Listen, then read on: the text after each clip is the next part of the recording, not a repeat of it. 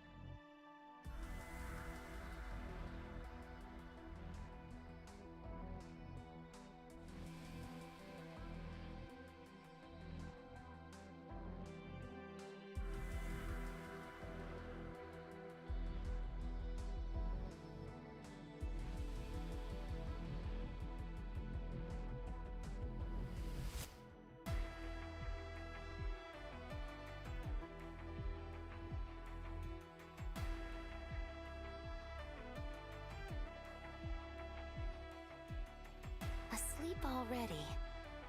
All right, I'll handle the rest of the work.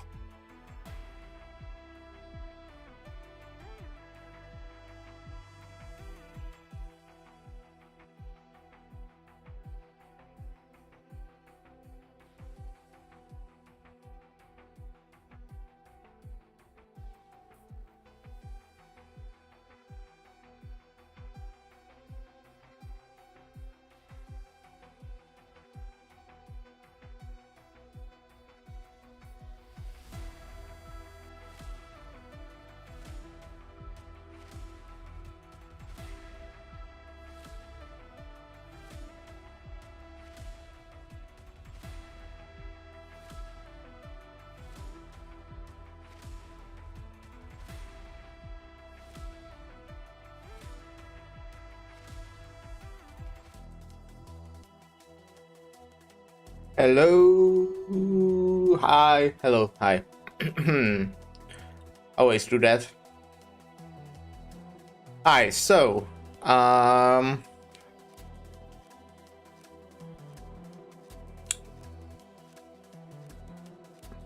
be playing Arknights. Yeah. Surprise. Damn. Oh shit. My thingy is showing. Oh no. Don't look there. I'm shy. Hi Lara. Hi everyone. Yeah. I had problems with my body. So that's why I was late again. I'm just late every single fucking day, I guess. But yeah, fixed it. You know, professionally fixed it by restarting. My favorite way to fix problems. Just turn it off and back on. Alright, I'll handle the rest of the work. But yeah, today we'll be continuing the Such is the Joy of Our Reunion. Oh, that. We very much just started yesterday. So I'll hopefully get at least to like a half or something, so we can finish tomorrow, because after that we are leaving, and by we I mean me. I am leaving. Hey Tavina, cake? Yes, we'll be seeking the cake. I'm sure that will be like the climax of the story, is finding the cake. If you're always late, aren't you always on time? You could say that, but I don't see it that way. But yeah, I'm doing good. How are you doing? I like, okay, yesterday, you know, Stronghold is leaving. Stronghold is leaving. So, yesterday, I mean, I did some editing. I did a little bit of that. And then I played like 3 more hours of Stronghold. I just felt like I had to, you know? I just felt like I had to. I also went to a shop. I bought very much only snacks. And I guess a bag. I bought snacks and bag. So, that was nice.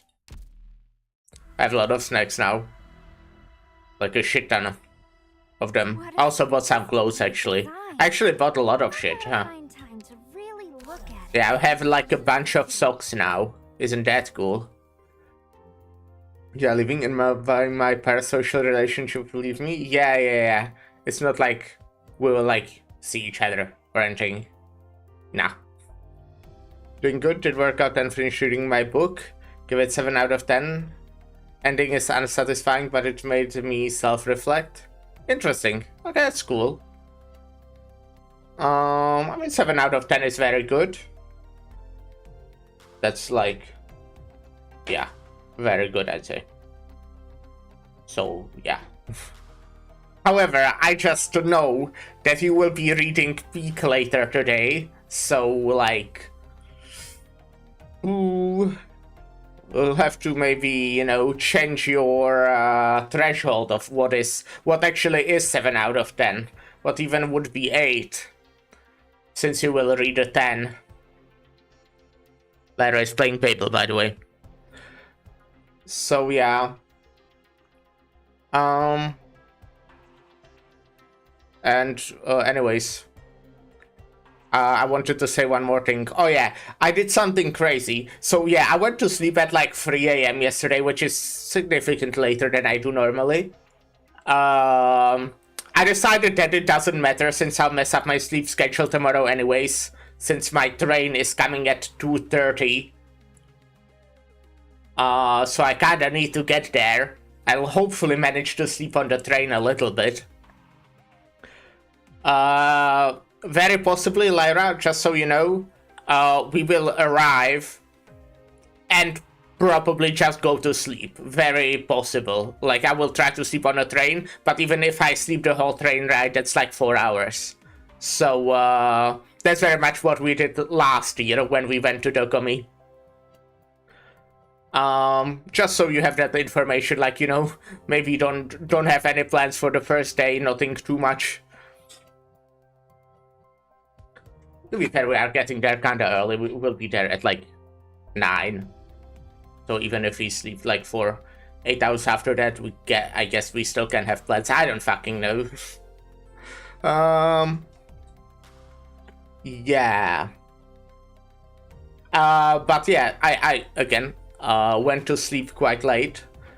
But I did something crazy that I never do, and that's I edited in the morning before the stream.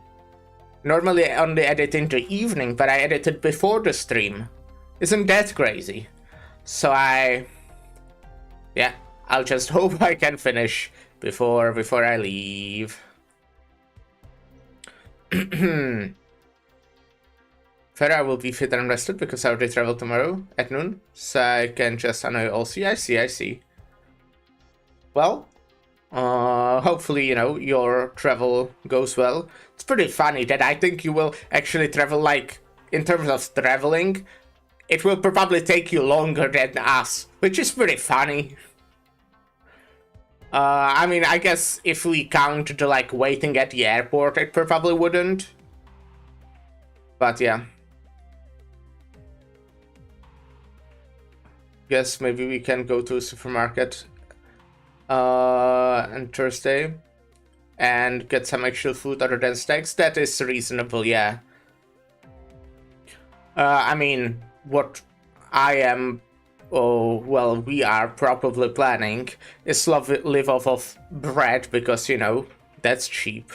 And I need my money to be able to spend on gacha pools and merch. So, you know, German food is expensive. Okay, I don't think that actually food is that bad in comparison to Czech food. But yeah. I mean, I think I said that before. Last year when we went there, we lived off of bread with, like, ham, I think, for the whole 5 days. We did not have a single, like, warm food.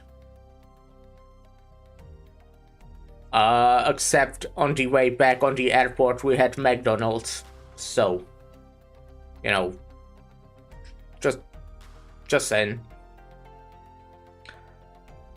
Anyways, I'm really excited. I'm pretty nervous. I need to start packing the day, I think, after the stream. I need to edit, I need to fucking pack. How do employed people do it? How do employed people do it? Is it maybe that they don't stream 6 hours of Arknights every day, so they have 6 hours to do something else? Is that maybe it? But what if they want to stream Arknights, or what if they want to play a video game? How do they do that? Do they just not? That's pretty sad. German food is fucking expensive. The doner kebab price inflation is insane. I remember the good old days when they did cost, like, how much does a doner kebab cost now? Because here you can buy them for, like, I'd say 350 euros. But I meant specifically food in a store, like, not the, like, ingredients, I guess. I know that actually, like, food, if you buy, like fucking restaurants, fucking kebabs, oh my god. Your small beer is more expensive, like, by 50% than big beer in here. So, like, big cities, 6 to 8 euros for sure. Okay, yeah, that's pretty, quite a lot. I think here you can, as I said, get it like 354 euros. I guess they're definitely like that's like the cheapest one. There are definitely like more expensive variants and stuff.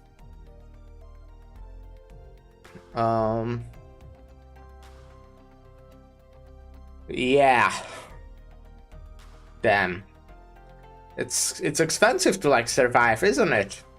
Isn't that bad? Anyways, I know that, for example, on Dokumi, if you like, I'm definitely not planning to buy anything there. In terms of food, I'm gonna buy a lot of stuff there. But oh my fucking god, buying food there is insane. Like, you'll buy like one piece of pizza and it's like 27 euros. I made that up, but it's a lot. Who would have guessed? Food on a convention is expensive. Yeah, might not sensible for most people to stream Arknights for 8 hours a day. Yeah. But it's like kinda sad, right? Because I do this as like the main part of my day, which for employed people would probably be a job, but I also do it as a hobby. I can combine it. Isn't that cool? I don't get paid, you know. I unfortunately can't combine it with getting paid as well, but probably just gonna pack some lunch and be pig German with my bread. Yeah, exactly. That's, well, what we did last time. I also found myself like not getting hungry for some reason. I think somehow I think my mind is like way too preoccupied to think about the fact that I am starving, you know? Like we would be like 12 hours and the actual event and I would not get hungry. I would only get hungry like only on the way back. Anyways, that was quite a bit of yapping. I want to go find tangerine cakes. Speaking of food, tangerine cakes. Well, let me maybe quickly check how's everyone's trust. Haruka's almost done. Eyjafjalla and Kaltseed also quite close. Need to bake anyways? Yeah, you have fun with that. You have to make it especially good this time, just saying, for no reason whatsoever. Just for the reason that I told you so, yeah.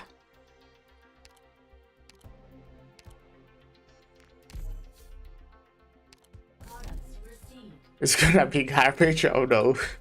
Well, Same old then? maybe I'll stay home actually.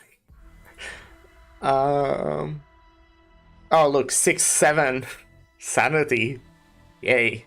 Anyways, I'm gonna watch you play Babel later. I'm quite excited for that. Babel is cool. But now I'm kicking you out because I don't want to spoil you.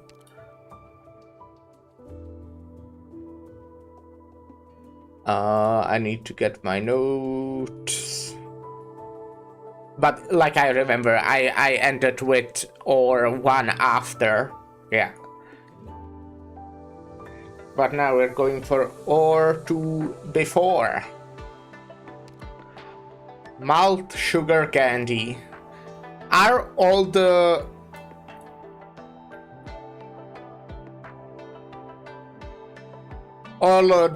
names sound like food at least? Yeah, I think all the names of the stages are food. That's fun. I like food. I ate before the stream. Malt sugar candy. I was also setting up my like laptop for the way, you know, I uninstalled a bunch of stuff. I updated HSI. I did not take out my laptop for like a few months now, right? I need to still install the Arknights. But yeah, I was updating HSR for like 8 hours.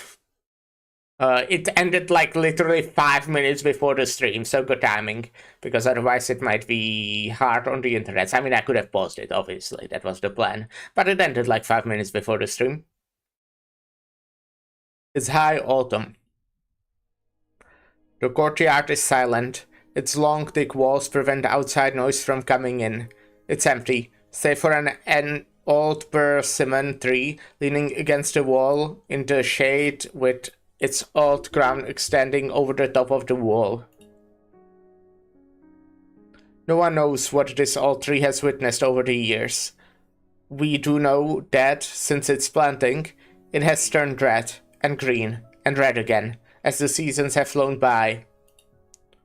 Each year, bright red, fresh persimmon grow from its branches, and each year, these beautiful fruits wipe away old memories of previous harvests.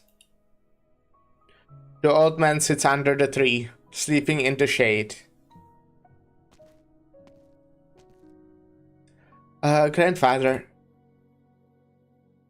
Grandfather? What?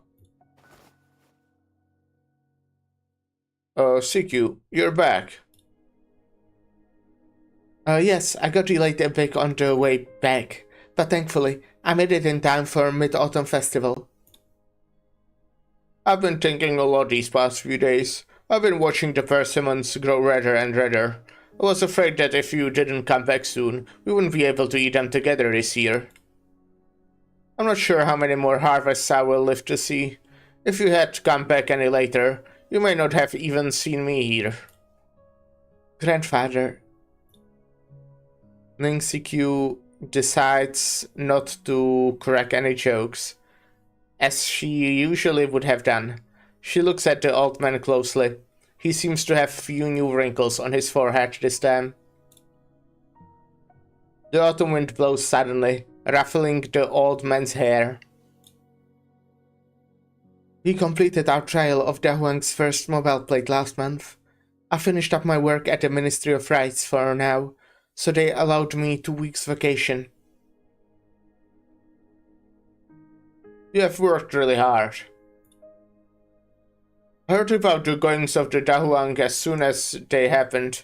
I've detailed all my criticism in my letter. I know you were involved in the disaster relief efforts, as well as every Yanese mandarin is duty-bound to protect the people. As an assistant minister of the Ministry of Rights, you must take responsibility for the poor management here. Deducting half a year's pay by letting you off easy. You have nothing to complain about. Of course I shall not complain, and I take my errors to heart. CQ, you must remember, do not focus on what you have already done. Focus on what you still haven't done yet. As a magistrate, you must carry out the orders of your superiors, while winning over them and maintaining the trust of those below you, the citizens. In your position, everything you do is only what was expected of you in the first place. However, should you fail to even the slightest of your responsibilities, it would be an unforgivable transgression. If you do not understand this, you are not fit to wear your magistral robes. Devote all your energy to the cause, as that is all you have to give. I still remember the words you taught me so many moons ago. I shall take the mistake to heart, but I shan't despair. Quitting now would really be shirking my responsibilities. Yes.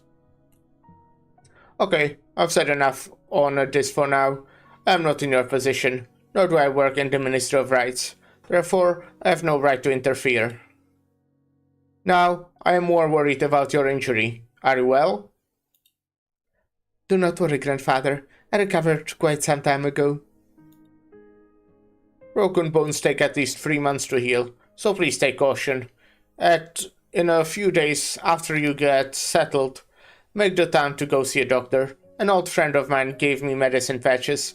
I'll give you some to take back home with you. Very well, Grandfather. You kids are always making me worry. I'm just about to move back to my old hometown. My son and daughter never came to see me. And your sister is never home. Everyone's forgotten me. What you say about my sister sounds true. But as you being forgotten, forgive me. But these past few days, you have closed your door to all visitors. Oh, this again? Kids these days. You don't have your priorities straight, do you? Haven't had a single moment of peace in this courtyard since the beginning of last month.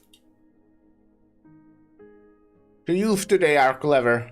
dare not knock on my door to offer me wine or tea. Instead, they started watering my flowers. My poor hydrangeas. I spent so long growing them, and these kids have already drowned 3 pots with this year. Yeah, you've had so many visitors lately. I'd wager the minister came and showed you the draft guest list of the feast, didn't he?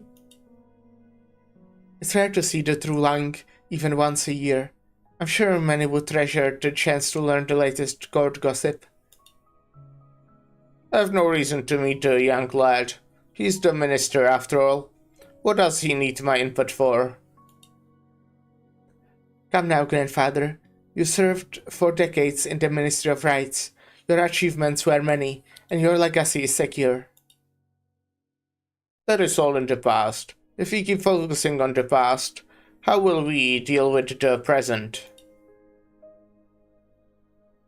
Mr. Ning, you have a guest. I told you, no visitors. Who is it anyway? He says he's the advisor of human. The advisor of human? Never heard of him. I don't care who he is. I said no visitors, and I mean it. Grandfather, wait a moment. Might the advisor be here to see me?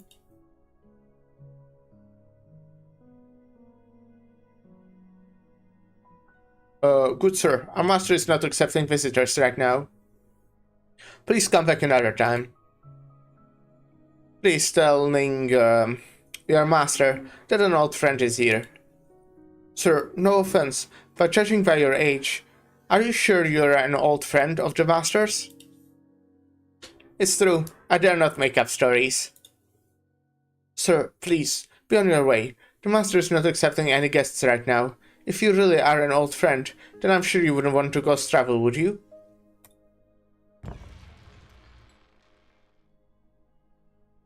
Mr. Liang?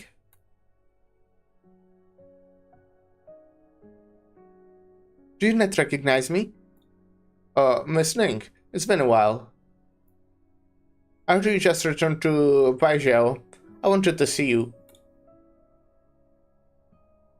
Liang Shun's eyes shift from Miss Ning to the figure standing behind her, the kindly old man.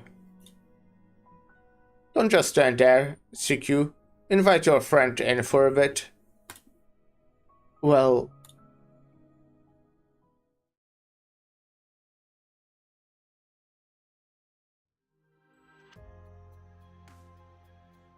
What's the matter? Why isn't anyone eating? Hahaha, I feel like the third wheel here, and an old one at that. Maybe I'll just step away for a moment, and the two of you can enjoy your meal? No, you've got it all wrong. It's us young kids who are intruding on your magistral greatness. Grandfather, don't scare him like that. Oh, I'm only kidding. Ling Shun, I assure you. When CQ was still in Shangshu, she used to write me letters, talking about the magistrate there who was both supremely talented and dedicated to his people. Today, I finally got to meet him. When did I... Oh, it is my birthday in 3 days. Wasn't planning to go through the trouble of organizing a grand party or anything. So today, eating dinner and chatting with you two youths is how I will celebrate my birthday. Let us wish many more years of health and life to your greatness. Hear, hear, grandfather. Many happy returns. Alright. Enough of that. Let's eat. Liang Shun, I thought you were a magistrate from Shangshu. Why have I now heard you are the advisor of human? And why have you traveled from human all the way to Baijiao? A human's journey was a long one, and the people once living in human have been resettled in batches in different nomadic cities along the route as planned. The last group settled down in Baijiao a few days ago. I see, okay. Wasn't human patrolling the northwest corridor? How did you end up all the way over here in Baijiao? Okay, so, remembering from stuff, you man was kind of in a rush to get here.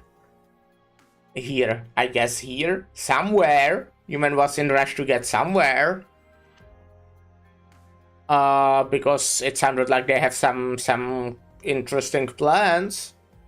But yeah, apparently the plans mean that they have to throw away all the citizens. Okay, yeah, that no one can actually live there now. It sounds like, yeah, civilians. So yeah, interesting. Interesting.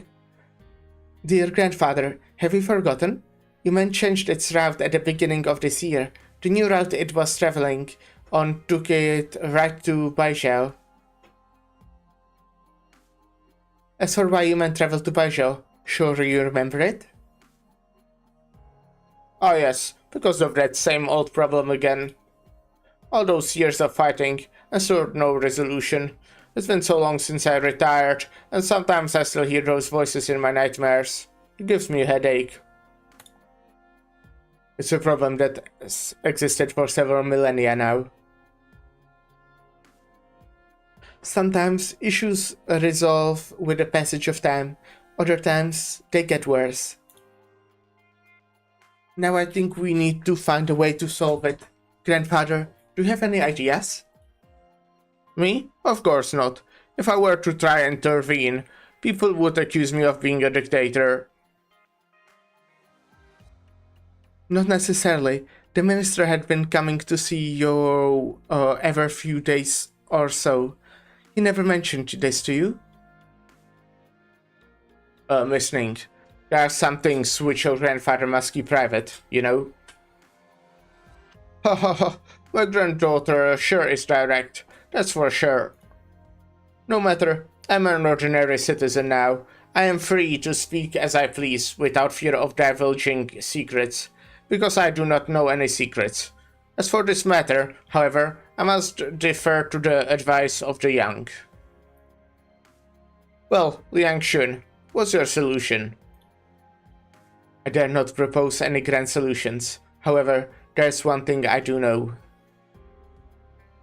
The best strategy is to disrupt your enemy's strategy. From the court's perspective, war has no upsides, only downsides. From the people's perspective, war means death and destruction. Yeah, it kinda does do that. The best strategy is to disrupt the enemy's strategy. That makes sense. I need to turn on my fan. It's fucking hot.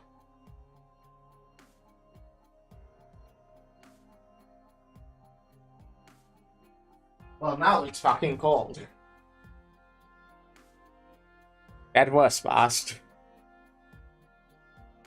But we always followed this reasoning. The True Lang would not have started the Great Hunt 1000 years ago, and Yan would never have experienced a millennium of prosperity. Times change, and circumstances change. It's hard to compare things across different historical eras. That war 1000 years ago was called the Great Hunt. But it wasn't really a hunt. It was the Yanese people wresting their future from the hands of the gods. Retreating, even just a little bit, would have resulted in their extinctions. However, things are different now. We are operating from a place of strength. We can and must avoid war at all costs. We cannot allow our soldiers and civilians to suffer any further. Ha ha ha, very well said, young man. You are far more skilled than I ever was, that's for sure. Goodness no. Forgive me for being so bold. You are magister to greatness. You say war should be avoided, and I agree. Well then, surely you have an alternate strategy, right? A way to get the situation under control?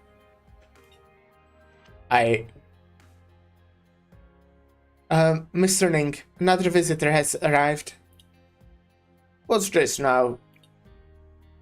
She says she's Deputy Minister from the Judicial Review Office with urgent business to discuss with you.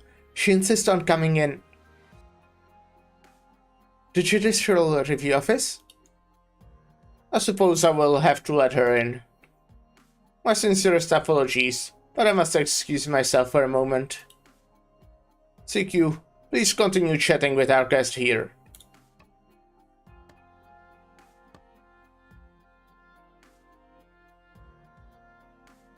Deputy Minister, I don't think it's Lin Chingan. Do you? You know her too? Anyone who deals with the Tianxi Piros has at least heard of her. I've heard by Ding Shen, the Blue Thunder Court is senior to her Shifu. She's skilled in Lei Fa and solves cases as quickly as lightning. But I'm not sure why she has come to see my grandfather.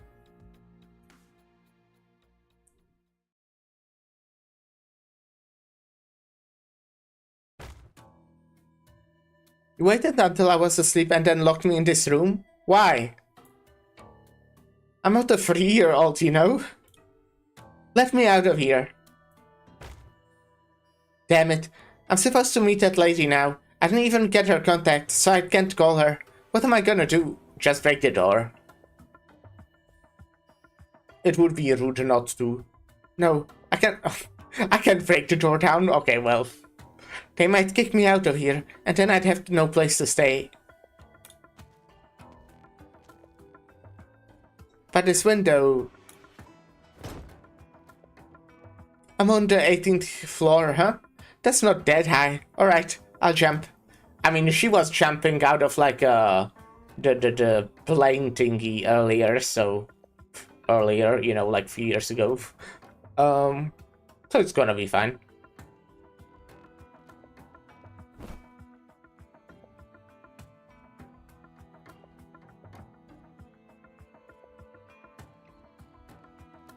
Casual 5 years ago, yeah. It was earlier. So does your ability to sustain damage like improve or worsen with age?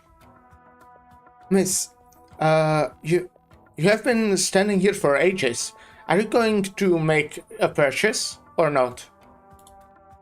Sir, let me ask you again. This painting here, Springtime in the Garden.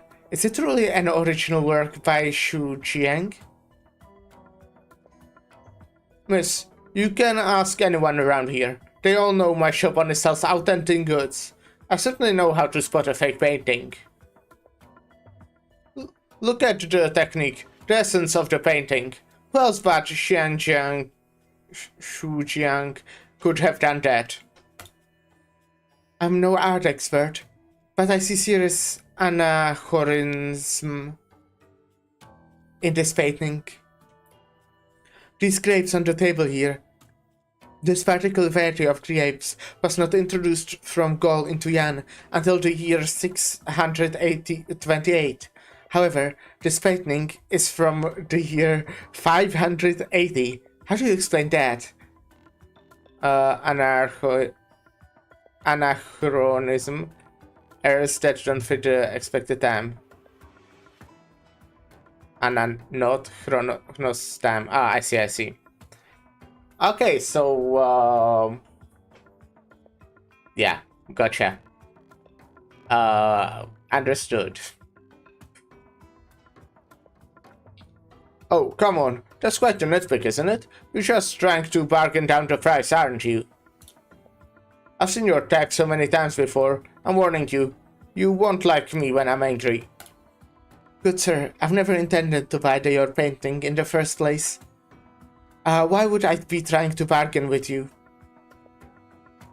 Besides, what I said about the grapes is true. Don't take my word for it. Look it up if you don't believe me. If you think I'm wrong, then prove it. Get as angry as you want. It won't turn your fake painting into a real one.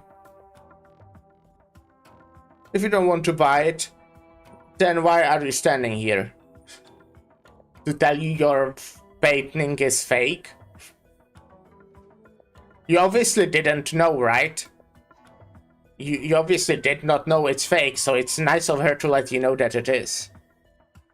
I swear to you, if I'm selling any fakes in this shop, may heaven strike me down where I stand.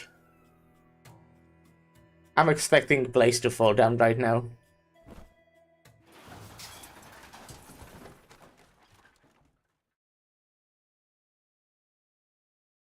I've consumed media before. Why is there a canopy above the upper floor? Blaze? How did you... I'm not late, am I?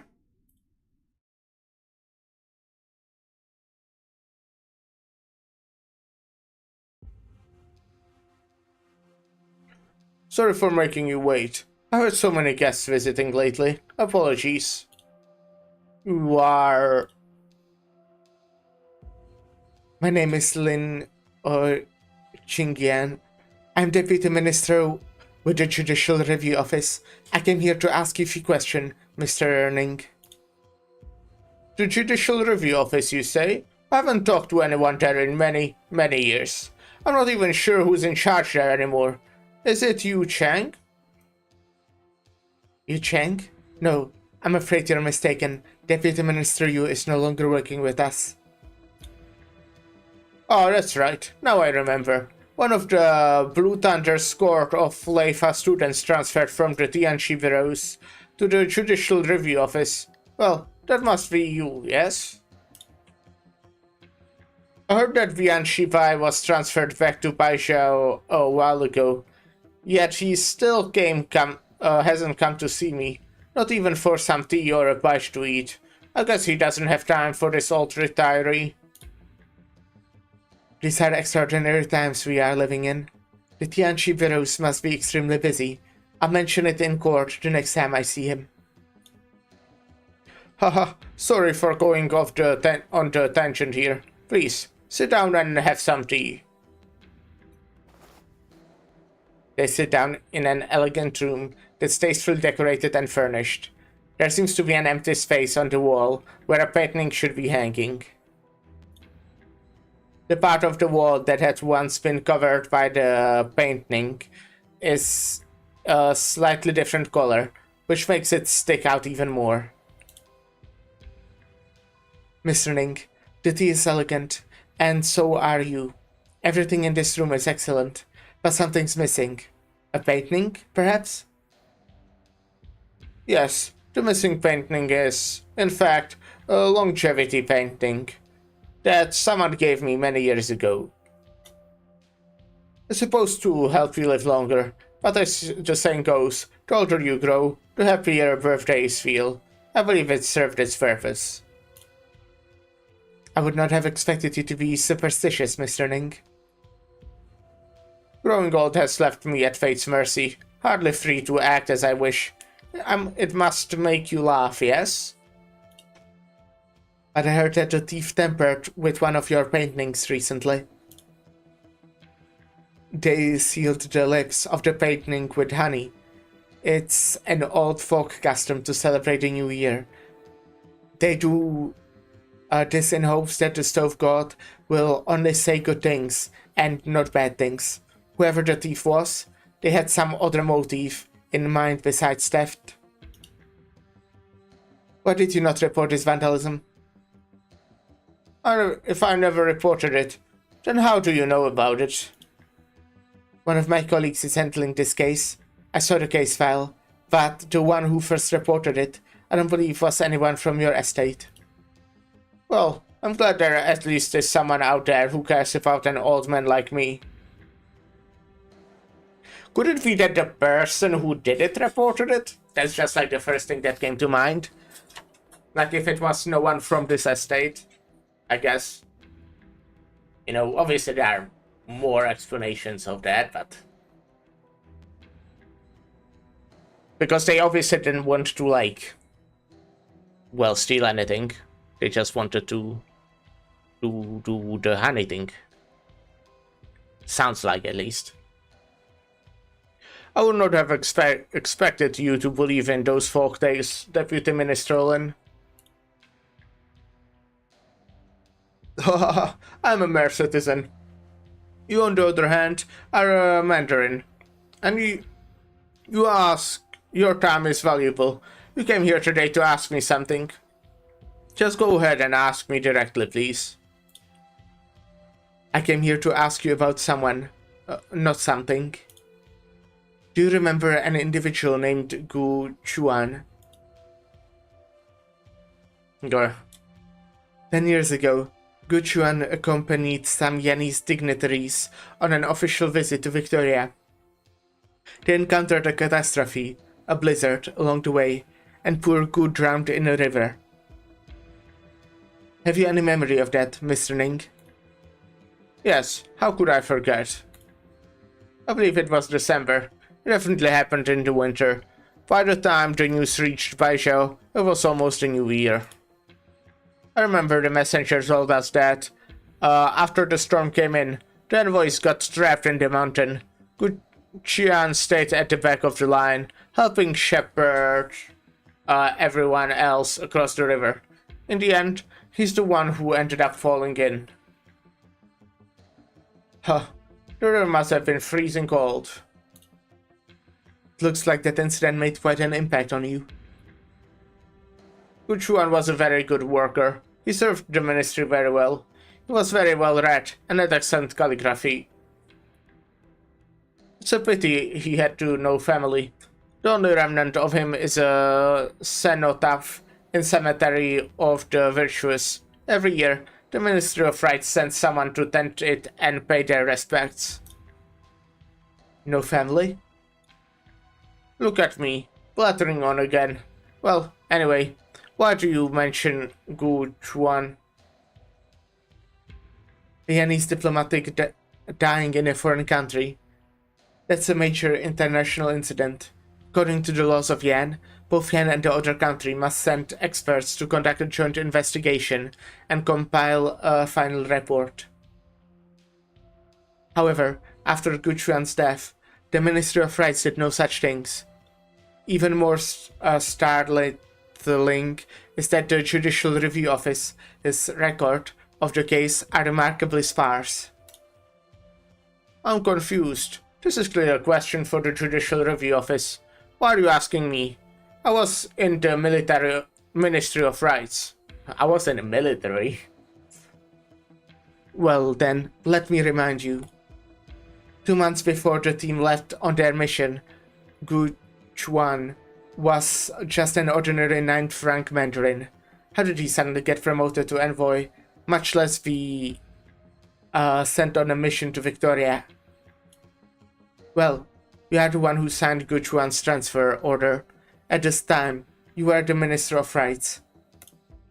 Oh, now I understand. You're saying that I deliberately arranged for Gu Chuan to go on a diplomatic mission to Victoria, and then disposed of him. No, that's not what I'm saying. There's something strange going on here. I intend to solve these cases, one by one, and I humbly ask for your guidance, Mr. Ning.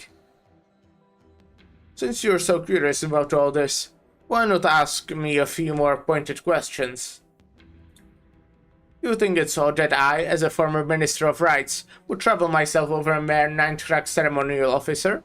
Are you implying, perhaps, that he discovered some unspeakable secret about me? So you're just here to ask me about a 10-year-old case? Ha ha ha, no matter, no matter. Ask whatever you wish. Just remember, if you keep asking the same question, you will keep getting the same answers. What kind of answer do you want? Truthful ones? Ha ha ha, I already have one foot in the grave. What reason do I have to deceive you? Then again, if you suspect me of committing so many crimes, then you surely don't view my testimony as credible. I just want you to tell me why Gu Chuan was suddenly transferred. Once you tell me that, we'll be able to figure out the rest of it. Okay. You came all this way to see me, so I think I should tell you what you want to know. Gu Chuan was indeed transferred for a reason, because he specifically requested it. He wanted the transfer? Yes, he said that he was ill and was afraid he didn't have much time left, so he wanted to return to his hometown in Victoria to live out the rest of his days. So I agreed to let him join the delegation to Victoria. What illness did he have? I'm not clear on the details either. Only vaguely remember that Guchuan did seem to be in poor spirits around that time. But as a such low-level Mandarin, Guchuan would not have had many opportunities to even meet you. How did he make such a request? To be honest, it's a bit embarrassing, but there was a hint of selfishness on my part as well. Guchuan has the magnificent penmanship, so I sometimes had him write letters for me. Also asked him to serve as my children's calligraphy tutor. He had done so much for me. I felt I owed him a favor. Besides, I did not feel his request stemmed from greed. That's all there is to say about Guchuan's transfer. Do you have any other questions for me? Since I've heard it directly from you, I'll take what you are saying at face value. However, I disagree with one thing you said. What? Anyone who wants to know the truth, be they a Mandarin or an ordinary citizen, does not need a special reason for doing so. Please know, Mr. Ning, that I am indeed only after the truth. I have no other motives. Now I shall take my leave, sir. Good day, madame.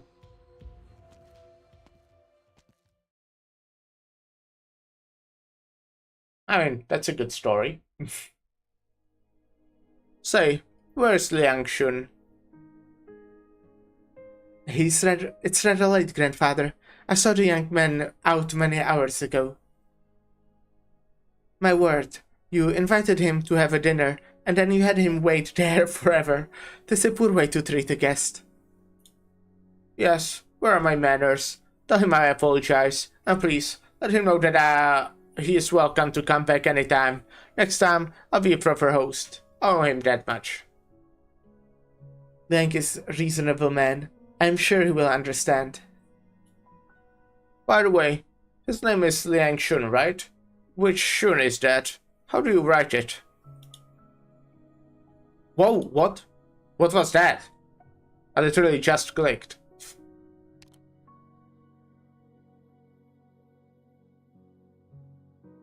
It's that Shun with 3 dots on the left. That one in Shun Mei Chiayi. A spray of spring, gifted to you. Such a beautiful name. I'm rather fond of it. I've heard that people with 3 dots in their name characters are as clever and swift as water. Funny. The others all say he's as dull as a board. Dorman walks to the table, picks up a pen, and adds another name to the invite list. Maybe he's rather dull. He came all this way to see his sweetheart, but took a look at the gifts he brought. Human's tea, some strange liquor called Liedaoji. They seem more like gifts meant for me.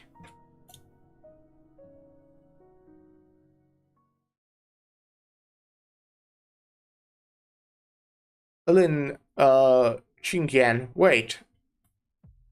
Who's there? Lin Qingyan gets a strange feeling she's rarely felt before. A woman with the sword advances to within a shank of Lin Qingyan. Yet she doesn't even notice her. Until she's standing right in front of her. Your uniform. You're an Imperial Guard? Alright. Interesting. We got characters. We got characters. Well, let's run to the next one.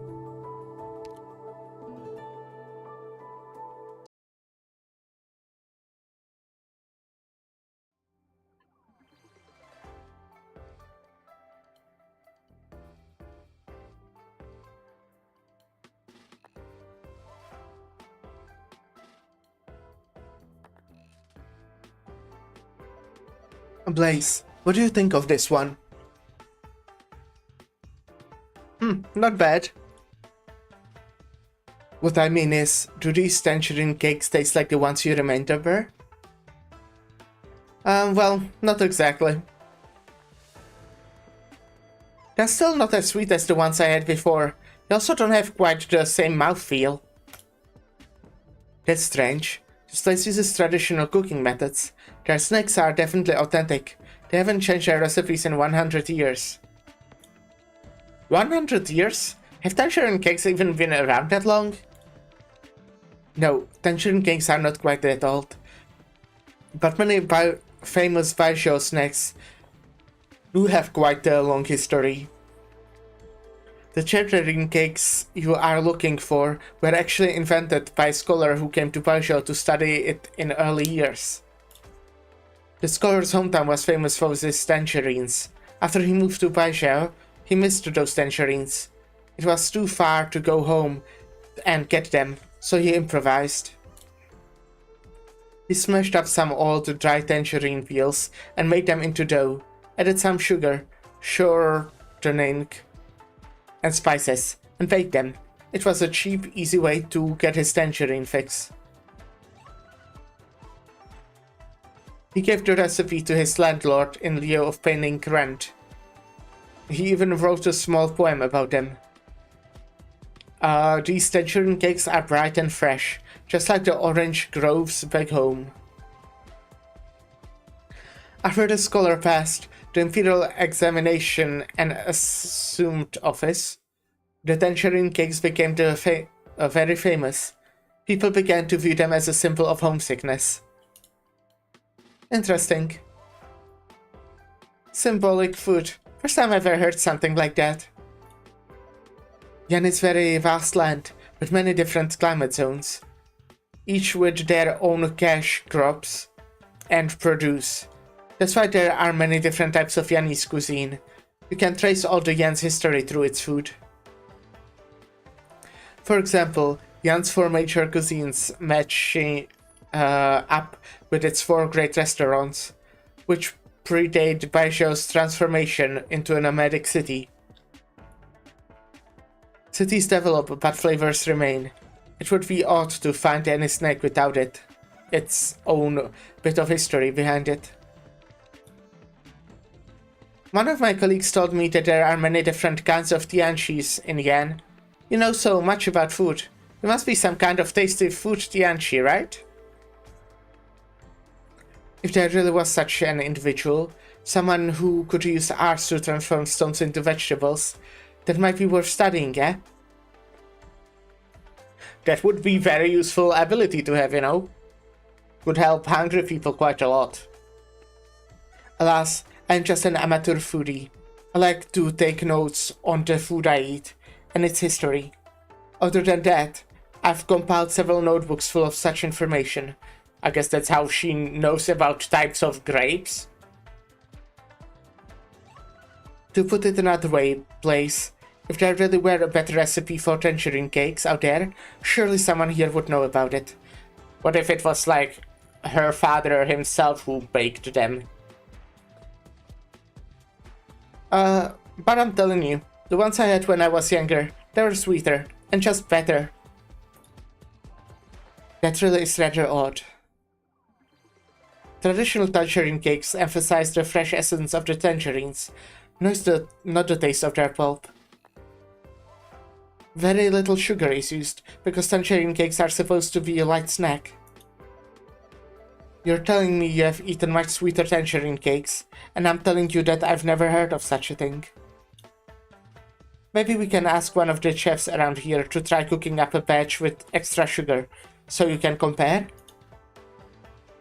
But even if you do that, it doesn't prove that the sweeter variety of tangerine cakes ever actually existed before.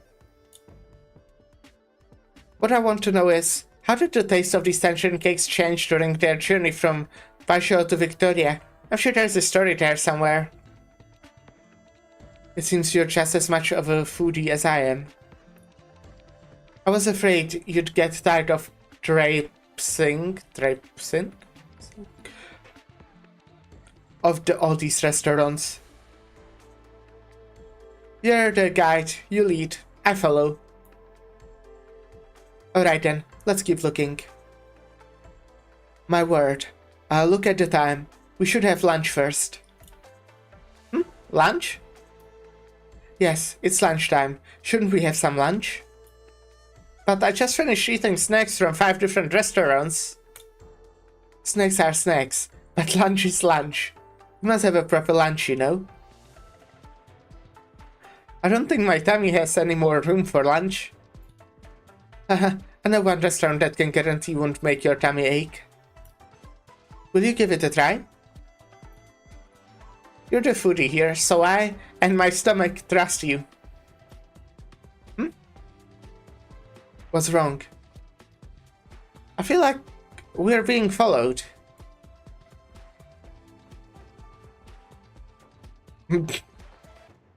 I see.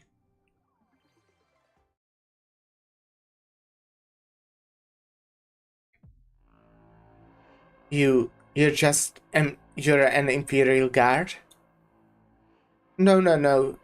Without Darksteel armor, I'm not a proper member of the Imperial Guards. Officially, I'm a captain serving with the Yulin Guards.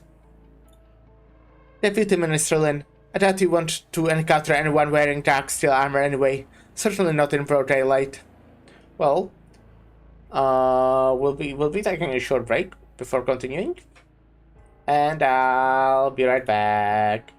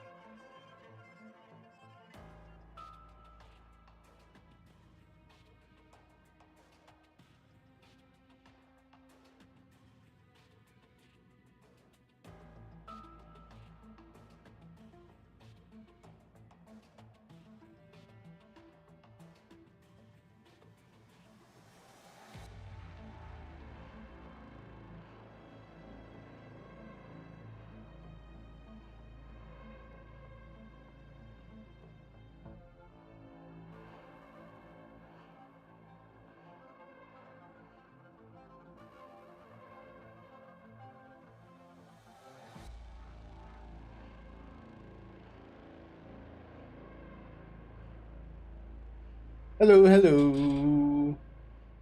I'm back. I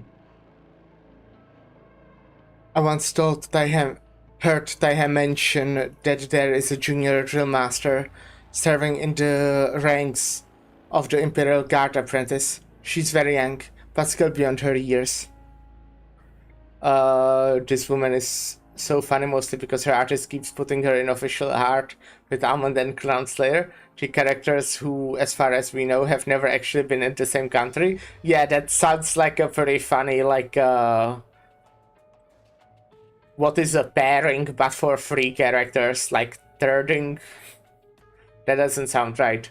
But yeah, combination of characters.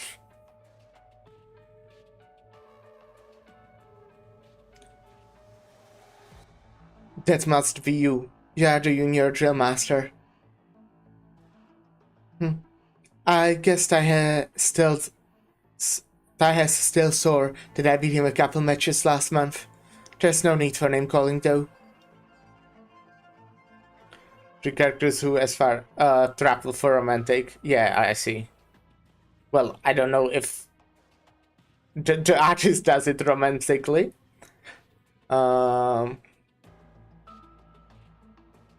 Is her artist also artist for Almond and Crownslayer?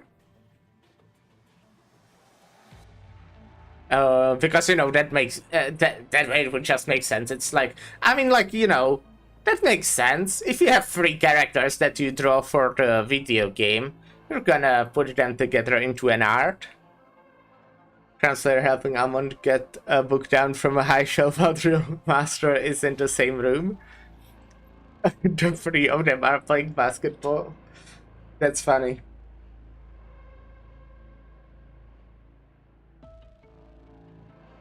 Just the most eccentric art. Yeah, gotcha. That's funny. Can you... Or like, what's the name of the artist? If you know. I guess I could find it as well if I just look like Crownslayer.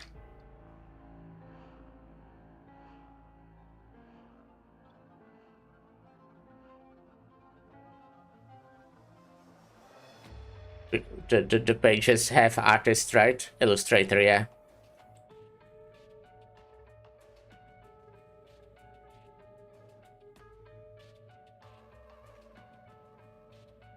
Oh, okay. You got a link, thank you.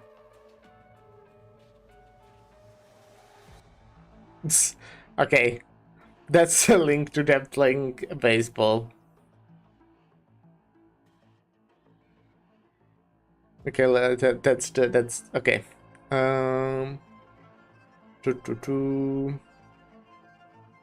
Let me save image just so I can quickly, briefly maybe show it. That's a long ass link, by the way. I hate Discord links because they have like fucking 1 million symbols. Is this the right one? Yeah.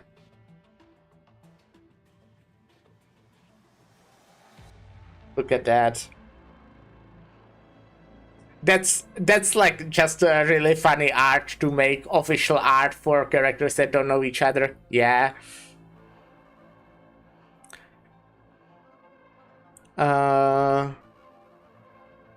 We spent so long trying to work out who the hell is the 3rd character with Almond and Crownslayer was, because she's not an important character. She doesn't even get a name in this event. That is funny. Well, maybe she'll be really important later. I mean, she does have pretty playable design, I'd say.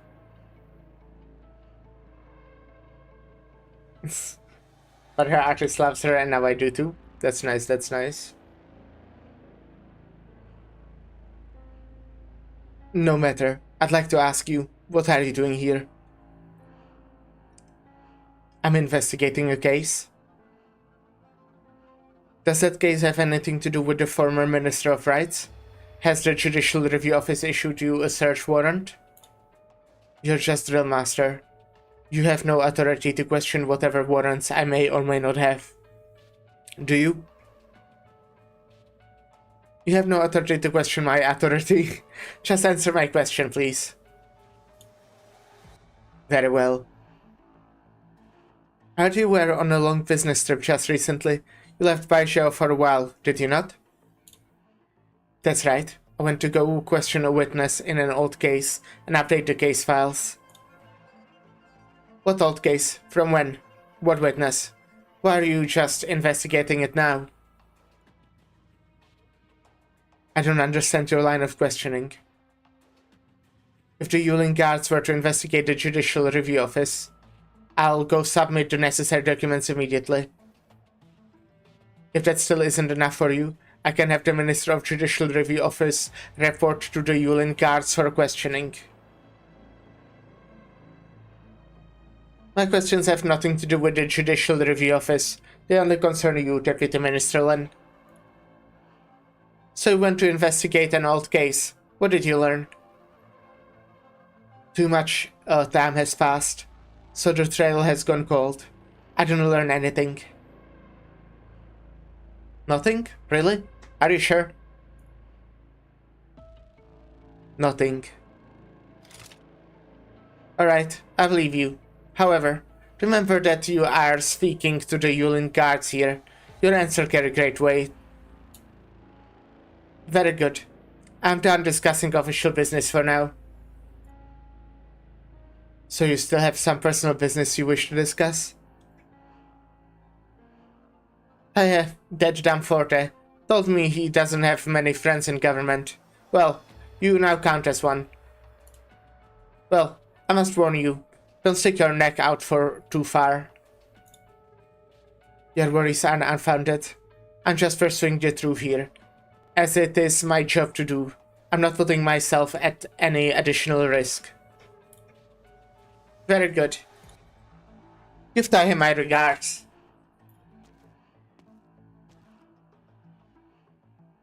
They are questioning why I'm here. Well, why are the Yulin guards here? Their presence here, I think, is proof that I'm on the right track.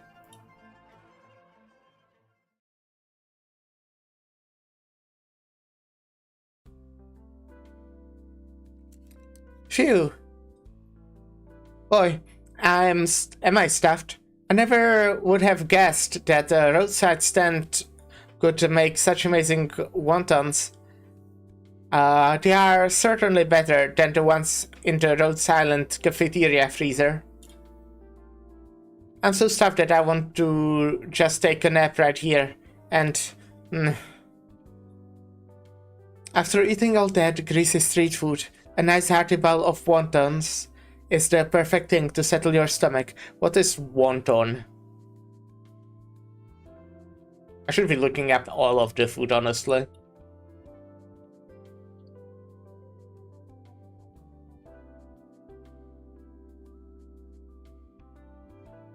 Type of Chinese dumpling. Okay. Looks nice. Looks nice, looks nice.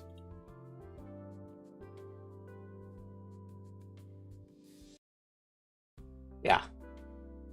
Well, now I'll get hungry this way though.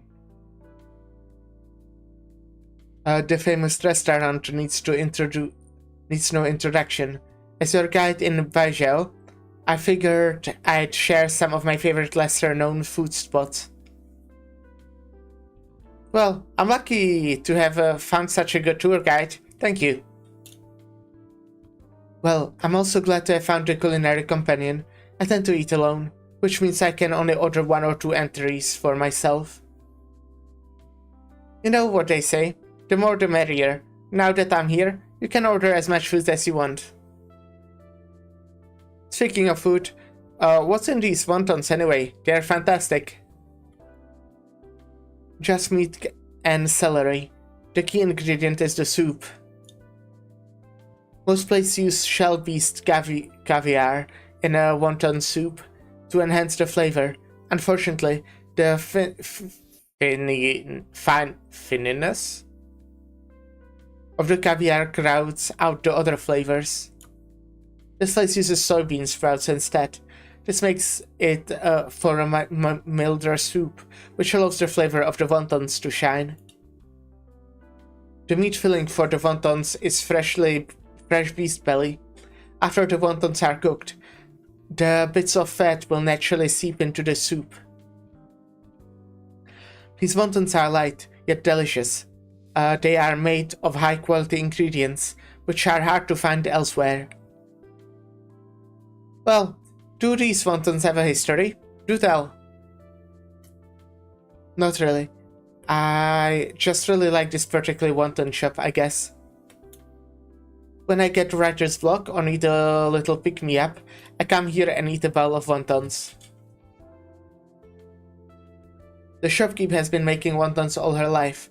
She used to own this shop together with her husband. Her husband fell ill and passed away, leaving her to raise her child alone. Later, her son joined the army, but he died in the catastrophe up north several years ago. She's running the place all by herself. She says she wants to continue the family legacy and preserve their authentic taste. What a sad story. There are many such sad stories. There is no joy without pain. Over the years, as I've been coming to the shop, I've helped the lady with the errand or two. In return, she told me her family's secret recipe. She hopes that one day, after she's gone, I can pass on her craft to the next generation. I have something I want to ask you. Are you really going through all this trouble with the tangerine case just because you made a bet with the young chef? Why do you ask? I simply noticed that you weren't terribly focused on the taste of the delicacies at all. It seemed like you had some other purpose in mind. Was it that obvious? Wow.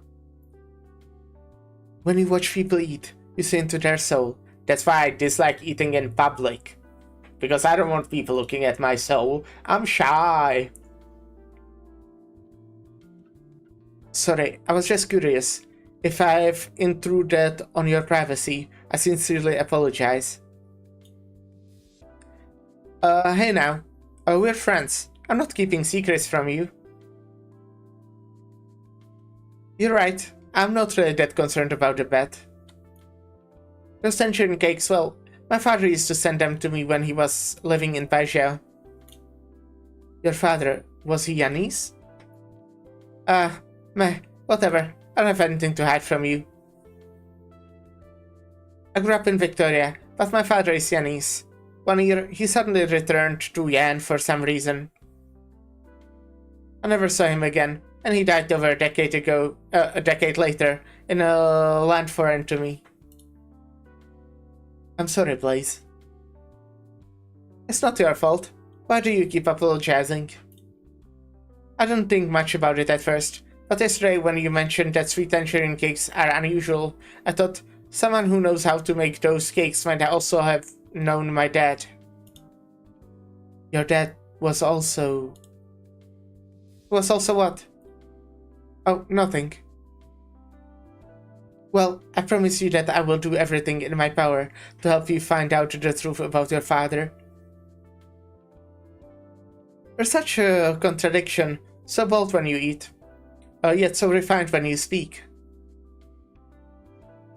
When we're eating together, it's all good fun. We are good friends. Why do you turn into a different person as soon as you put down your chopsticks? Friends? And another thing, why are you helping me look for these tangerine cakes in the first place? Well, I'm writing a book. Most cookbooks today only contain recipes from renowned chefs, yet the streets and the countryside are full of unique delicacies that few people ever pay heed. I hope to collect all these recipes into a book. Perhaps years later, people will read this book and learn of Paixão's unique cuisine. It's just a silly dream of mine, is all. And also... What? I think I'll keep that a secret for now. Oh, she has a secret. Ominous. Well, as long as we are out here, you might as well take me to a few more places, yeah? Sure. Oh, where do you want to go? Let me see. This letter mentions the Virtue Bookstore, the Humble Garden, and the Vaisho Academy. Hey, what does this word mean? Can you let me have a look? This is a letter? Why is it so greasy? I didn't do that. It was like that when I opened it. I don't know what my dad was doing when he wrote it. Maybe making cakes. Are they greasy?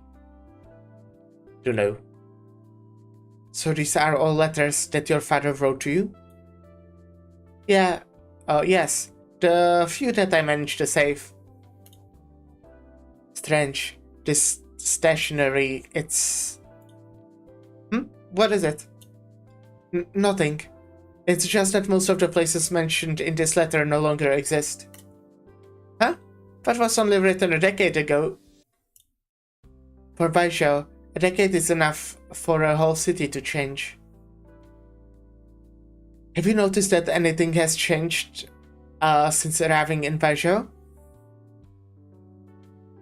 Well, aside from the food, there are all these energy balls all over the place. It seems like a lot of, kind of waste. It may seem wasteful, but in fact, we have no other choice. The city of Baisho was founded a long time ago. At the time, Yan has just experienced a great war, and the country was in dire straits. However, suddenly an extremely rich originium vein was discovered right next to the ruins of a battlefield. Wow, what impeccable timing. You Yannis sure are lucky. No, it wasn't lucky at all. The originium was rich, too rich.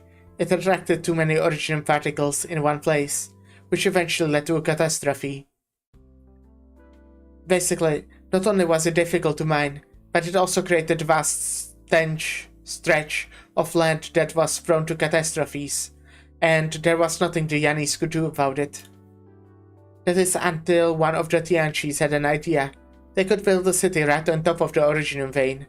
The city infrastructure would deplete the excess originium energy, preventing further catastrophes. That does sound smart. Building a city on top of originium mine? That sounds like a recipe for disaster. It does. But the way she told the story sounds like it worked, so... It was indeed an extremely dangerous undertaking. However, the Trulang decided to go ahead with it. And that's how Baisho was founded. How did they do it? I can't even imagine. Honestly, I'm not totally sure either. In all the Yannis history books, there's only a single passage that talks about that period. Skilled individuals were sent to Disaster Zone, and after 53 years of effort, a city was built and established as a capital. The city was named Baisho, with the hope of tending all cooking stoves under the heaven.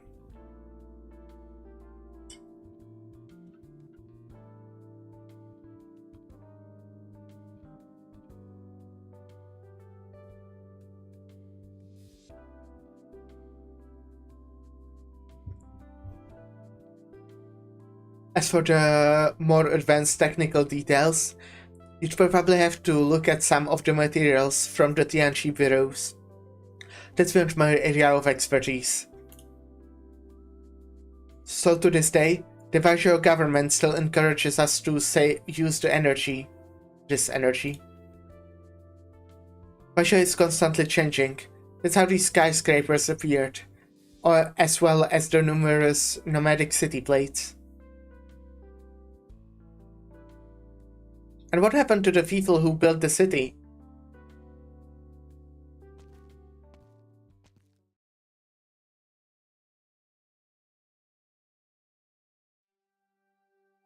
I'm completely stuffed, but I still haven't found the taste I'm looking for. I've taken you to every restaurant I know that sells such cakes. Maybe tomorrow we can go look in some of the larger restaurants. Burp. What did I tell you? What did I tell you? You looked the whole day, yet you couldn't find your so-called authentic tangerine cakes, could you? You were following us all day? You were afraid we wouldn't find better food, weren't you? We would find better food. Me? Afraid? Puh. I already told you before, if you were looking for the best chef in Paixão, you have already found him. If I can't cook it, no one else can. Blaze, I've tasted his food. It really is quite excellent. A rare treat. You really know how to flatter. Besides, you're arguing over the details of how a single pastry is made. How could that possibly be the standard for judging a chef's skill? Still, I can see that you, chef, are still curious about these sweet tangerine cakes that Blaze is talking about. Are you not? Not really. How about this? You two set aside your bet, and we'll see where we can find these sweet tangerine cakes. That way, Blaze will find the tangerine cakes she's looking for, and you, chef, will learn a new recipe. Sounds like a delightful arrangement, no? Huh? What? What about my 1 month of free meals? My cooking skills are too superb that no one can match them, but there are other chefs that I respect. If I had to name one in particular, it would be... well, it would be... who? The head chef of Ding Feng Lo, the highest rated of the 4 great restaurants. You mean, Mr. Mo Bufu? Everyone at Ding Feng Lo is busy preparing for the Feast of the 100 Delicacies. That means the old man is prepping for his last feast. His last feast? You mean he's retiring? Who knows? That old man's been challenging people left and right lately. Really showing off. What are you waiting for? Let's go. It's not so simple. Chef Mo is quite an important man. He's responsible for the entire feast. We can't bother him with trifling matters such as some tangerine cakes. The girl is clever, but she's only half right. If you really do want to meet him, I have a way. Last month's receipts? No, not in this pocket. Ah, here it is. An invitation to the Ding Lang Fo chef selection. Blaze, we won't get many opportunities to meet Chef Mo. Then what are we waiting for? Whoever is going to the competition, take me with you. As to who will participate in the competition. Huh? What are you looking at me for? Okay. Can Blaze cook? Well, it sounded like she can cook at least to some extent, since she asked for the recipe from you. So, I'm assuming she is at least capable of cooking. Because otherwise the recipe would be kinda useless to her. Just like a small guess. Alright. Or free before.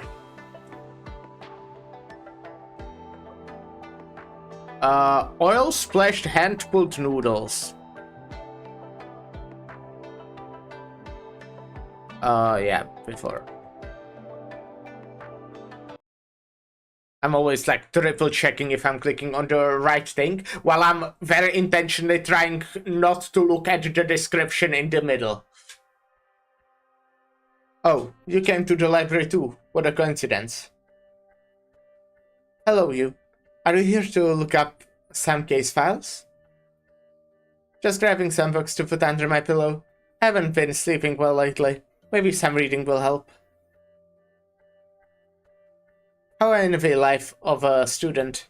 Their brains are filled with books, not worries. Surely you're joking. I'm not joking at all. Investigating these sordid cases for the Judicial Review Office every day is bound to make one feel sick. They say the Baijiu Academy Library is the cleanest and purest place in the world, where only wise men and sages dwell. So I'll sit here for a while and purify my soul. Did you used to study here at the academy too, Gu Chuan? That was many years ago. I still haven't achieved anything yet. Academically, since I graduated from here, I feel unworthy of the academy's prestige. But I was fortunate to meet a great teacher here, and that experience will benefit me for the rest of my life. Who is this teacher you speak of? No longer with us. Then why did you come here today? To borrow books? I'm here to look up some case files. The Minister of Rights is preparing for a grand celebration, and we need to refer to some old rituals. Ah. I'm a Deputy Minister for the Judicial Review Office. Do you take me for blind, or merely illiterate? The thing you have in your hand is clearly the case file from 15 years ago, when the Grand Preceptor committed treason. You know that file is top secret, right? You really have some gall. I have nothing to hide.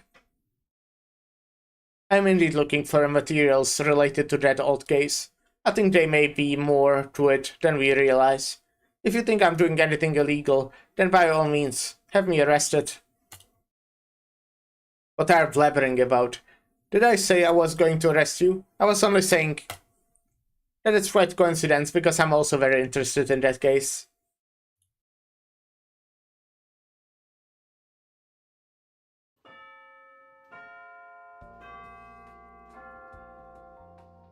I learned a lot from our debate today. However, I still maintain my own views about the new reforms. I have to do more research on this.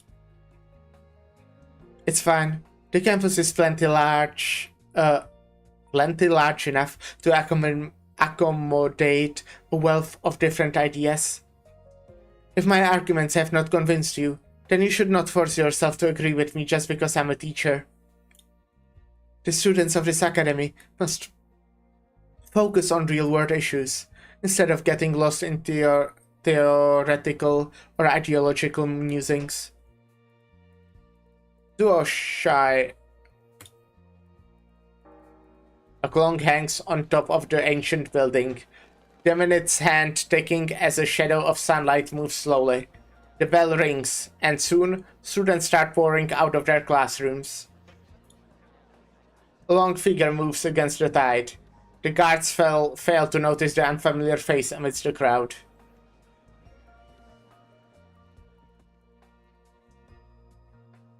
Good day. Do you need some help? Hello. How do I get to the archives where the students' files are stored? You mean the registrar? What do you want with those files? I'm a new assistant lecturer. The professor wants me to organize the graduates' files. That's odd. Which professor? Professor Ching. She teaches military theory at the college affiliated to the Ministry of War. She's teaching classes all day today, so she asked me to do this errand for her. Oh! What's wrong? Go straight down here, past the main building, turn right, and you'll see the Blingshan building. That's it. You'd better get going. Trust me, you don't want to keep her waiting. Duo Shy.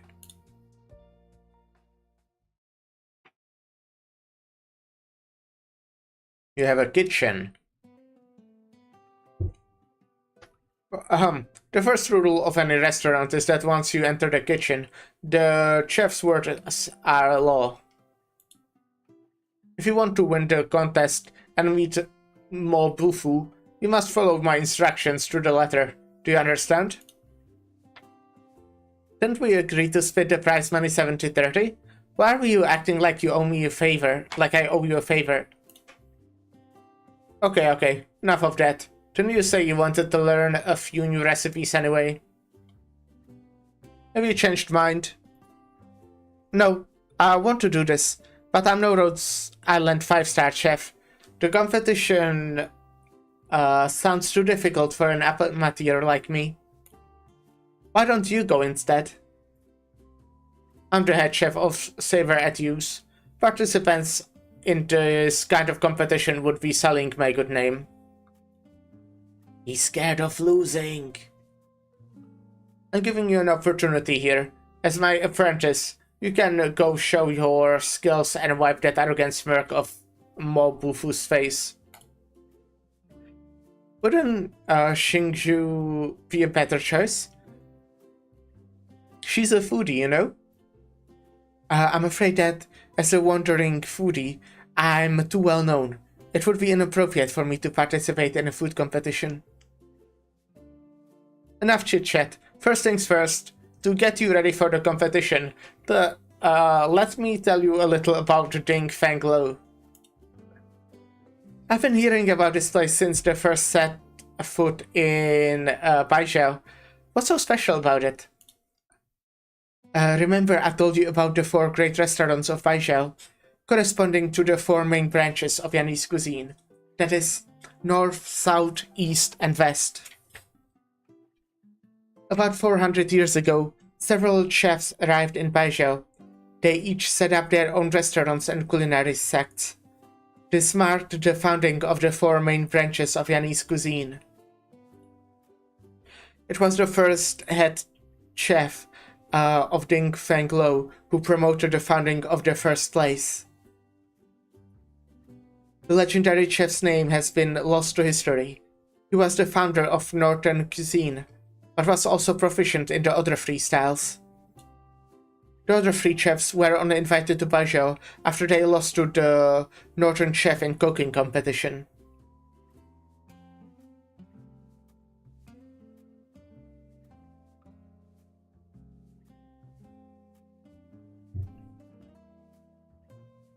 With such a storied history, Ding Feng Lo outshined the other 3 restaurants and became known as the #1 restaurant in Baijiao. Who's teaching this class? You or me? My apologies. Of course, what she said is very much accurate. The only thing I'll add is that eventually, the 4 great restaurants of Baijiao started fighting with each other for fame and glory. These squabbles continue to this day, and they are really quite annoying. I thought Baijiao was a place where all these great chefs could learn from each other. If I had known there was going to be all this infighting, I would not have gone. Not have gone where? In any case, what you need to know is that, as the most famous restaurant in Baijiao, Ding Feng Lo and its chef selection competition has extremely high standards. Ding Feng Lo has not taken on any new disciples in many years. The only reason they are hosting this competition now is because they suddenly got short-handed right when they needed to start preparing for the Feast of 100 Delicacies. But I've also heard that Chef Moss advancing in age and still hasn't found an apprentice to take over the business. The format of the competition is different each time, but there is one requirement that stays constant. Each chef has to showcase their best dish. Wait a second. If the competition is really that difficult, how can I ever hope to win? Logic would dictate that an amateur chef with absolutely no culinary experience would have little hope of winning. However, you have me in your corner. I can teach you a recipe that is easy to cook, and is perfect for the occasion. Well, maybe she should cook whatever she's the best at. You know? Looks like her best dish right now before any training. Longevity noodles. Longevity noodles? Why would I serve longevity noodles at a feast of 100 delicacies? The reigning Drulang's birthday just happens to coincide with the Mid-Autumn Festival, so every year they serve longevity noodles at the feast. But it's such a simple dish. Is it really appropriate for a major competition like this? Who told you that a simple dishes can show great skills? Just watch and learn.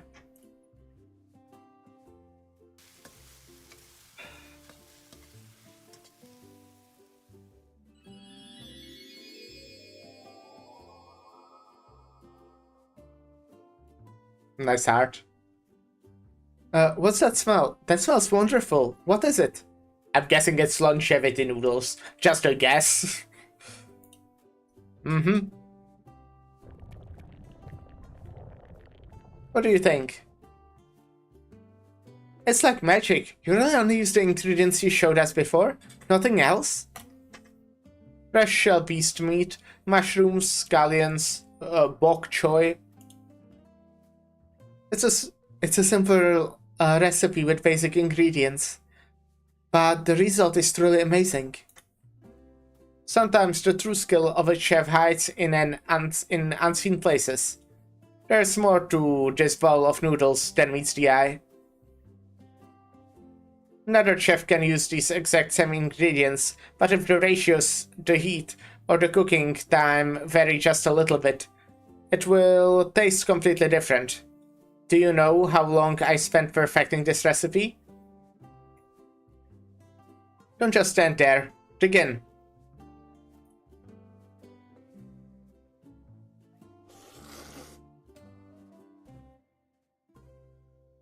Wow. I take back any criticisms I had for you of your food. You just inhaled it. Did you even taste the flavor? If Blaze can actually replicate that taste, maybe she really can meet Chef Mo. But are you really up to that task, Blaze? Figuring out the secret to this recipe would be difficult indeed, but simply following its steps should not be too much trouble. Have you ever cooked anything before? Of course. Ah, that's good then. Now, I'll give you the recipe and explain every step to you. Follow them exactly, and you'll be fine. Great. I'll study hard. I won't disappoint you.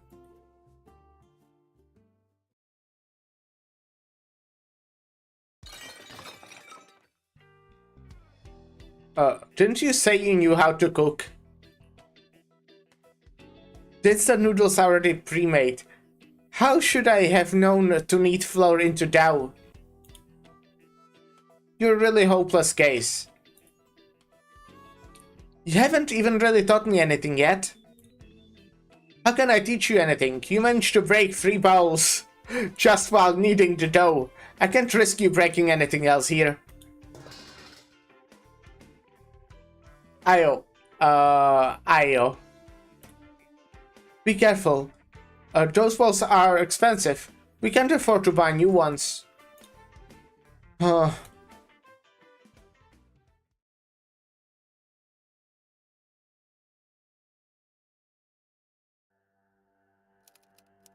Search Gu Chuan. Filter returned from Victoria. No results. Are there no records at all? Search Gu Chuan. Filter enrolled in 1076. No results. Try it without filter. Search Gu Chuan. Filter Ministry of Rights. No results. You really should try without filter if it's found anything at all, you know? What is going on? Gu Chuan, an eccentric Yanese born and raised in Victoria, returned to Yan in 1074. In 1076, he was admitted to Baijiao Academy. After completing his studies, he joined Ministry of Rights. These are the only records left for the deceased in that case.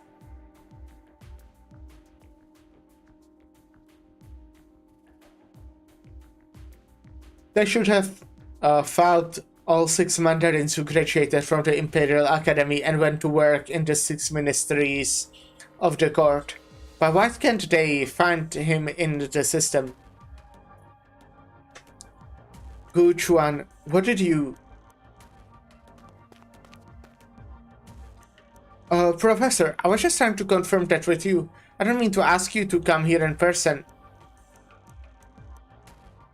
She said she's new assistant professor? Why haven't I heard of her before? The person who came here seemed to know you very well, so I didn't... How many times have I told you? The Academy's personnel files are confidential. Keep that in mind. Forget it. I'll go handle this myself. Oh no.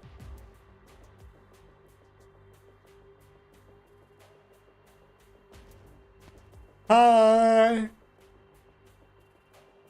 The room is empty, and the documents on the desk are still where they were without a single signs of having been moved.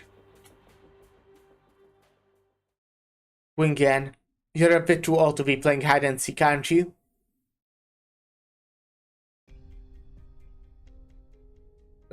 Ching. Has the Judicial Review Office came to our school to apprehend some culprit? The Office of Investigating is investigating a case, so I've come here to collect a few old case files. Please, Ching. Professor Ching, please cooperate. Alright then, if you're here on official business, show me your official documentation. I rushed so quickly I'm here to get here that I left the bed in my office. Really? Well then, I'll just place a call in to the head of the office. Wait a moment. Professor, are you okay? Should I call security? Gives a pleading look.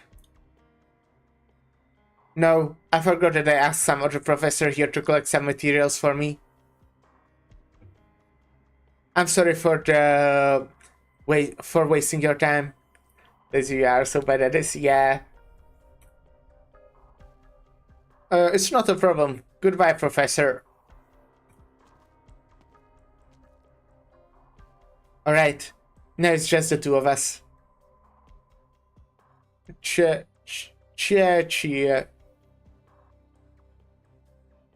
Ching-Yan,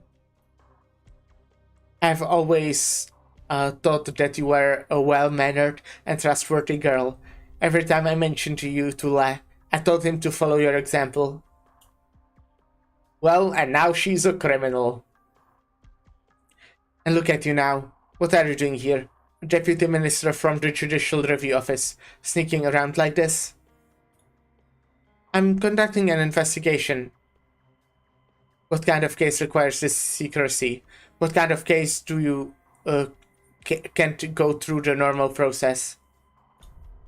A cold case. The deceased was once a student of the Beijing Academy, but I just searched his personal files and found no record of him.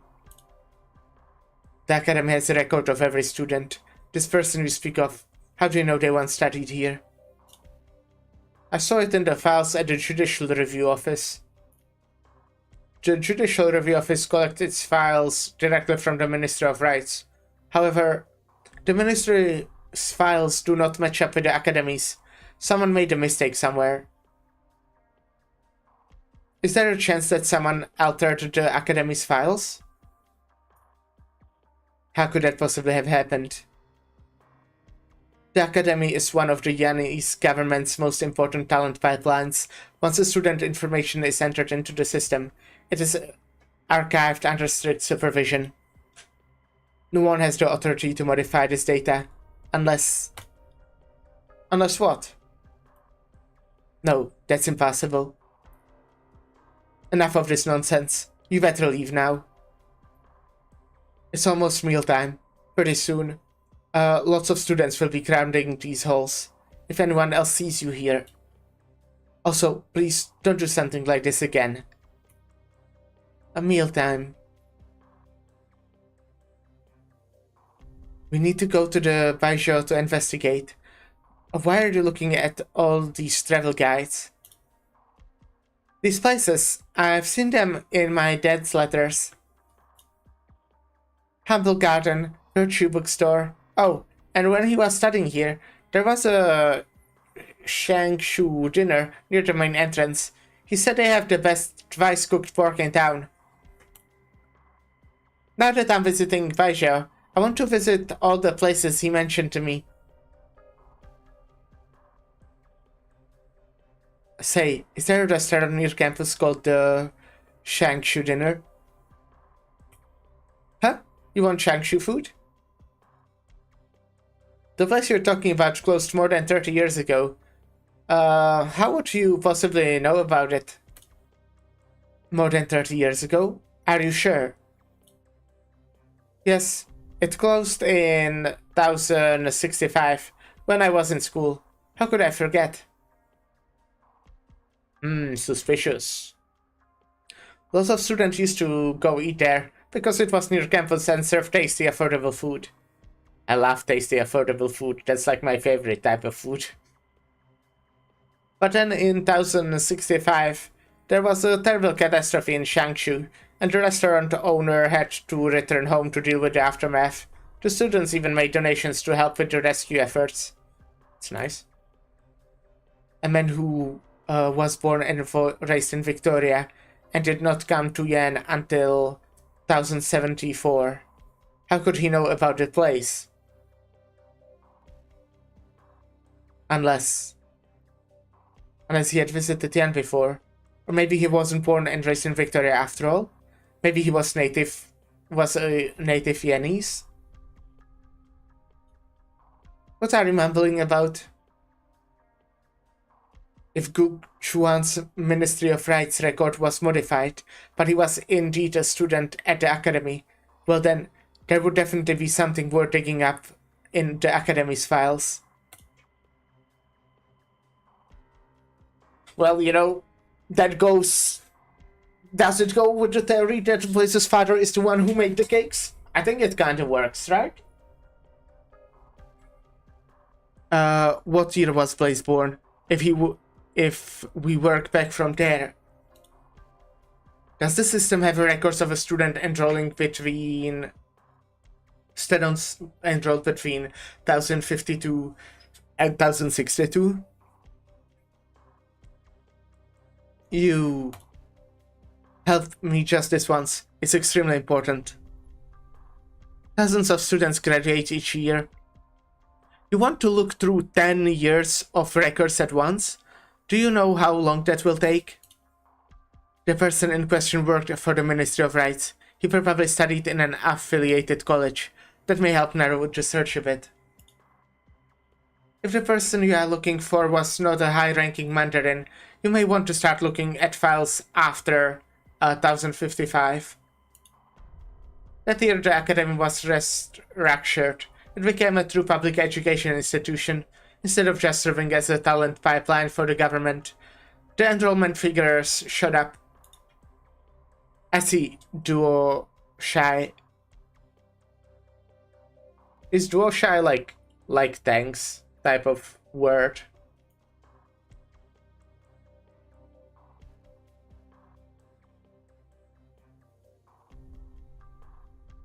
Yeah, I'm so smart.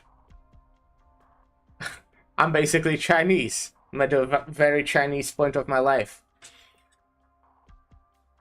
Go. You only need 2 hours.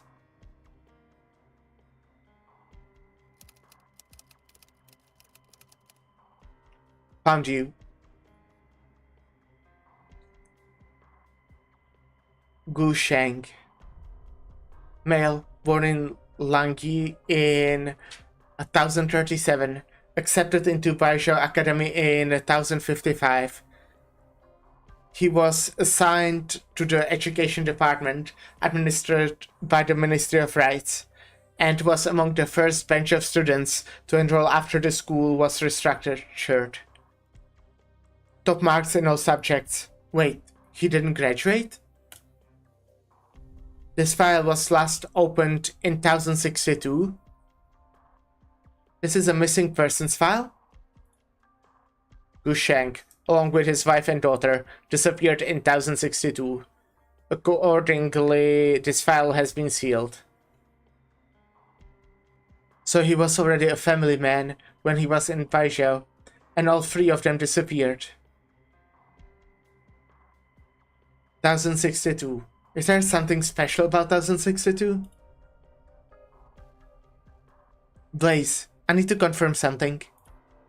You were born in 1062 in Victoria, right? Yes, from as far back as I can remember, I lived in Victoria. But what if she wasn't? I asked you where you were born. How am I supposed to remember that?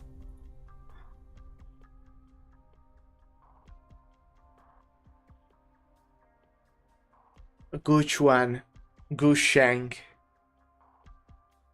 Qingyan, your time is almost up. You should get going.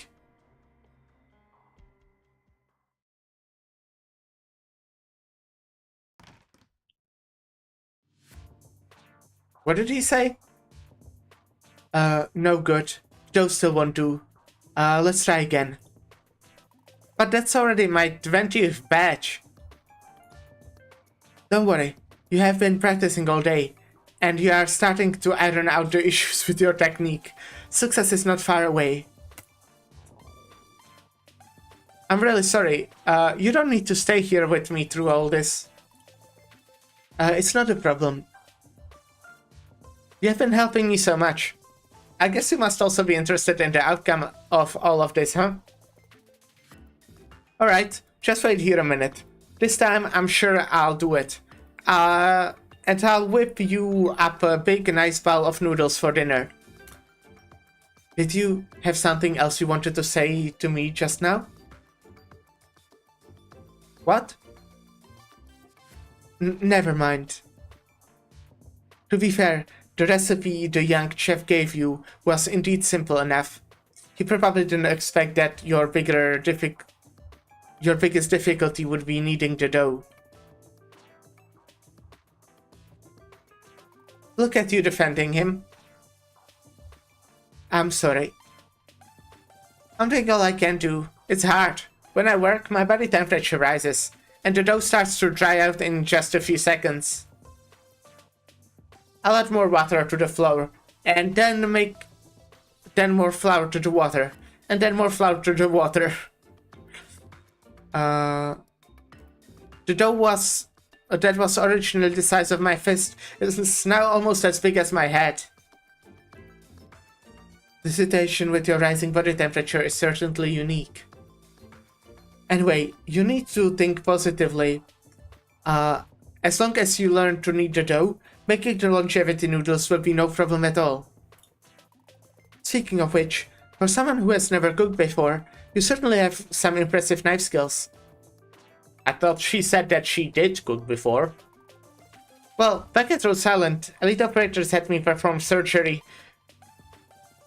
Elite operators like me perform surgery on ourselves in emergency situations. That sounds difficult. I guess there's not much difference between using a scalpel and a kitchen knife, assuming you're not using it like young chef when he chops vegetables. I can even use the skill I learned from stitching my own wounds to mend my own clothes. That's useful, yeah. Being able to mend your clothes and wounds. Anyways, we'll be taking a short break, and I'll be right back.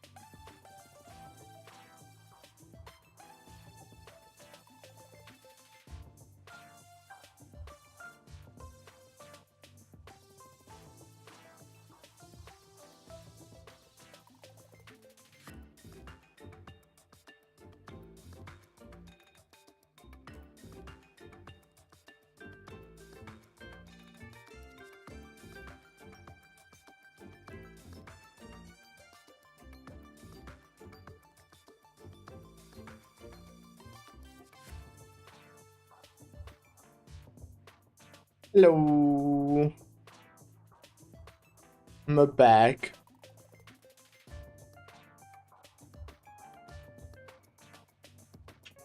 I wouldn't have thought your job would be this dangerous.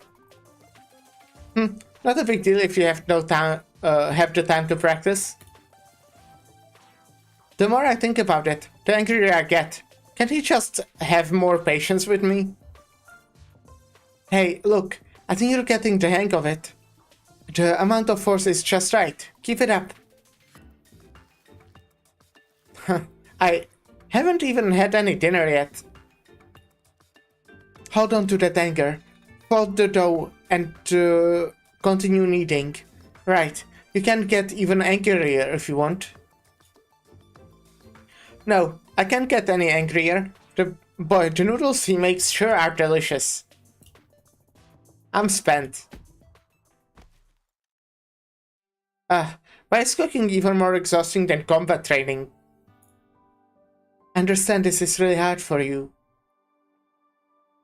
I don't want to deal with that pipsqueak anymore. Can I be your apprentice instead? You're a gourmand. You must know how to cook, right? Spare me the compliments. I'm nothing close to him when it comes to cooking. And you know, it's funny that I've never actually eaten longevity noodles before. Really? They're just noodles, right? I've tried so many different restaurants. How could you have never eaten longevity noodles before? I've been to many restaurants that serve longevity noodles, but it only makes sense to eat them on your birthday. I celebrate every birthday at home. They don't allow me to go out on my birthday. Why? Who is they? That's weird. Okay, but even if you celebrate your birthdays at home, your mom or dad never made you a bowl of longevity noodles? Actually, I've never met my parents. Oh, I'm sorry. Although I have never seen my parents, I still have other family members. I still have, every year on my birthday, my family holds a big banquet for me. At banquets like that, I don't think they care much about longevity noodles. However, I've always been a little afraid of birthdays. Isn't it nice that other people remember your birthday? I can't really explain it. I always feel that every time I have a birthday party, I will be surrounded by a lot of people who want me to laugh, and also to cry. But it doesn't seem to matter whenever I'm there or not. Whether I'm there or not. Enough talk about me. You're from Victoria. Do they eat longevity noodles there? I grew up in Victoria, but my parents were both Viennese, at least by blood. When I was little, every year, on my birthday, my mom would make a bowl of longevity noodles. The taste was nothing special, it was just regular old home cooking. After I left home and could no longer eat my mom's home cooking, I won't forget what it was like to celebrate a birthday. That is, until that night. Are we getting a wholesome flashback? The seasoning packet, the vegetable packet, and also, and I'll add 2 sausages. Why are the lights off in the cafeteria? Hey, what are you guys doing here? You scared me. Shh, keep your voice down. It's late. What are you doing in the cafeteria at this hour? Ace, why do you look all serious? There's not urgent mission, is there? What are you holding there? Instant noodles? I stayed too long at the training ground this afternoon and didn't have enough for dinner. But now that I'm an elite operator, I can't eat instant noodles anymore? Yes, that's one of the requirements of elite operators. You just don't eat instant noodles. The captain isn't scolding you for eating junk food. He's saying, today's your birthday and you're eating instant noodles? My birthday?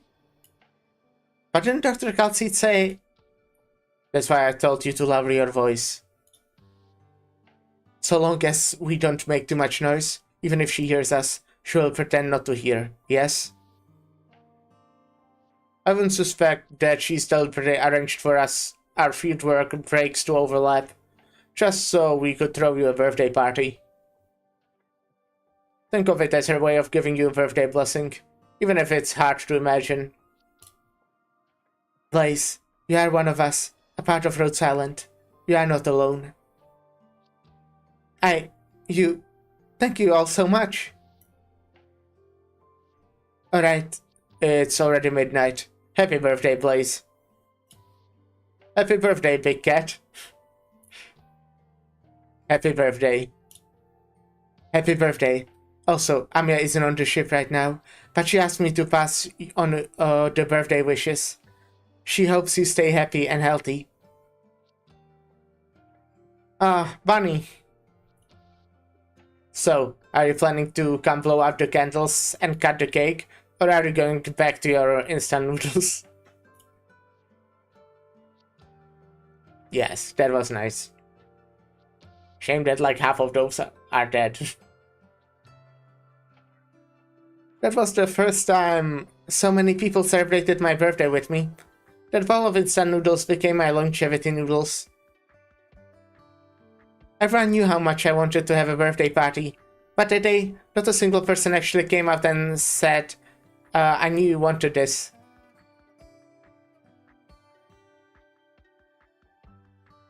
The ones that are A Scout, Whitesmith, Outcast. I kinda don't recall who Whitesmith is. But yes, Ace, Scout, and Outcast are dead. But specifically, out of those 4 people, it only showed Ace, Scout, Mechanist, and Touch. You haven't met her yet on account of her being dead. That makes sense, yeah. But yeah, it only showed 4 people, and out of those 4 people, 2 were dead with, Ace and Scout. I think. Did I miss someone? I didn't. They acted like it was just another one of my many, many birthdays. I mean, you have one of those every year. I like the nothing special feeling of it. Now you're making me jealous. Alright, you said you've never had longevity noodles. Well, let me whip up some for you. Okay, and that confirms that Mechanist got out operator before Blaze, which I guess makes sense. Yeah. I mean, I don't really know Mechanist too well. I mean, he was quite important in the thing before Dorothy's vision. But yeah. Yeah. Yeah. Anyways, let me open my drink.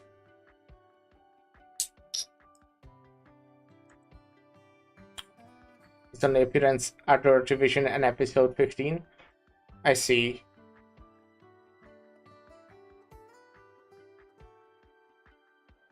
I mean, a lot of the elite operators didn't really have appearances. And Vector Breakthrough, yeah, I remember that. I mean, he appeared right here, right now. But that was just like a very, very extremely minor role.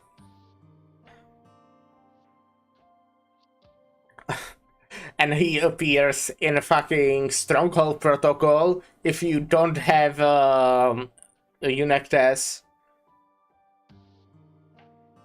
And for probably some other characters as well. Unactes? I kinda have no idea how you pronounce that. But you haven't even learned how to knead the dough yet. I know that's not like a story thing. I was just, just saying. I don't know how to knead noodles, but I do know how to cook ready-made noodles. I'll go ask Jiang for some dried noodles, and I can simply boil. Yeah, the first Stronghold Protocol was actually the first time we saw Raiden and Mechanist. That's pretty neat. Playable Mechanist, gotcha. First time ever for Raiden. That's pretty neat. People went fair for Radiant's design. That's pretty understandable.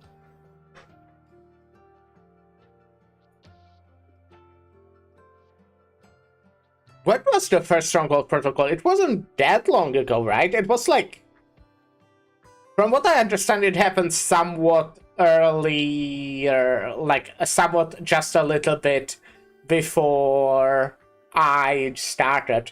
So probably like maybe a year ago, but less than that, I'm guessing.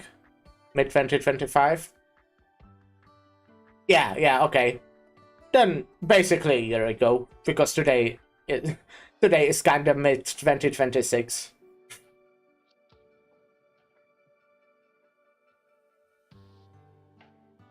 So, yeah. Wait, handmade noodles, ready-made noodles. Maybe it really will work after all.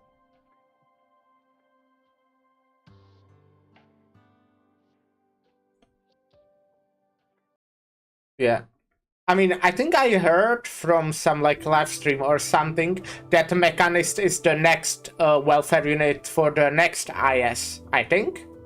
I kind of hope it will work the same because I think it's pretty cool how you level up Radiant.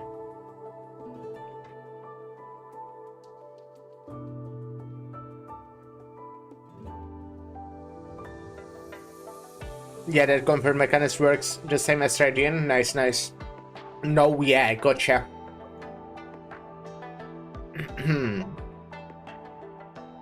Going for or free after.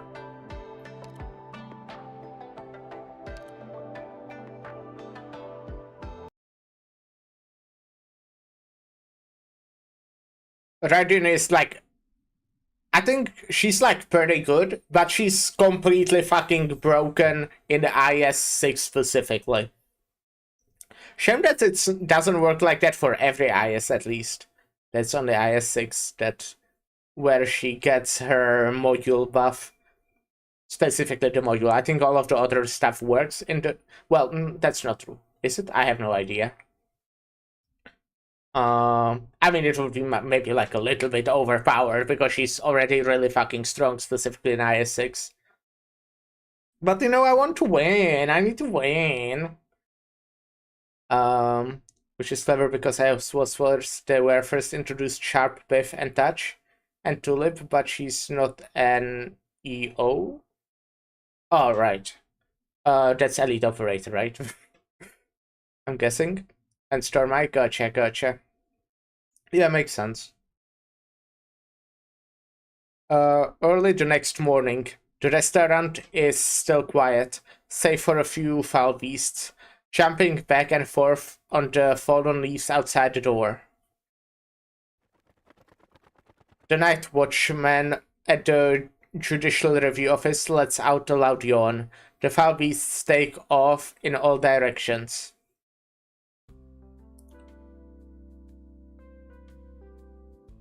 I had a nightmare last night that a bag beast ate all of the flour in my kitchen. How terrifying. Morning. Have some noodles. You figure out how to make them? Look at the bags under your eyes. Were you practicing all night? Haha, no. Only about half the night. Hey, Changshu still hasn't woken up yet. Enough talking for now. Try the noodles. You... Huh? You gave up learning how to knead the dough and bought some ready-made noodles instead? These are no ordinary ready-made noodles. Shangshu and I looked through all the ready-made noodles on the market and picked the ones we feel have the texture closest to our handmade ones. Of course, they don't have quite the same mouthfeel as handmade noodles. So Shangshu adjusted your soup-based recipe to ensure they taste similar to the longevity noodles you made from scratch. This is blasphemy. You are using ready-made noodles and you're tampered with my recipe? My word. Don't jump to any conclusions yet. Please, have a taste. The young chef picks up his chopsticks and with a giant frown on his face, pulls out some of the noodles. He carefully takes a sniff, then finally takes a taste. Well? Say something. Why did you two think this would work? Chingshu was starving after all my failed attempts. I figured at that point I was better off just making noodles I knew how to make, so at least she'd have something to eat. Then I started thinking the most important element of longevity noodles isn't the taste. Instead, it's making sure the person who eats them feels the birthday blessing. Some people just aren't skilled enough to make noodles like you do. However, I can still use ready-made noodles to bring birthday blessings to myself or my family. That's the real meaning of longevity noodles anyway. See how yellow and shiny these noodles are? They look more lively than yours, right? Of course, yes, I'm taking shortcuts with the dish. You mentioned birthday blessings. Do you think people can taste that in your noodles? I think so. Last night, after I finally made a proper bowl of noodles for the first time, I shared them with Changshu. We felt so happy when eating it. I even caught Changshu wiping away tears. Swapping out the noodles, then adjusting the oil and salt ratios accordingly. Quite some innovation there. Changshu sure has a sharp palate. But the ready-made noodles need to be rinsed with cold water after cooking. You rinsed them, but you didn't drain all the cold water out. The cold water lowered the temperature of the soup, which also affected the texture of the noodles. If you really want to make good food, you need to be mindful of these little details. Got it, I'll remember that. Wait, then you mean... Enough. I'm only continuing to teach you because I can see you're put into effort. You still need to learn how to make your own noodles from scratch. You don't really expect to use ready-made noodles in the competition, do you? Heh, great. As your Shifu, I'm glad that you have improved, but we still have to see whether the customers recognize your efforts. Well, what do we do? Later on, if anyone orders noodles, you'll make them. If the customer doesn't like the noodles, then you'll need to keep practicing. I'm on it.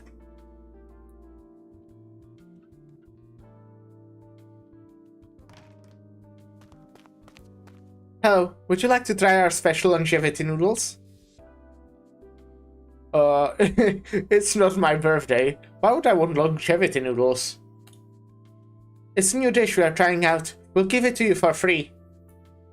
No, I mean, if you try it and like it, then maybe you should still pay for it. I mean, I have to settle up with the boss, you know?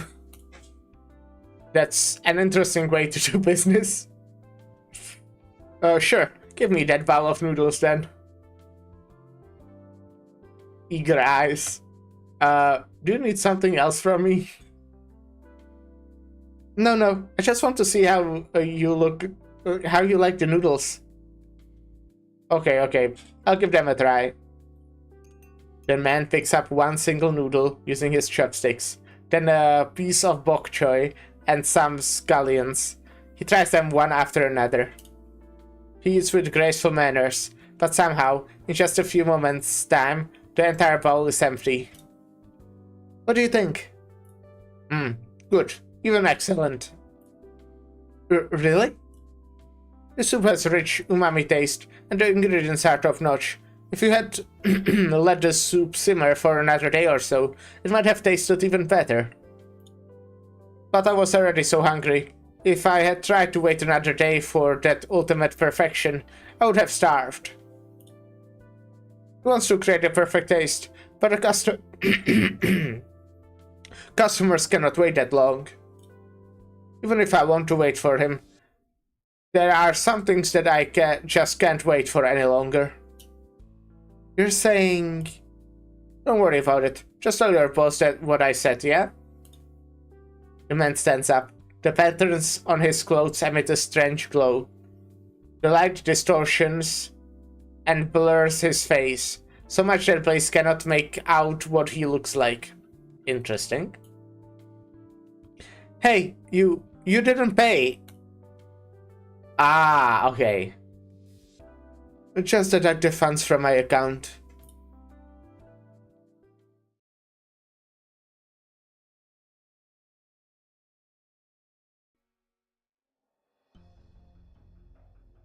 Regardless of what you're looking for, after you leave here, do not tell anyone you got the file from the academy. Do you understand? Yes. What's wrong? Do you have more questions? Do you remember that bloody case back in 1062?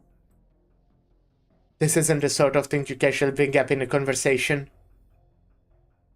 I just happened to think of it.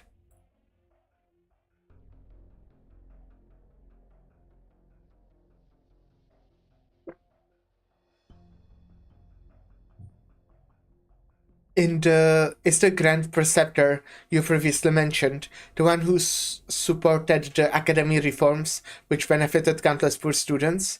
The same Grand Preceptor who murdered the Emperor and plotted treason 40 years ago? I have no way of answer your question. I will never speak about things that I do not know. I have never met that Grand Preceptor in person, but I've read some of her writings on political and social issues. Her extensive knowledge, clearly reflected in her works, has been deeply enriching for me.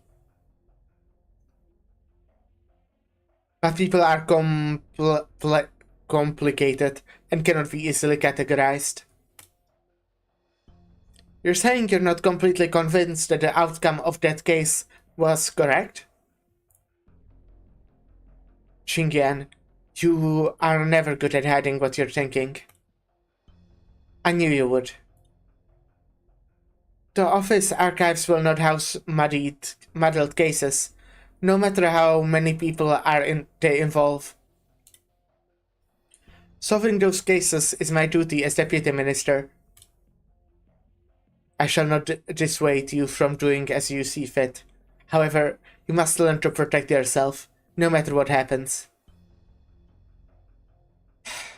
Before the parents retreated into seclusion in the mountains, they entrusted me with looking after you.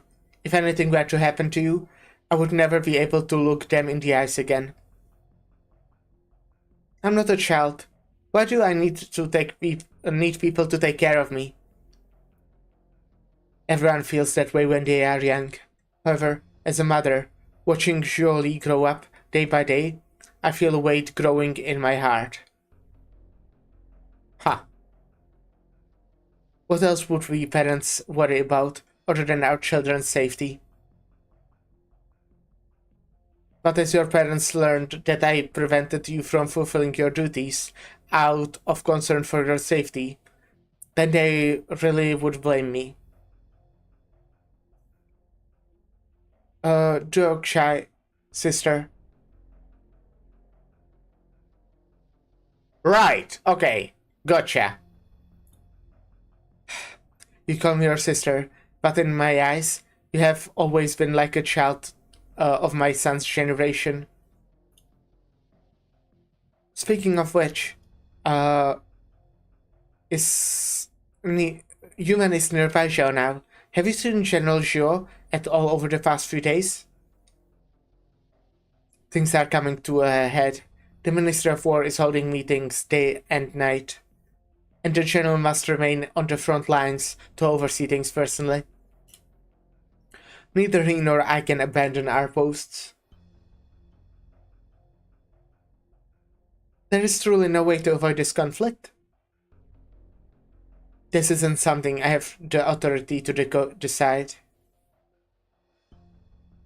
As an advisor for the Ministry of War, my job is to do everything in my power to accurately calculate the outcome of the war. Allowing any personal biases to affect my work would be a grave disservice to the people of Yan. You don't compromise on your duties, and neither do I. I hope everything goes smoothly. If the outcome is inevitable, it's best not to worry too much about it. If you are alone for a mid-autumn festival, come to my home for dinner. I will. Wait, I just thought of something. Didn't you ask me who was the authority to alter the Academy's records? That did happen once, although it was under extremely unusual circumstances. You mean... No, I can't say that the records were ever altered. However, if a record has gone missing entirely, then it must have been transferred to another location. Death row, at the Ministry of Justice.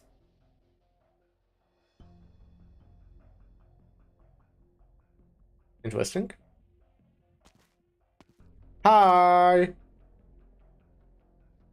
Father is not here. It's been more than 6 months since he last was here. Was last year. The furnishing in this house have not changed. Only there are many more symbols symbolizing war on the sand table. It's the boy who is stupid and sucks? Yes! Lone City stands in defiance. The two sides gazing at each other from afar. Lord Jewel. A thick familiar voice rings out from behind. Yeah, it's Taihe. I remember that last time we saw Taihe, he was like very badly injured. Uncle Taihe. Your injuries? I was finally able to walk since 2 weeks ago. Albeit with some difficulty. At least I'm no longer bedridden. Usually stares at Taihe unbelievably. Who does not look like the man he remembers? He looks same to me.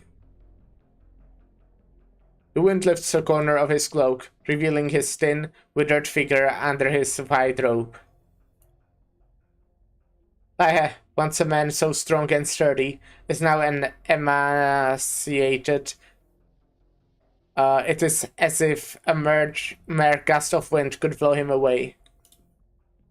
Uncle Taihe. Kung Fu is merely an external tool. I am, after all, still a monitor censor of the Department of Discipline and Supervision, and there will always be opportunities to realize my aspirations. If you continue to dwell on this, Lord Shuo, then you are only underestimating my skills. No. I know you are no ordinary man. A few injuries aren't enough to stop you. It has been over 6 months since we last met. You look stronger than before. The General will be pleased. By the way, Father is... The General has been in constant meetings with the sewer regulator and the Ministry of War. He's barely had 10 minutes of rest. The situation could change in an instant. Is the court still ready to go to war at all costs?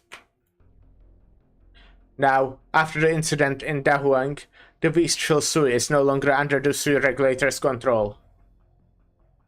There are some minor disagreements between the cabinet and the 6 ministers, but their overall opinion is clear. Eliminate the threat once and for all. But the consequences of this war will be...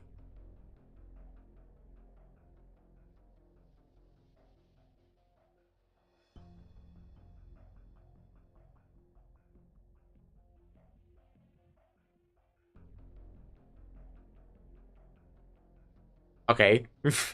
Yeah, show us all of them. Oh, look, 2 at the same time. Crazy. I heard that 1 month ago, other candle holders discovered traces of the convict near Baishao. Yes, I heard the same thing. the Imperial Court is on a high alert. They've already dispatched several units of Imperial Guards. Jolie and also G, I guess, but who gives a shit about him? So true. Yes. The Imperial Guards. The convicts' unpredictability is currently the gravest threat we face. I have a theory, perhaps. There's still another proxy in Baijiao. This proxy is the youngest and the most unique. According to the sewer regulator's observation, in the hundreds of years since he left the tomb, he has never used any of his powers. The sewer regulator does not know how to deal with him. There's only one thing that's a little suspicious. 100 years ago, after Wang escaped from prison, he came to Baijiao and has remained here ever since.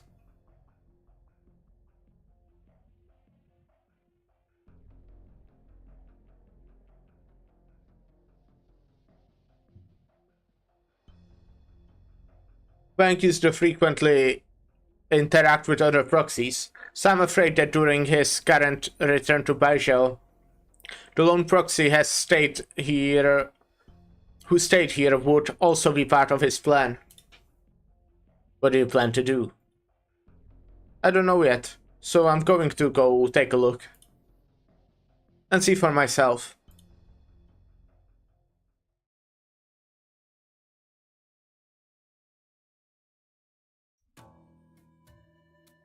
Phew, finished.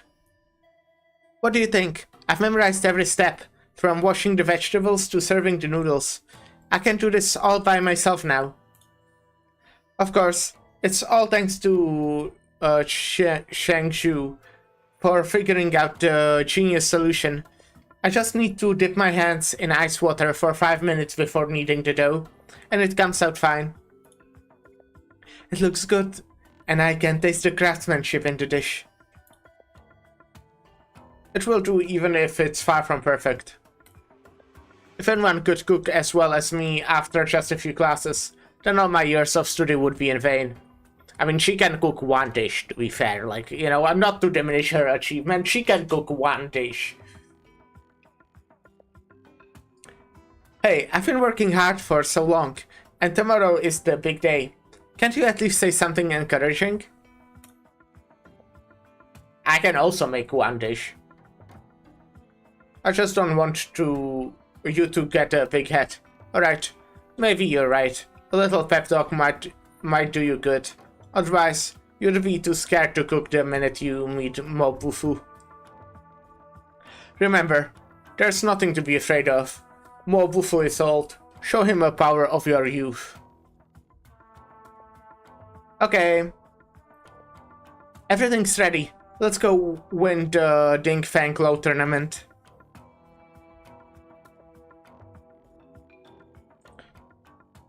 Alright, good luck.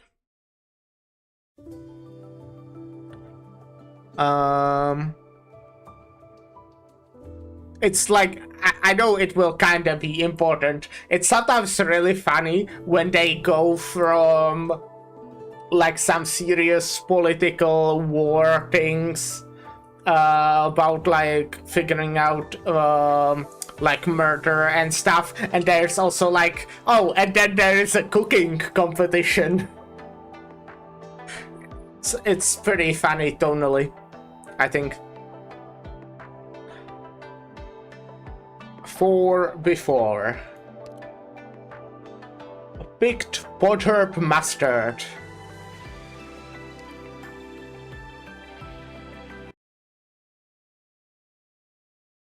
Welcome to Ding Fang Lo.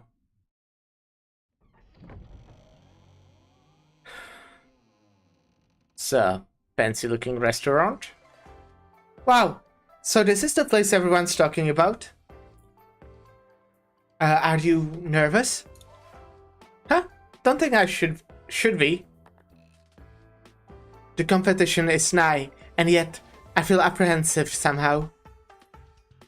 I mean, Nothing to fear. The young chef said I was fine.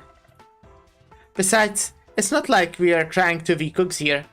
We're just on the hunt for that legendary chef, right? To ask him for the tangerine cake recipe. Cold comfort, but I suppose at this point that's all I'm getting.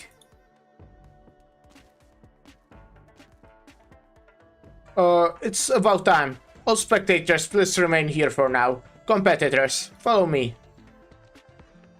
If you get anything difficult thrown at you, don't bluster. Just keep calm and think there's always a way. Relax, okay? I'll see you.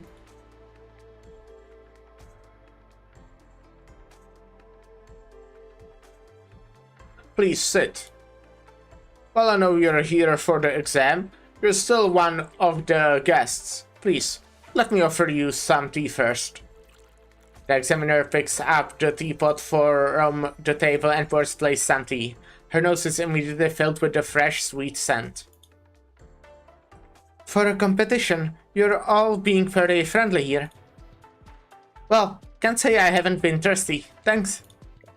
Blaze grabs the teacup and drinks it up. As she does, the examiner places a pen and paper before her. This pot of tea is infused with several ingredients. Please write them down.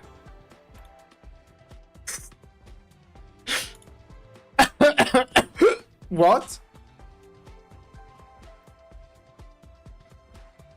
Blaze glances down at her cup. Not but the bead of tea left on the side. She looks at the examiner, polite smile still plastered over her face.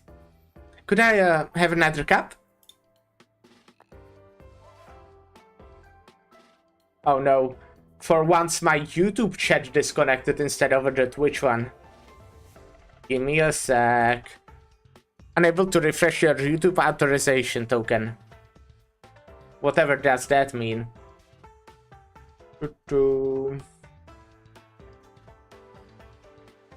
YouTube broadcaster, sign up.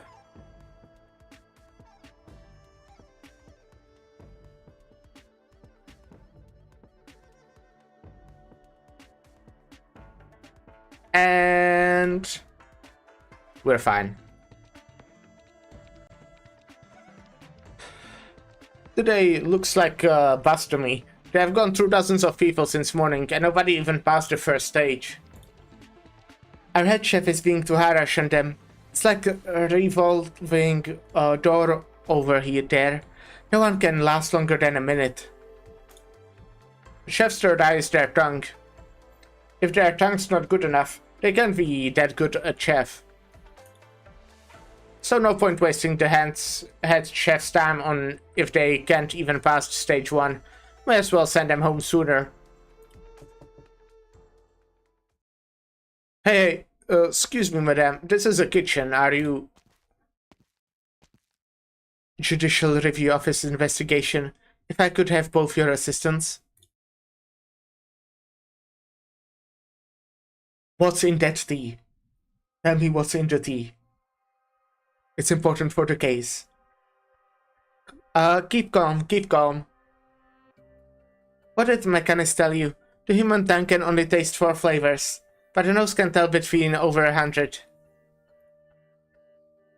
Not that I ever smelled anything from his machine all moonshine, though. Blaze gingerly cradles her cooling teacup once more and takes a cheerful sniff of what aroma remains. Smells flowery. That's probably jasmine. No, not just jasmine. There's kind of... Right. Chrysanthemum. Just like the table tea at the young chef's place. Okay, aside from that, there was definitely a sweet sour kind of flavor as I drank it. None of the initial flavors were sour, so what was that aftertaste? Sweet, acid, and a little puckery? Kind of familiar? Oil? Why do you want me to try this plum wine anyway? It's a specialty here in Baijiu, you see. There's a plum forest north of the city, where summer sets in June and the plums are fresh and ripe. the people pick them to steep the vine, ideally Xiaohon vine. The vine made from mossoots like this just has a particular flavor to it. It goes perfect with plum. Steep it for about 3 months, and it's ready just in time for mid-autumn. Plum vine, huh? So it's got history? Earlier, you asked me what happened to all the people who lost building Baizhou, right? I wouldn't say it's got history, really. It just strikes me, during those awful times back then, pickled plums were a worker staple. And some years were finishing Baizhou, that plum forest sprang up in the mountains. North of us, no one knows exactly when it did, nor who planted it. So it's a way of remembering them, kind of. At least they were never forgotten. Once the plums are ripe next year, we can go to the mountains to see together.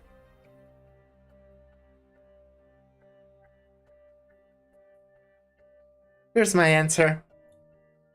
Jasmine, chrysanthemum, green plum, Mount Jian, blossom, rock sugar, Xiaohan vine?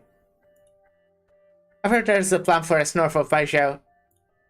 The plums in June get brewed mid-autumn. I'm guessing the plums in this were picked earlier than that, which is why there's still mouth-puckering taste in it. The alcohol steamed away while boiling the tea, and left just the sweet sourness of the plum, plus the mild and subtle aroma from the flower. It wasn't obvious when I drank it down, but the aftertaste really stays with you. I'd really like another cup. Identifying the first few flavors is reasonable enough, but you're the first one who's been able to point out the use of Xiaohan vine. So I'm right? Are you not sure about your own answer? No, of course not. Of course I don't. Haha. Then congratulations on passing the first stage. Please, follow me upstairs. Good job. From the rear hall sounds a gong, and the doors next to Blazion open. First stage? How long is this thing?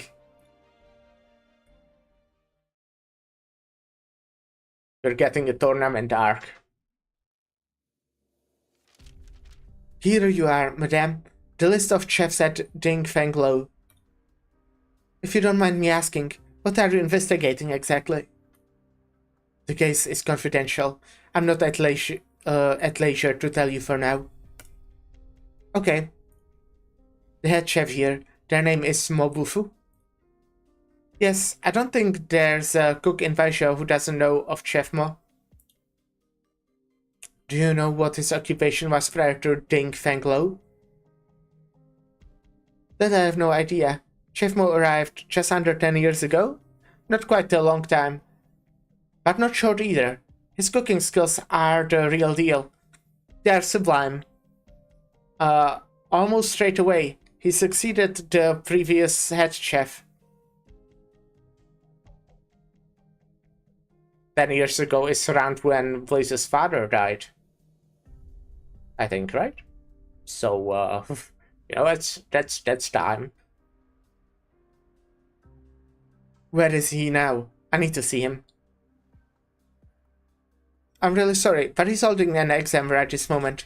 There's no way he can meet you. Exam? What exam? You could call it an enrollment exam for Ding Feng Lo. It only happens once every few years. If you're interested, we are televising it right here. That contestant. Blaze? Yeah, she's supposed to be locked in her room, right? Isn't this a restaurant? How come the room's set up like a study? In its centuries of history, Dingfenglo has hosted countless reputed celebrities. We set aside this room to safekeep any pieces of calligraphy or painting gifted by them. Delicacies, calligraphies, paintings, all our work of art that take years of practicing. Blaze looks up and around. Hundreds upon thousands of silk threads hang from the ceiling, a wooden placard tied to each one, resembling a curtain. All of these are names of dishes.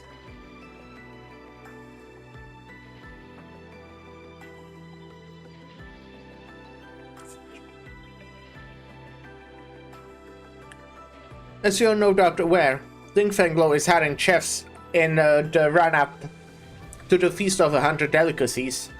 This calls for cooks who are not just culinary skilled, but who grasp the significances behind the dishes they make. Every dish here originates from the past. Feast of the 100 Delicacies. Pick one placard and tell me the dish's history. That is today's second stage. From the feast? How the hell should I know any of these? Whatever, I've gotten this far. Blaze closes her eyes and swipes one down. Enabling placards clatter against each other, as if an endless wind chime. What's this? Medley of whites?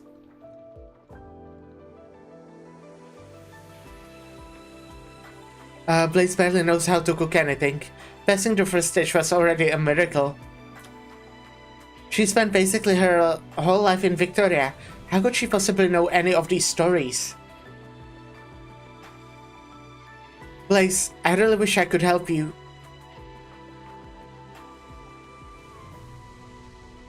You have a time limit. Do you know the origin of this dish? About 50 years ago, give or take, Jan's Grand Preceptor presented the true lang with the dish. The simplest, plainest stewed radishes. But the special thing was, the radishes she used came from all over the land, and each one had a massively different flavor and texture.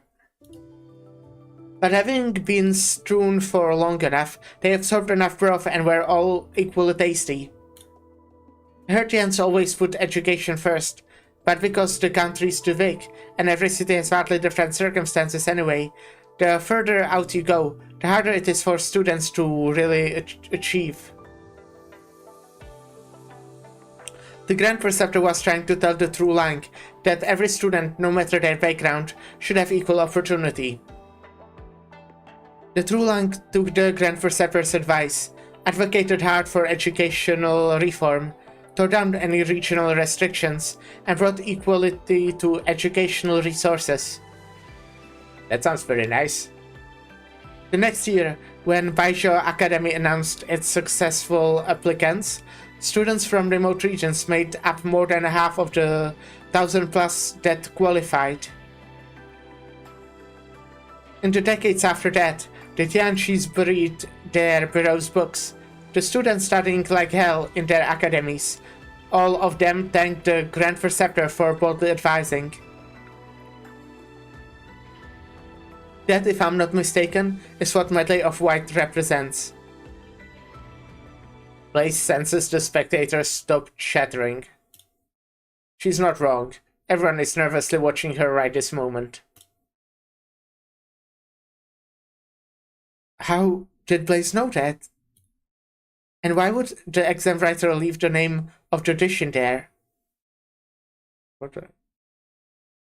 Huh? You don't just mention her, not in front of everyone.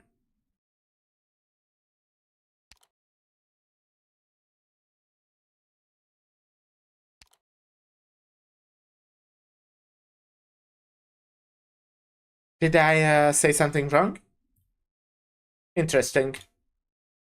The voice descends from a few meters above. Blaze stares up above her, but doesn't see anyone. A foot lands on a stair-step plank with a dull thud, subdued yet powerful, the kind nobody could miss.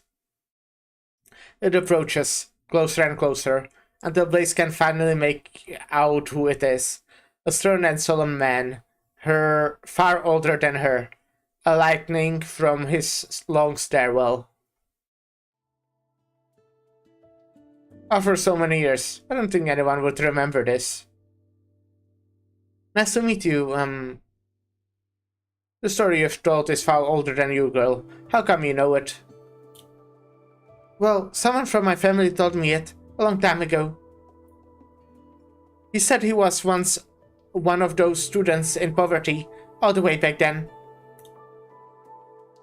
To know the spring of your water, I imagine your relative was a grateful and righteous man. But as for you, just what motive brought you here? I'm here to complete, of course. Soon as you've made it here, I'll give you one chance.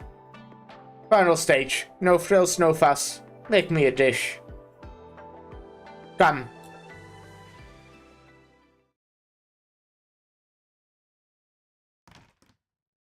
Too early for dinner time.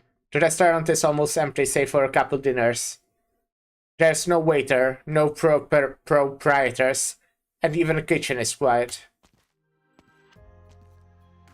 Excuse me. You, young man, help me out. I was in a hurry this morning, and forgot my money.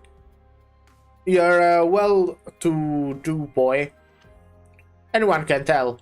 Be a kind man, spot me a little. I'm not here to rip you off. Here, take this family jade for now. Once I grab the money later, I'll pay you back. Not that I mind lending you, but couldn't you just tell the owner instead? We're total strangers. How would you find me and pay me back? No. You see, this jade's not your average thing. It's not fit for just anyone to take. I'm entrusting it to you because I can tell you've got a rare air about you. Alright. Jolie rummages for some loose coins in his pocket and hands them to the dinner, whose face immediately broadens with delight. Well, you just got scammed.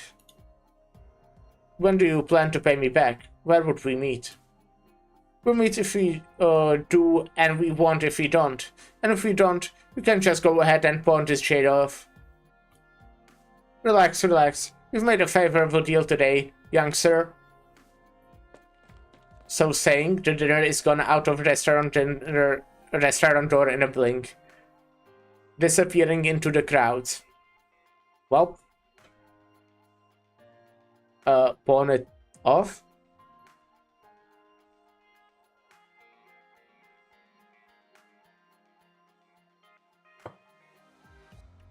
This is my dish. Pretty good job, wouldn't you say? Longevity noodles.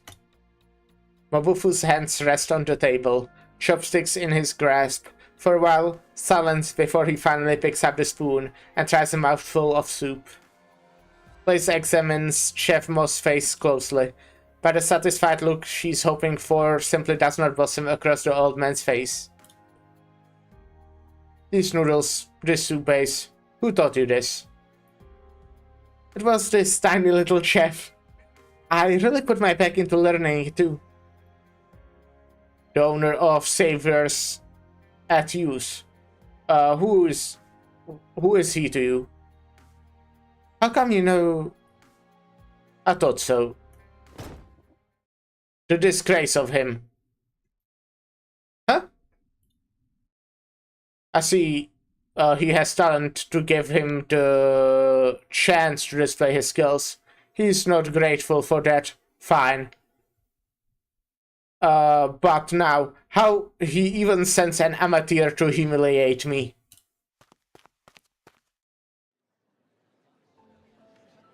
What's happening? Blaze finished it up with no trouble. Nothing should be wrong with the flavor.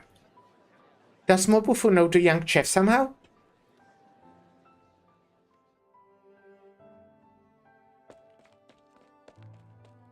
Wait. Okay, hold on.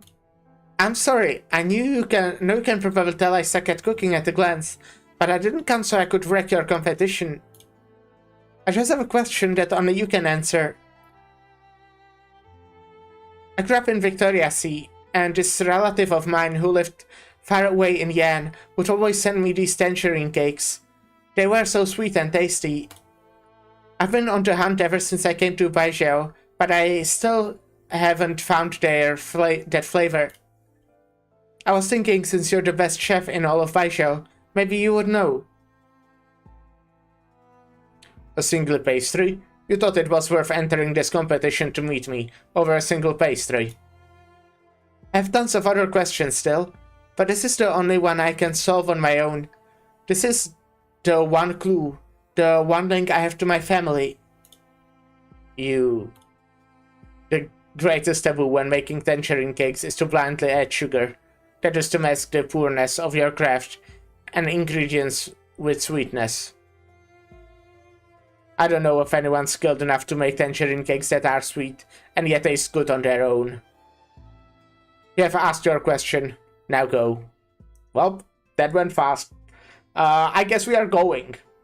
So I'm going. Be right back. Such a smooth transition.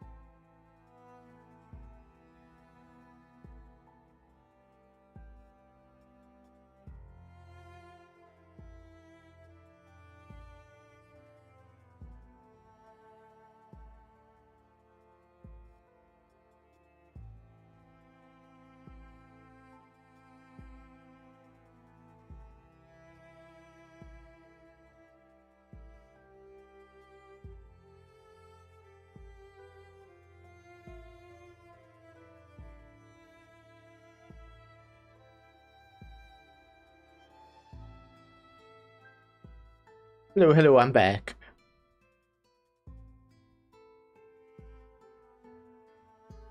Wait. A muffled sound from the above interrupts the two.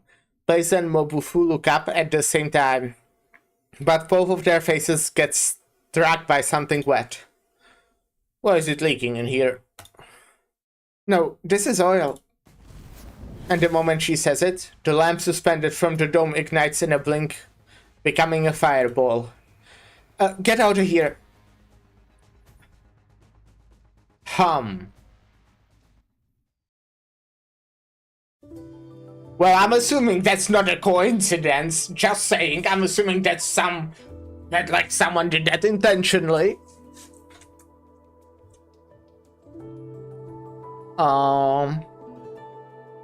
For whatever reason.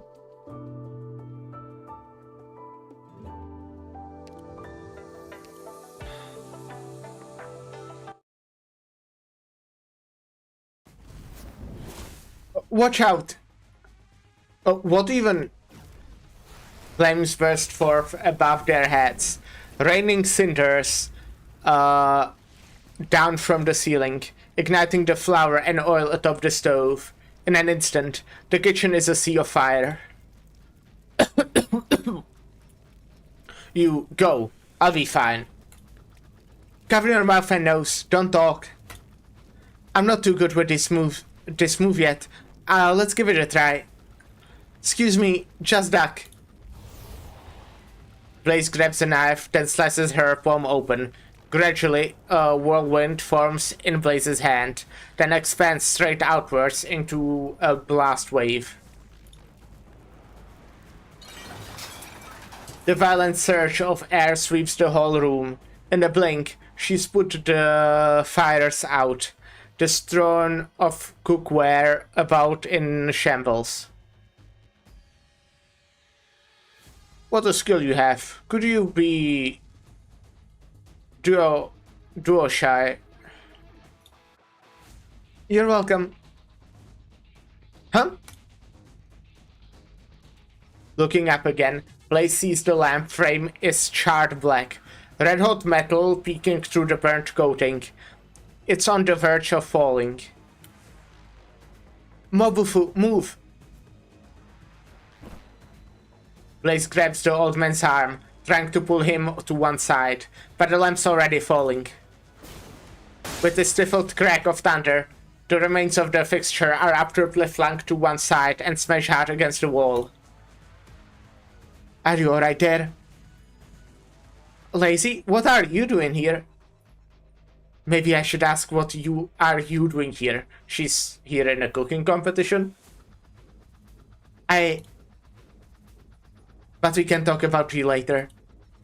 Could this be a repeat of the Ding Fang Lo fire last month? Ling Qingyan scans the surroundings. The kitchen chefs are in a frenzied jumble, but her gaze quickly locks into a masked figure among them, who seems to meet her gaze, then turns and vanishes into the crowd. Blaze, stay here. Keep Mobufu safe. Hey, where are you going? Jeez, the smoke is killing me. Heck.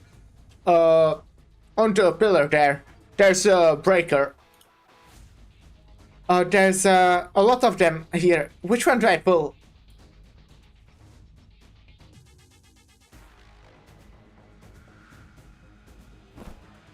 Flitting like a foul, Ling Qingyan has her target cornered in just a few spry leaps. Mere meters separate them, but so smoky it has air. But so smoky is the air that she can't quite make out their silhouette. Just as he makes the run again, a thunderclap strikes next to his feet. Hold it. Move another inch, and the next bolt is hitting your head. Answer my questions. Why set fire to Ding Fang Lo? Is your target Mobufu or someone else? All the previous incidents, they were your doing too, weren't they? Also, the scrollery? You and your accomplices must have some aim in all these actions. What is it? Not talking? Then I'll take you back to the Judicial Review Office for a nice long questioning. Deputy Minister Lin, surely you wouldn't ask if you didn't know the answer already? Can you not see the truth? Or do you simply pretend you can't because you don't dare to? What? The office is a good place, but I don't plan on visiting it for now. Besides, when your will wavers, the thunder you throw isn't so frightening. It's time you opened your eyes. Wait. And with that, the masked figure is on the move. Just as Lin Qingyan would give a chase, the ceiling sprinkles start up out of nowhere. As cold water pours down, soaking her head to foot.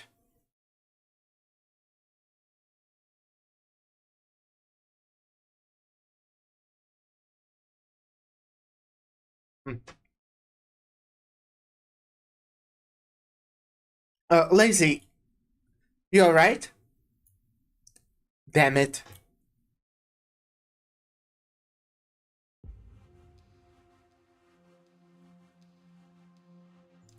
The customers are all safely out of the way. There's just a few in shock. Thank goodness no one was injured. We have reported it to the authorities. The mandarins should be here any moment. Don't we have a mandarin here already? Head chef, you are... I'm fine. I'll wait to this girl. There's nothing left for you to do here. Go on, go home. Once the chefs leave, Lin Qingyan locks the door to the room. Mr. Mo, if I could have a word with or two with you. You know this girl, madame? She's a friend of mine. Chef Mo, she's on the trail of really important case. Would it be alright if you try to answer her questions? I don't like what the mandarins get up to, but I don't like to spoon a favor either. You saved my life today, and that's more favor than I'll ever repay.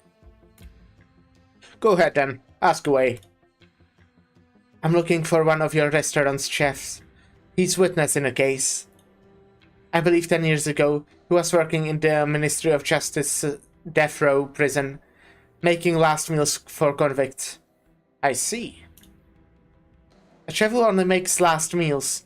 How exactly did he pass the Ding Feng Lo exams?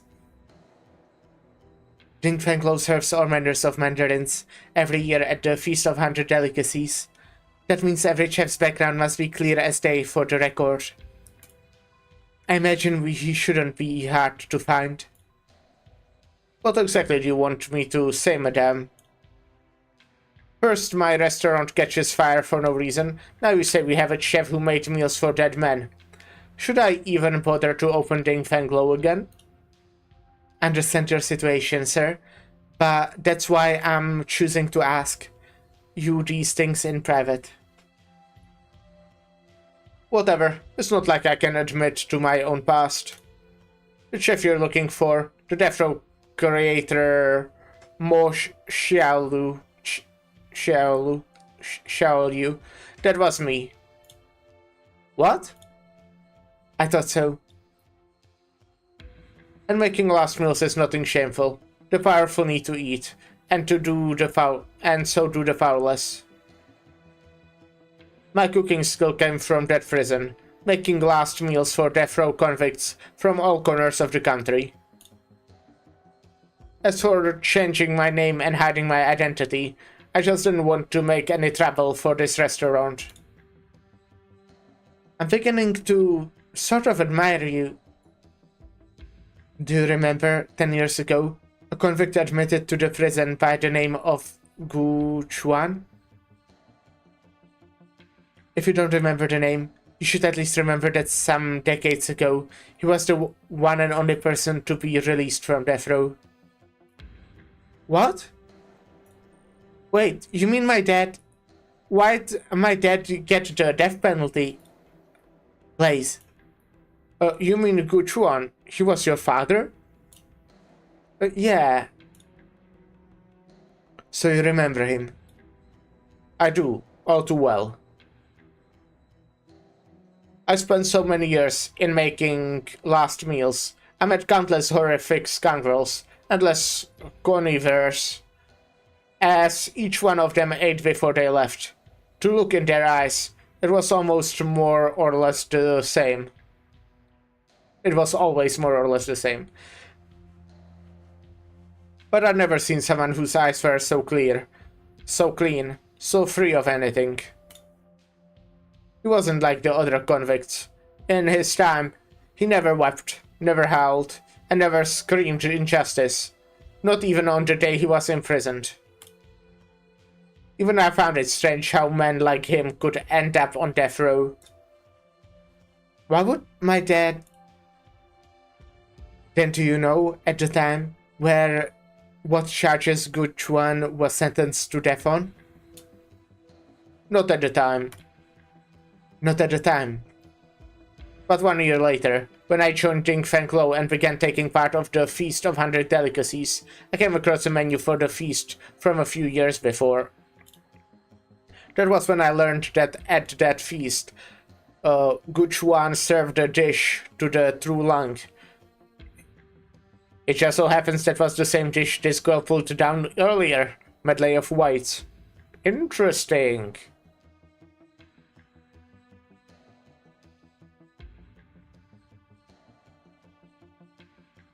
But next to that dish, he placed a steamed flour bun, and in it was a filling of red pickled tofu. So, what does it mean? Why would he get locked up just for serving that? Ling Qingyan, aren't you gonna say anything? Places that your honor turnix. The Emperor of Yen, death. Yeah. I mean, day before, everyone got shocked by someone's name being said. Or something. So, I don't know. If that's like, something.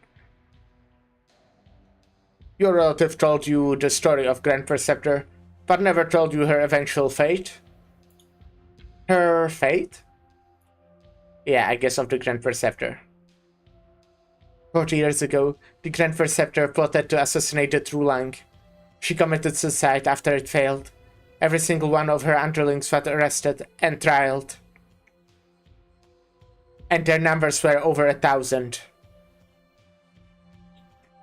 When Gu Chuan served that dish at the feast, it signified redressing her for her treason. It made the True Lung furious. No way, my dad told me so many times. The Grand Preceptor was loyal to the country, the people, the whole realm. How the hell could she be a traitor? The history books have it that way, yes. And they are right? Lin Qingyan, if everything written in them is true, what the hell are you investigating? And besides, my dad didn't actually get killed, right? Doesn't that prove, like, at least some people from the court believed the Grand Preceptor and my dad were both innocent? That's a sticking point, yes. If Gu Chuan was imprisoned as part of the Grand Preceptor's case, why would they free him afterwards? It stuck with me too. You see, after entering prison, Gu Chuan had 2 visitors, and both were people I happen to know. One was the person delivering his meal, Yu Chang, deputy minister of the office at the time. And the other was the one who brought him out, former Minister of Rights, Ning Shu. What? Oh, quick, this way. Surround the place immediately. Damn it, why now? Hi. What a coincidence. One step ever ahead of me, Deputy Minister Lin. I'd just arrived. A coincidence indeed. The Judicial Review Office is investigating the Ding Fanglo fire. I ask all of you to be cooperative. Lin Qingyan, Qingyan, and the girl next to you, come with me. Interesting.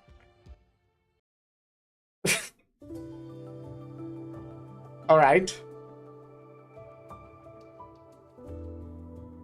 Ha.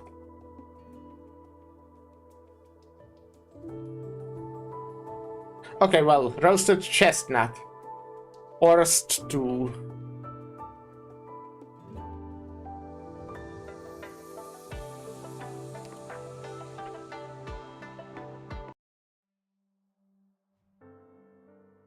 Let someone better take over? Ha ha ha. If I'd heard that, I'm sure he'd be chewing your head off. Don't joke with me, brother. Of all our siblings, who could compare to you in either knowledge or strength? Once you ascend to the throne and move into the Forbidden City, I can leave for the Sky Mirror Pavilion with peace of mind. I'll set up a shop as a scribe and look after all Yan's ancient records. In a way, it will also take some weight off your shoulders.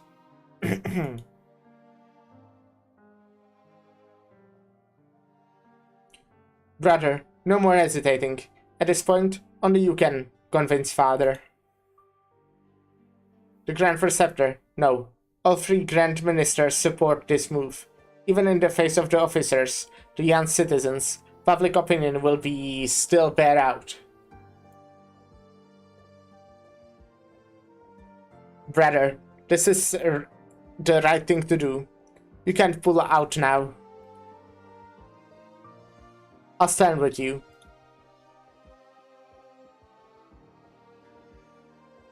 Why me? Why did it have to be me? Our youngest brother died because of you. They all died because of you. You shove it all on me. Make me take the blame alone. Deal with the whole warning mess alone. And you just leave like nothing happened?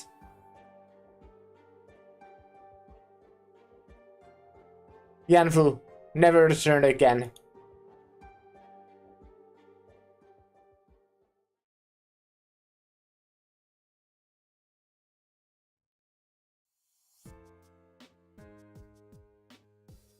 Look, how idle you are. All in the mid-autumn festivities of Langmen, and you don't plan to attend a single one? Should I? Who wants to see my wrinkly Mac on their TV anyway? The Schwartz girl is a planner. She'll handle it. She can make anything lively. I've watched you grow lazier day after day since we came back from Human. You just scoop up in your study, at home eating snacks. If you don't go out for a walk anytime soon, you might just start putting on a beer belly. Haha, I haven't seen Lin Koichu get out much since spring. I can't even find a partner for morning jugs now. Ah, he's old. I'm old. The young ones know how to do it all. If I keep sticking my head in, they won't think I'm cool. So now you understand her? If you'd realized any sooner, wouldn't little Chen have ever left? How long ago was it? Sorry, what? Little Chen, how long has it been since she left? Thinking. It's probably like 4 or 5 years. 5 years, okay. That would mean now is 1102, yeah. Yep.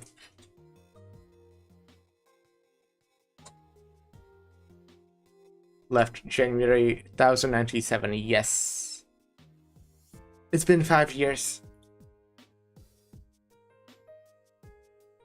We don't even know what she's going through out here or how her disease is. Okay, so I don't remember the dates or anything because I never do, except exceptions. But yeah, this is like half a year after the side story in Human. What was that one called? The one in Human.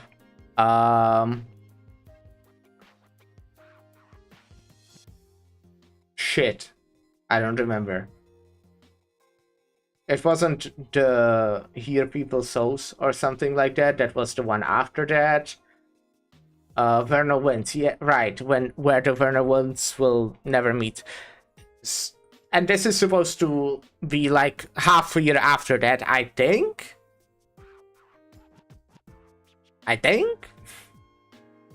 So yeah. We don't even know what she's going through out there, or how her disease is. She's doing great. I know she was at Human when I was there. She's doing fine. Her swordmanship's progressed, so she's fine, I suppose. Timeline is yeah, they didn't give us like a date in the side story yet. Why can't they just give us exact date for everything? Wouldn't that be nice? So you just watch her leave again? She doesn't want to see me, and she doesn't want to come back. I can't force her. Don't worry, her path is longer than ours.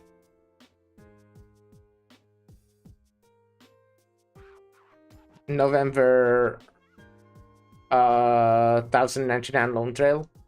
Yeah, that was a while ago though. That was like 3 years ago. I mean, it was November.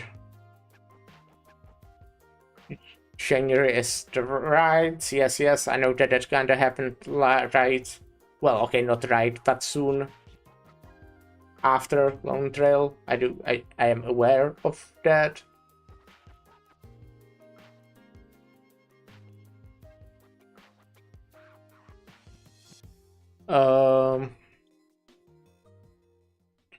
Lord Way, a letter to you.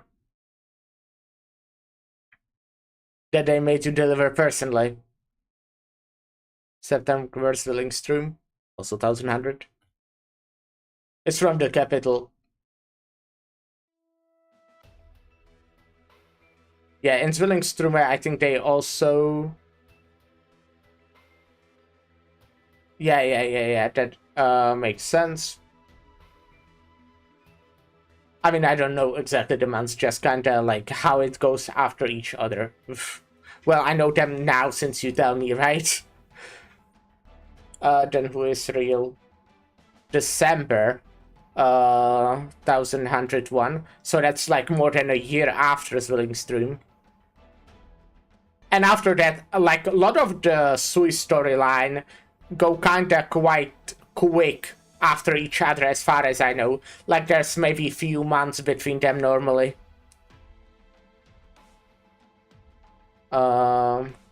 So December, who is real? 1001. 1101, 1102 invitation to Vine before March. March is Vernal Wind. June, Hero People Souls.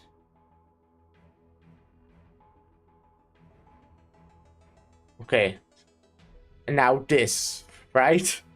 I guess there's also Death in Junfei between those. But Death in Junfei is like right after Vernal Winds.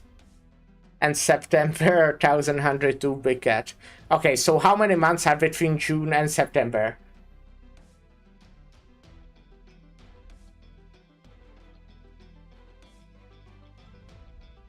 June is 5th month.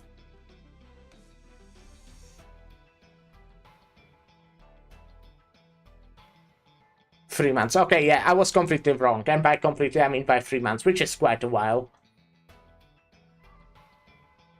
The center. His Majesty's Imperial Guard. Did he have any messages aside from the letter?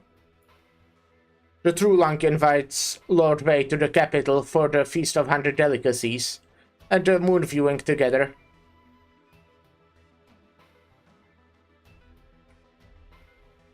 Leave the letter on my desk. You're dismissed now. If we may ask what Lord Wei intends. I have my own plans. None of you need to worry. Lord Wei, we volunteer to escort you to the capital. I said you're dismissed.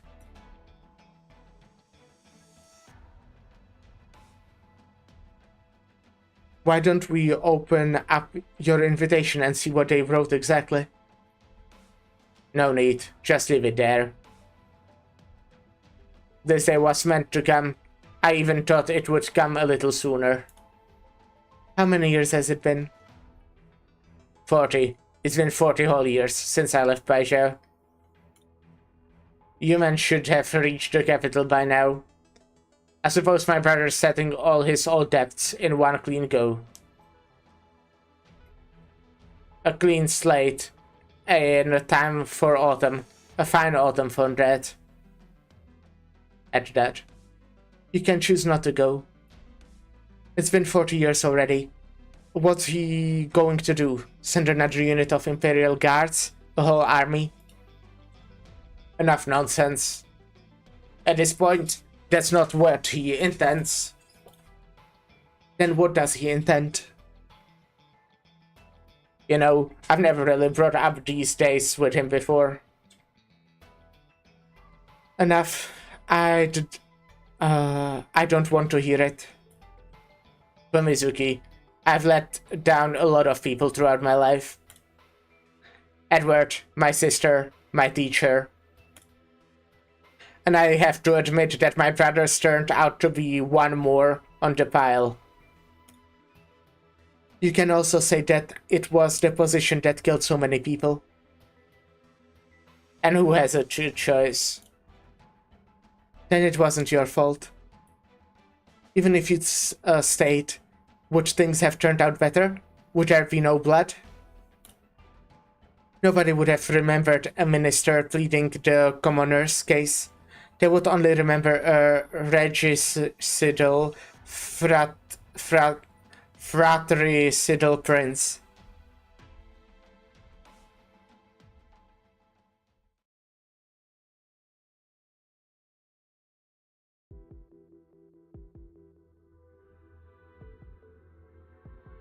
If you have questions, ask. I'm in a hurry. Mind your attitude. You are also a theoretical suspect on your crime scene, in our crime scene. But seeing as your co-worker, I'll spare you the interrogation room. I told you, I saw the culprit on the scene. I just miscalculated and failed to arrest him. Calm down. Are you going to physically vent on me just because you didn't catch the one who did it? I'd have to match your strength first. Good. You're still somewhat sober. In light of the years we have spent together in the judicial, then can you tell me? This afternoon, why were you at Ding Fang Lo at the scene of the crime? An investigation. In the run-up to the Feast of 100 Delicacies, we have had the scroll re-burned and 2 fires in Ding Fang Lo. Don't you think the strings of cases could be connected somehow? So you're saying you knew beforehand that something would set fire to Ding Fang Lo today, and thus you were lying in wait for them? I was just there following up a lead. Just there following up a lead. Do you need me to list off every action you have taken the last few days? You have been telling me? I don't have that sort of free time, but I have ways of knowing these things naturally. Let me ask once more. Who were you meeting at Dingfanglo today?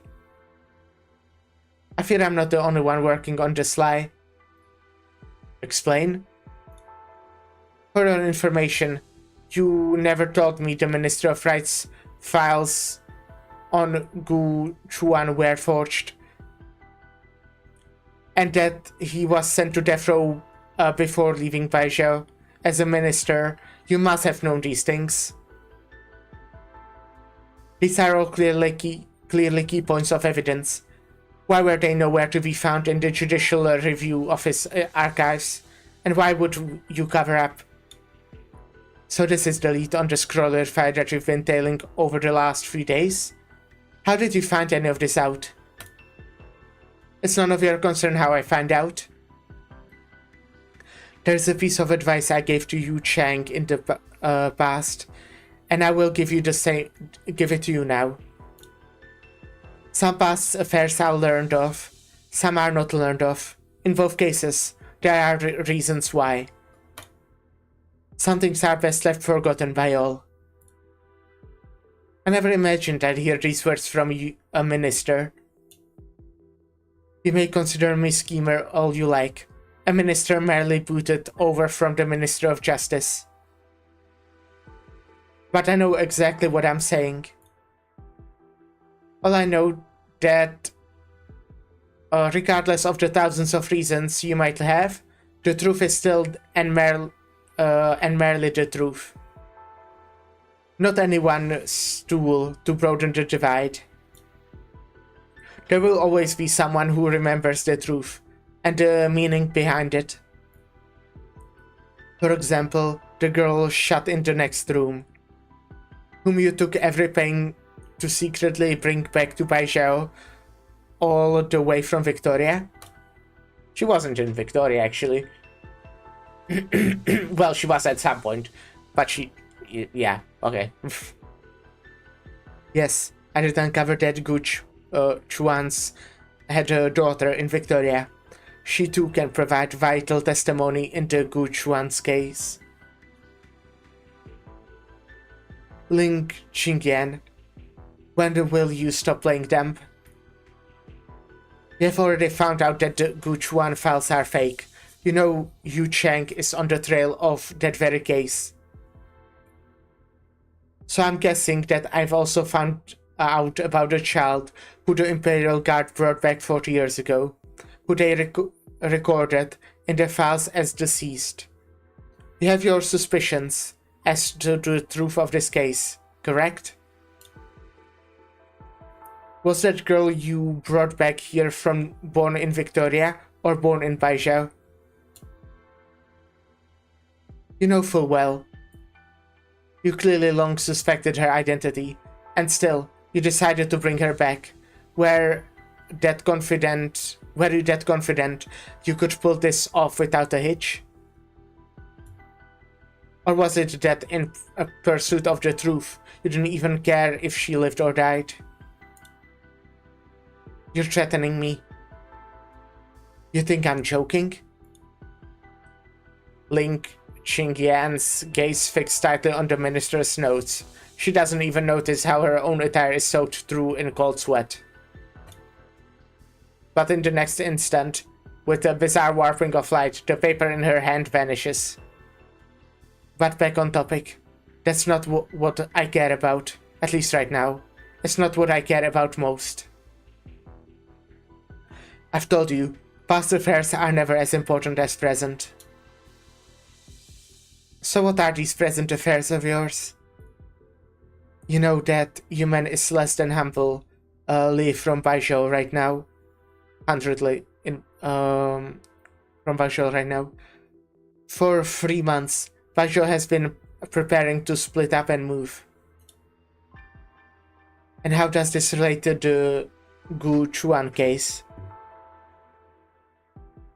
Should you keep investigating the case, then there will only be one person in all Yan who can give you the answer. Xingyan, take one step out of this door, and I can no longer protect you. Let alone her. Okay. A sec.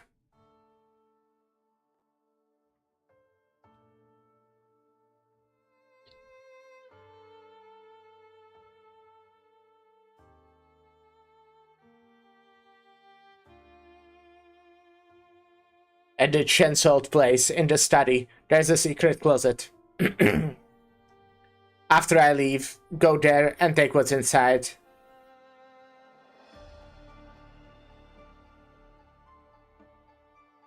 Follow those instructions, and you can protect Langman's safety and your own. So you are going? Now's the perfect time to. Gorgeous girl is doing a great job handling the downtown, and the Schweier's future doesn't rest on the sick old tiger anymore. Langman doesn't need the Wei and Wu anymore, or a chief executive. I think you're giving your last words a little too early. This is about Langman's future, Fumizuki. Listen to me. I've made a lot of mistakes, done a lot of things I regret, but Langman, our city, built by us, a home to millions. Langman must stay. Then you stay too, and take care of it.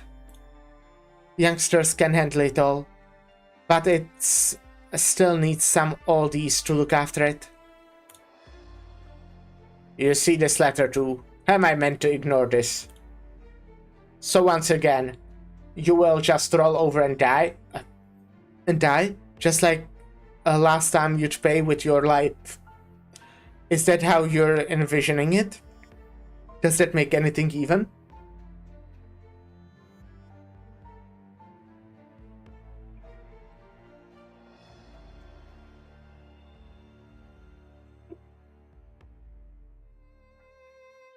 It's different this time. There's no one standing on the other side. I'm just facing my own depths. I made a choice 40 years ago, and ever since, with every action I take, I try to convince myself that even knowing how many people I failed, I was still trying to make that choice. But I can't run forever. You know, your life's never been yours alone. Not then, and certainly not now. Forget about sacrificing yourself to make up for anything. You can make up for a mistake with another mistake. It never ends that way. At your age, at our age, we should have already learned that lesson well. Stay, we'll face this together. Fumizuki, don't try and stop me. You cannot stop me paying for my past. I'm a bit confused, just saying, like, he's very much talking like he's going to die there. But he was, like, invited to a feast, you know, so why? Like, no, okay, I mean, it's obvious for us that something's gonna happen. But I can't, well, I guess we might see. Like why, you know? Like, why?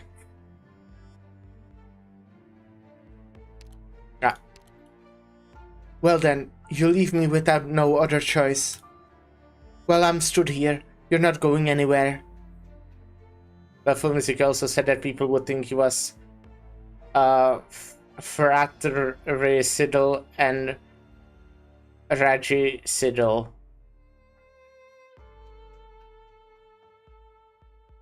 Apparently he would be thought to kill a sibling and a king.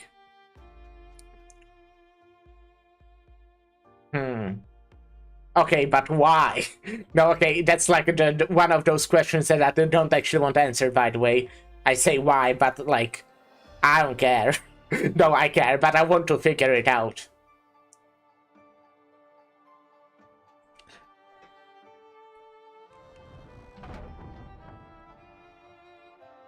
Yanvu, this time I'll protect you. I swear it.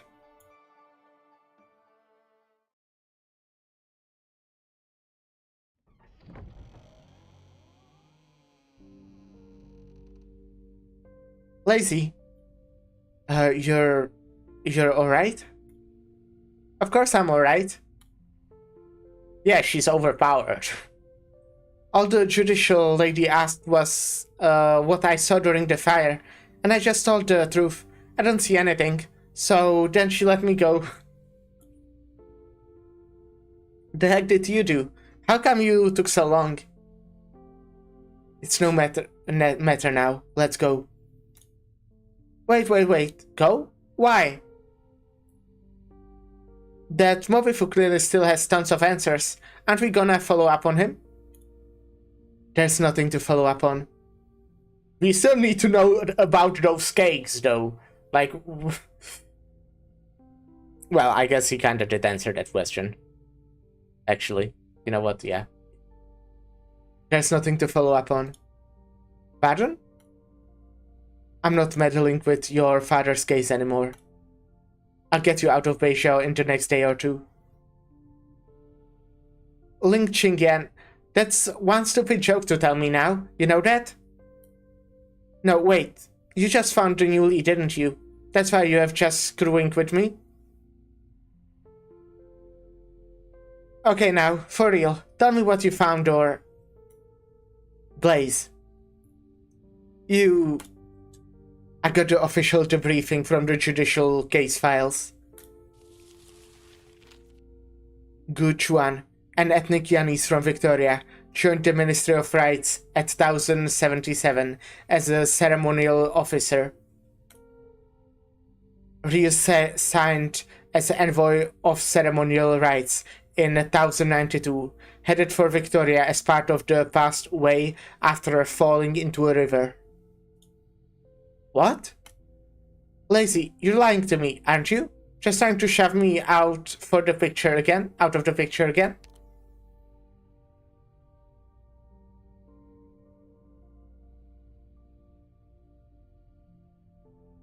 Okay. You have been asking me just what the deal was with your father's death, haven't you? Well, every lead's been thoroughly investigated. There's no doubt.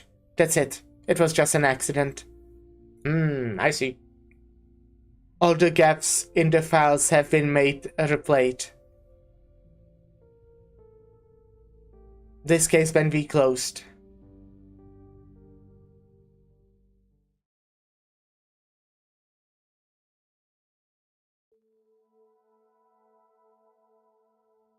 In creeps the mid-autumn, the night sky is moonless.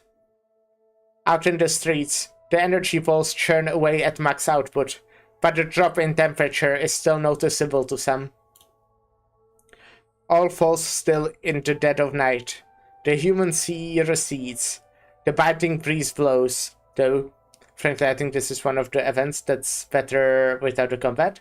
Fighting breakfast did not add much to the story. I see. Well, I'll be doing the combat in like what? Not too long from now, right? Well, okay, no, it's probably gonna be like 2 months or so, but... Oh, yeah. When that happens, I'll be doing just the combat. About 3 months, yeah. Gotcha.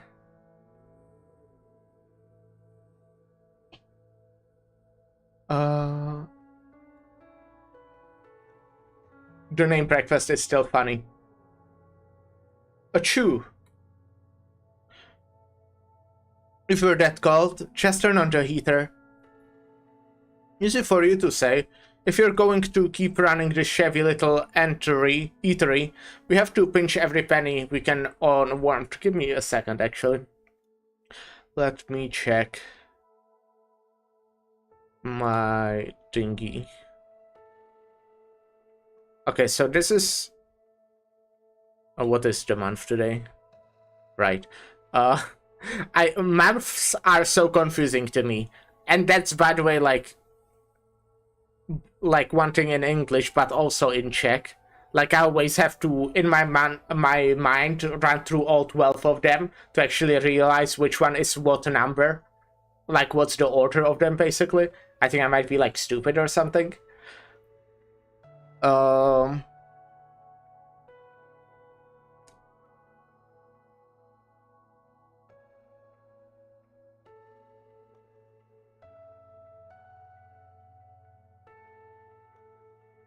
Yeah, it's supposed to be at the start of July, according to this.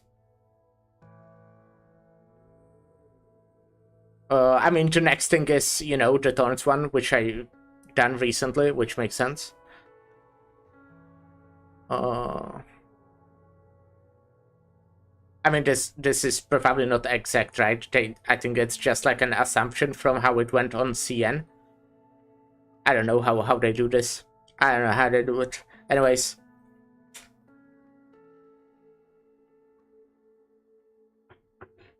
Damn it. Look how late it is. When will Blaze and her friend show up? And between those two reruns, it's the event with what is it called? Sequel for the Sargon one, for the summer one. Wait, was it the summer one? Well, it was a Sargon one. Summer Sargon sounds similar. Damn it, look how late it is. When will Blaze and her friend show up? You're wondering about that reward money, huh? I'm not. Achoo. Is this window letting air in? I need to fix it later. Wait, are they back? You are... What? Am I not allowed in? Please, come inside. I'll put on some tea for you now. Anything to eat? Noodles. Longevity noodles. Right, I'll make you some now. Once made by your boss. Well... Jen glances back at the staircase where the young chef had been standing. By now, he's vanished without a trace. He's out of business. Then I'll wait for him here. Far, far out. He won't be back for a fortnight. Fortnight? I don't know if we talked about this on stream, but I already agreed with Ark and Lyra. I mean, Lyra didn't agree, but me and Ark agreed that Lyra will join. That the moment Arknights is in Fortnite, because that will obviously happen at some point, everything just gets added to Fortnite. It's a rule. That we will just play Fortnite. And I'll sit and still wait. I've waited 30 years. So long that I'm shriveled up. What's a little longer?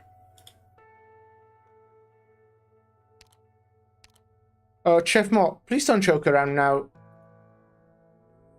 You're the first under heaven when it comes to cooking. What could be worth wasting your time here? Made, first under whose heaven? Mo Bufu downs his teacup in one go.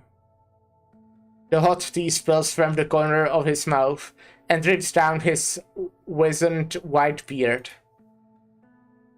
I remember clearly. That winter 30 years ago, a catastrophe wrecked my home village.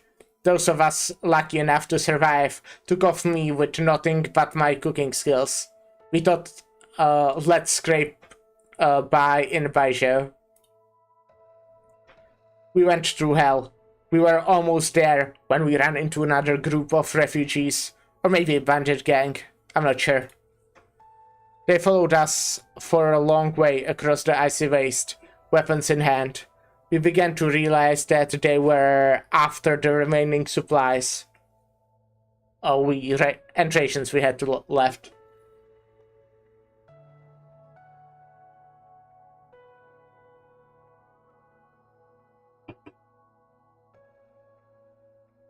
By the time we'd been trekking for a month, plenty of us were sick or hurt. We had barely scraps left to eat. Far from enough for both sides to cross that wasteland. There was no escape, so we decided we may as well risk it all with them. However, when we were just about to go out fighting, we smelled something delicious. That's when we saw him.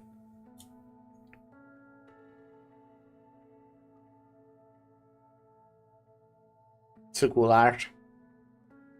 There was an old temple not far from where we were.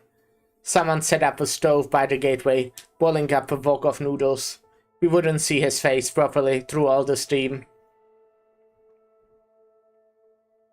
We had no clue why someone would be making noodles there, but we were past the point of wondering, or of asking, even of fighting. That wonderful smell and those piping hot noodles drew all of us near the wok, and we waited around him quietly. Never before had I eaten something so delicious. The moment these noodles entered my mouth, I felt like my tongue had been numb for decades, only to spring back to life right then and there. All along, I never knew that the meal could taste so arresting, so absorbing. It felt like a flavor beyond us humans. By the time I finished my noodles and looked up from my bowl, he was gone.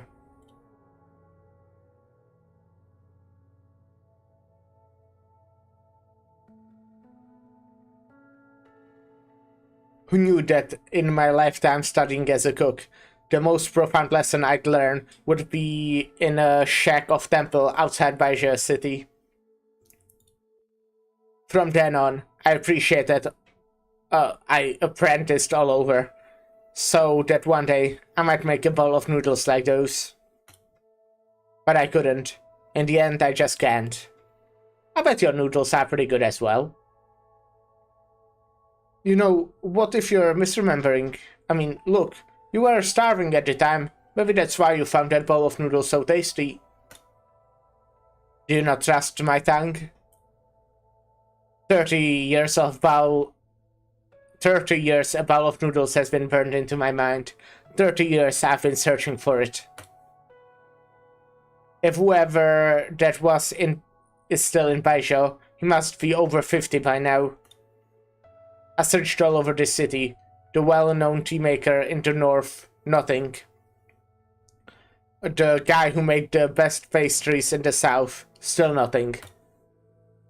I searched and searched, until my fellow oldies in cooking retired, and only I was left. I was on the verge of giving up. But today, once more, I tasted it. I don't know why. Her cooking skills were immature, but the noodles she brought forth tasted exactly like it. It was your chef here who taught her those noodles, am I right? How do you know? We sent out 100 written invitations for the Ding Fanglo competition. I can recall everyone. I've long been aware of saviors at use had a reputation. I don't know what kind of relation your chef and that savior of mine have. And I have no clue why he's willing to waste his talents away like this. But I want to do the same. All the cooking skills I've inherited over the years. I can't let them end with me. Mobufu stands, produces a letter from his pocket, and places it on the table. You tell him this. That untrained disciple of his, she passes. Tell her to report to Ding Fenglo 2 days later before noon. Huh? She just passes? You get good enough business here. Did this doorstep sink again recently? We haven't replaced it in over 10 years. Low doorsteps can't keep the wind out. It's getting colder in the coming days. A weather metaphor? But also we're having a ad break. But weather metaphor? Ad break.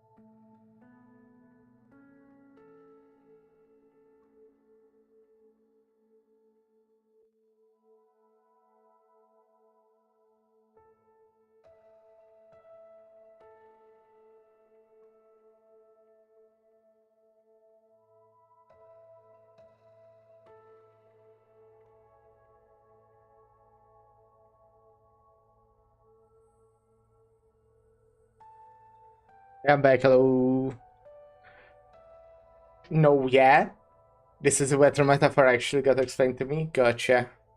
Well, I don't really get what it means. I was like, oh, it's weather. And they're talking about wind blowing harder in the next days. And we pretty much know that something's gonna happen during the feast or something. Or like, in that time frame. Maybe not right during the feast, but I'm kind of guessing during the feast. And I kind of just say weather metaphor anytime. It's also a doorstep metaphor. That's the key part. I see. Okay, so from now on I need to pay attention to both weather, but also doorsteps. Those are also important.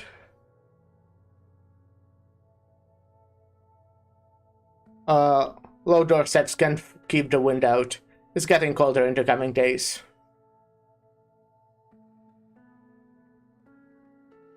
Low doorsteps. The boss won't let me. He says the lower the better. Too high and all the diners will stop coming.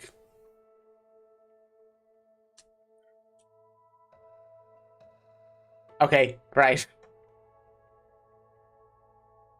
Now I will have it on my mind. I'll just keep thinking about it.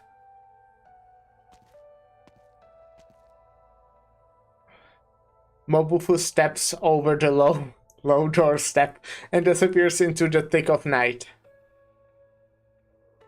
Once again, the restaurant is empty save for squalls of wind through the hall. Their whistle grows louder, as if lamenting.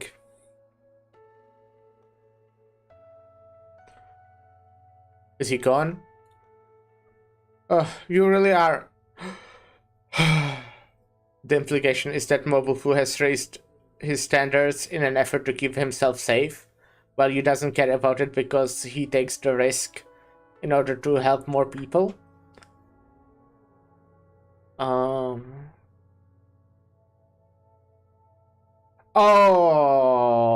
yeah, okay, got it. I think.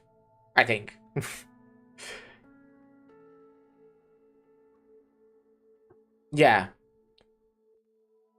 Okay. I heard the place passed the test. Does that mean the prize money...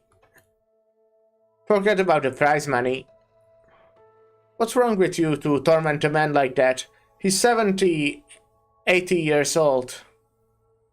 And you will just watch him freak out like that? He just can't help find the apprentice to fit him, right? What's to worry about? Look at me. I never worry about things like that. Put yourself in his shoes. He spent a lifetime honing his craft, just for it to be lost in a blink. Well, if it's lost, it's lost. Is his future reputation he cares about right now? It's the title of First Under Heaven he's carrying. It's others' cuisine he's obsesses with. There's no way he can focus on his own craft and improve it at this rate. If he can't make it through this, nobody can help him.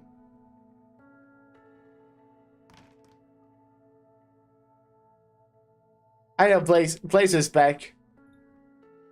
Look how late it is. I bet you haven't eaten. I'll go make you something now. Yeah. Congrats. I've got good news for you. You passed the Ding Feng Low exam. We'll split the reward money 30-70 like we agreed. Yeah. You don't care? If you're that good for money, how about leaving your 30% off? Huh? Changshu didn't come back with you? Right, where is Changshu? Oh, she dropped in this afternoon while Jiang was out buying ingredients. She left you a note too. Left me a note? You have passed the Ding Feng Low chef selection. Please fill... Oh, whoops, wrong one. It's this one. What could be so secret she has to leave it in a note for you? She's inviting me to her home. Ning Manor? Hmm. Hmm. Hmm. Hmm. I think I turned into a Minecraft villager.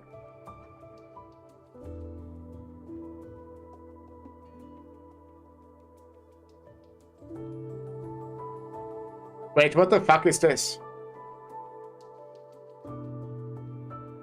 What? Why is this 4 and this is 6?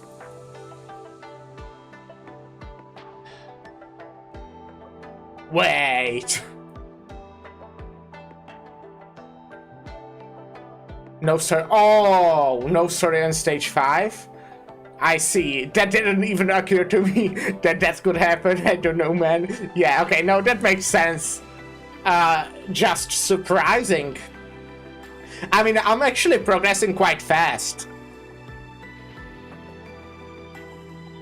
I think. That's weird. Why would definitely not play Sister have a Ning CQ's house? Yeah, that is kinda weird, isn't it?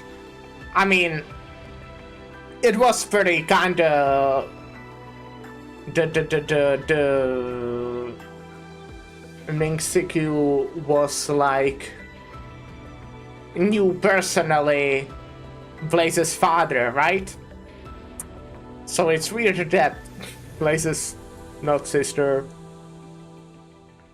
Aww. would like live there as well. And she also doesn't have parents. That's weird, right? What a coincidence.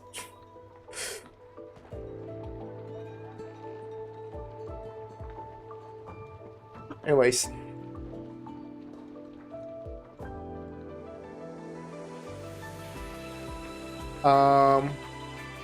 Yeah, I wanted to say that even, like, I think I can still do, like, 2 more stages or so, depending obviously on how long they are.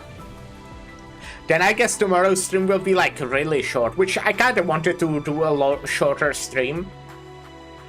To, you know, get ready for my travels.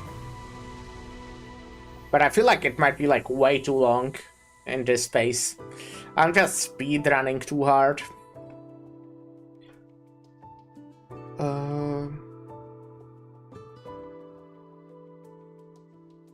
Anyways, I mean, we can we can play IS tomorrow. Who knows? Or we can play Slay the Spire. That also works. Or we can just do shorter stream. Like we can actually just do a shorter stream. Or 6 before.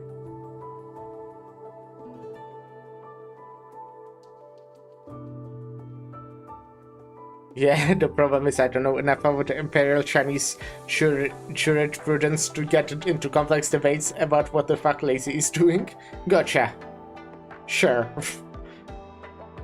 No, I think Lazy is like going around and like investigating.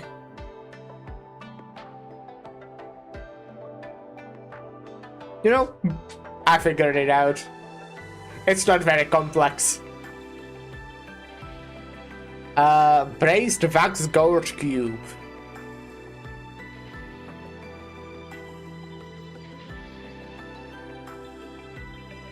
I know what's going on with Wei and Wu, but I think that's a spoiler. But maybe not. Well, if it might be, then I would rather if you know, keep it for possibly later. I want to look if braised wax gourd cube is a food, because I feel like these tend to be foods. Braised wax... Oh shit!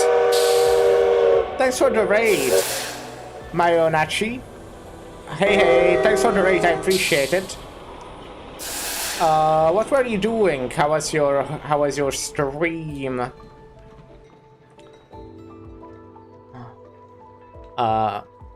And like there's also all the sweet stuff going on in the background. Yeah.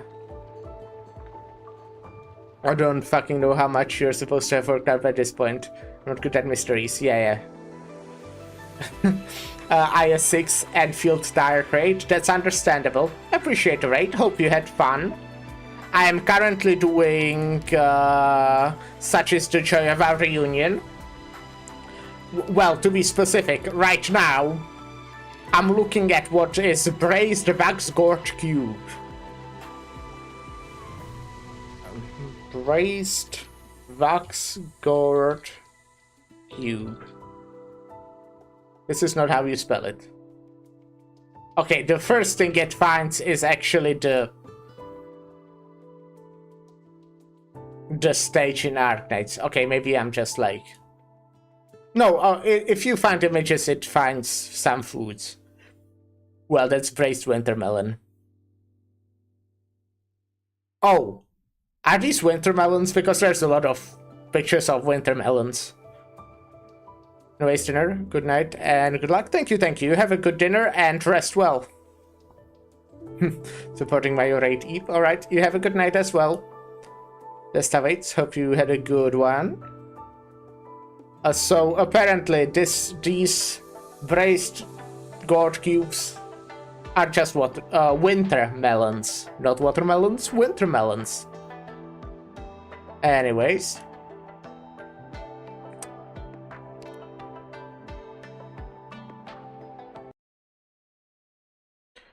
you came.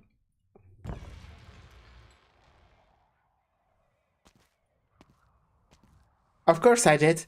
That's what you do when the Nings invite you. I'm sorry, I don't mean to hide anything from you. I just don't really think it's something I should bring out for no reason. Nothing to apologize for. You've got your troubles. I'm not the kind to give you the stink eye just for being blue-blooded. So, what do I call you, Lady of House Ning? My name is Ning Yin. I'm not actually part of House Ning. I was adopted by grandfather as a child. He always introduces me as a distant relative of the Nings, but I've never met any relative who actually shared blood with me. Do you remember what I told you before? Look, I'm pretty bad at comforting people. No, it's okay. Grandfather's very nice to me, and my background has never caused me any trouble at all. Everyone treats me very well. That's good. Your grandpa would be Ning Shu, ex-minister of rights? Yes. Perfect, I know. It's getting chilly. Don't just stand out there. Let's go inside and talk, okay? Sure, I guess.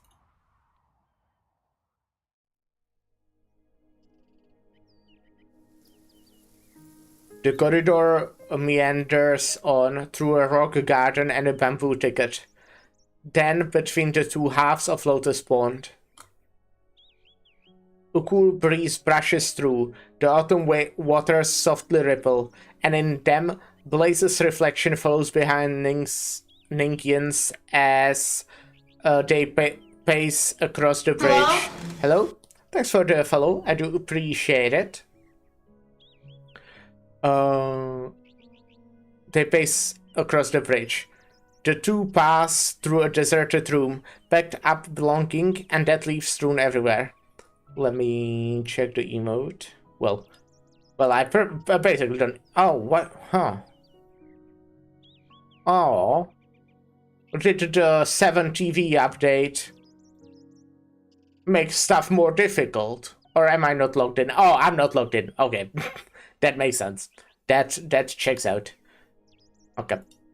Let me sign in then. Okay, let's fight.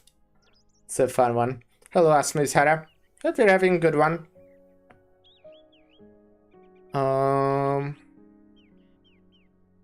Confirm.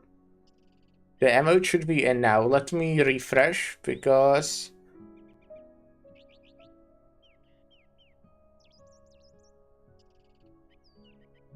Yeah. Nice.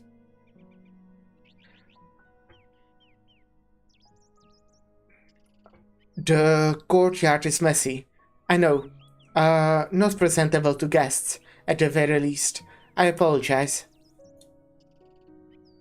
The whole family is moving out of here soon. Grandfather can't take Baijiu's dry climate in his old age. We're planning to move back to the old place in Jiangnan.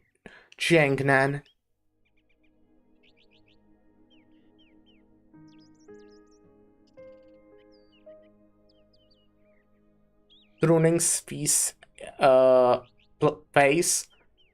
is glacial. She can only hurry up once she notices her friend is in no mood to appreciate the scenery. Up ahead. We're almost there.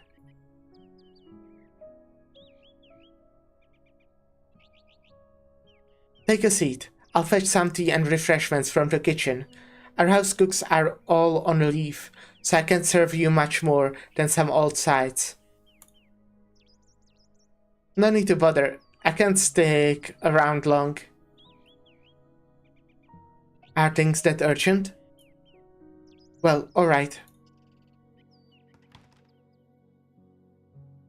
Let me supplement you with some essential Arknights emotes. Sure, I'm down. If you plan to redeem a lot, I will probably though just add them all at the end. Just saying, because it would, stall to add them all right now. But I have like the most important ones, I have this one. That's the most important one.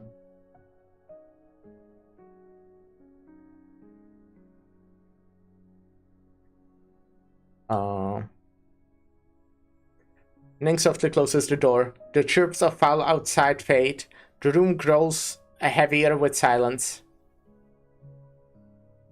Surprised to have Amiya concert, but not Amiya at concert. Oh, I've actually seen Amiya at concert, but I just never added it. I think there are more uses to have Amiya concerned, because I do a lot of concerning activities, like reading. Alright, tell me why you invited me here. I'm sorry, I was going to look for you yesterday. Actually, after the fire at Ding Feng Lo. But I overheard your conversation with the Deputy Minister of Judicial Review, officer of Chef Mo. And? Blaze, I might have met your father before. Is it like maybe your father as well? It's fine, we can add them later, no rush? Yeah. When I was 15 years old, I remember we had a visitor. Let me actually just check. Yeah, okay, so it used to work with the 7 TV emotes. If they were posted, there was like a simple button you could click and it would automatically add it. But after the last update, it actually just posts the normal link. It doesn't show the thing. Could it be that I have, like, bad version or something? Because that's much more inconvenient. Sage. I mean, since I'm already here, I guess I can add Amiya unconcerned right now. Grandfather was always busy with work. My apprentices and co-workers were coming and going in the estate. None of my business, by and large. But slowly I realized an extra person had moved in, wearing blue low-ranking Mandarin's robes. Every time I saw him, he was alone, as if other people just weren't his concern. Concern? Like Amiya concerned? Similarly? At first, I didn't really pay attention. It was later that year, on my birthday, when... Did you have noodles? Did you have longevity noodles on your birthday? Actually, no, you didn't. You literally told us that you never had them before. Okay, sorry. Sorry for asking. Like every other year, Grandfather would hold this grand birthday dinner for me. With lights and banners strung up everywhere, and friends and family all around. Not that I knew more than a handful of them. They were chatting the day away, and about what, I had no clue. So eventually, I sneaked out of the dinner, and nobody noticed when I did. I wandered around the courtyard for ages, bored out of my mind, then scrambled into Grandway's study on a whim. Have no idea what you just wrote, just saying please keep it, in English.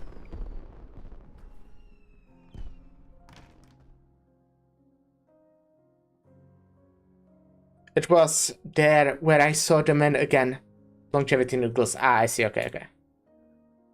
I remember I saw him stuffing his pocket with letter papers and brushes. When he noticed me, his face was stretched with nervousness, and he pulled the brush and paper back out again in a rush. Illegal noodles? Oh no. Are you... it's not what it looks like. I needed to finish copying some letters, so I was going to take them home. The High Minister is sending these to very important mandarins, so I was just worried if the paper wasn't good enough. It's okay. It's just brushes and paper.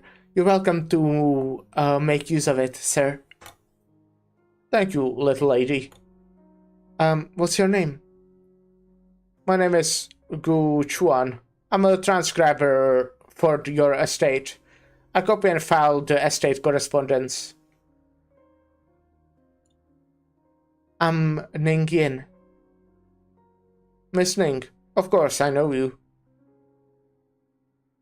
Then now we know each other. Sir, I want to read in here for a bit. I won't interrupt you while you work. Is that okay? Oh, of course. Feel free, Miss Ning.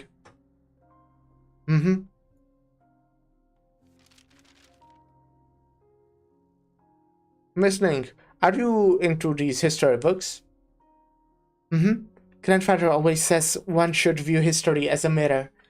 We must use it to study our ancestors, wisdom, and character, and to learn from their teachings. But I think reading's just fun. It's like all these amazing people recorded in the texts are coming to life before me, and they are all my friends. I think someday it might be nice to join the Imperial Historical Cabinet as a historian myself. You've got quite a unique outlook, Miss Ning. If you're interested in following the High Minister's family footsteps, I'm sure you'd do well. You think Grandfather's really cool too, then? Of course. Minister Ning's been helming the Ministry of Rights for decades. He has plenty, oh no, of deeds to his name. He's Mandarin everyone... Oh no. Everyone laughs. Okay, I get it. Hey, Delt. Hope you're having a good day. Hi. Now you see me as well. Oh my god, you're just redeeming everything. Oh my fucking god. Okay. Calm down, alright? Calm down. Well. Just a sec.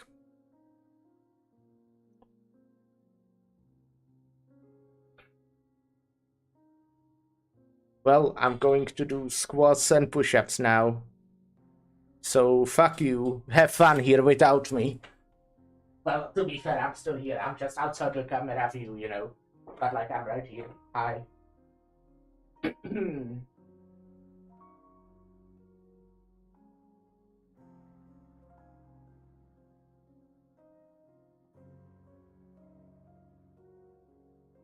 5.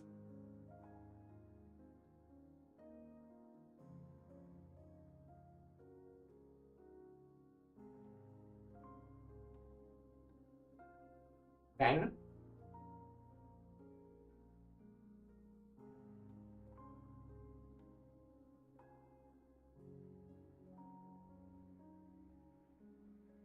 15.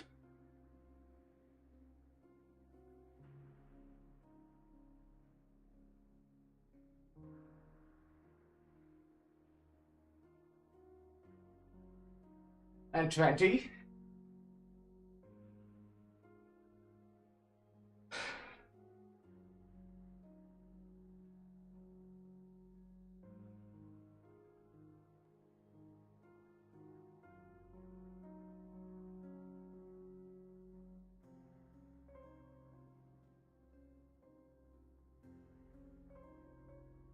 Five.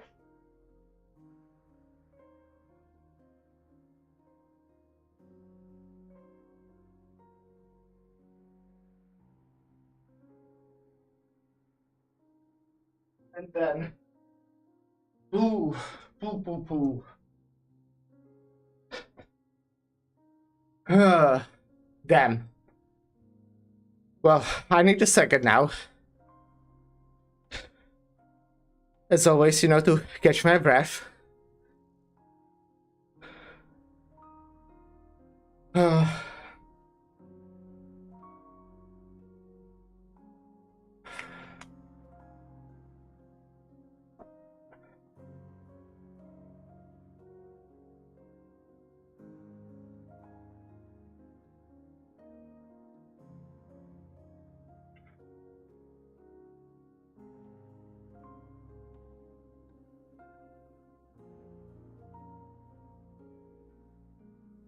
I guess while catching my breath, I can look at what the fuck is what with 7 TV.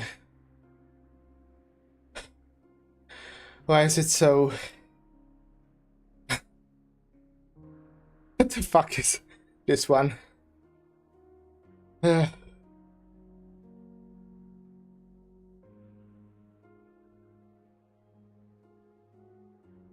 If I... Just testing right now. No, yeah, that doesn't do anything.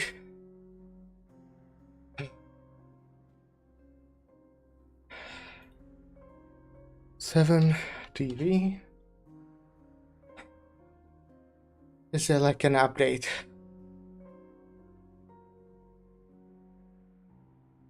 Web extension. Recommended one. Oh, it has only 3 stars? What happened?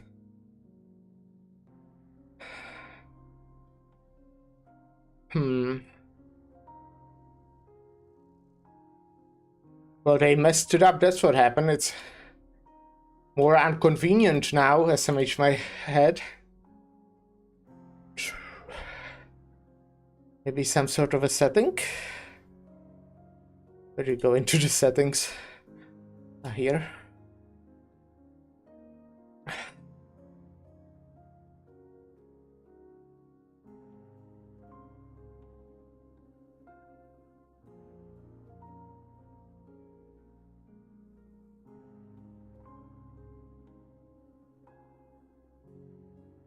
Moderation?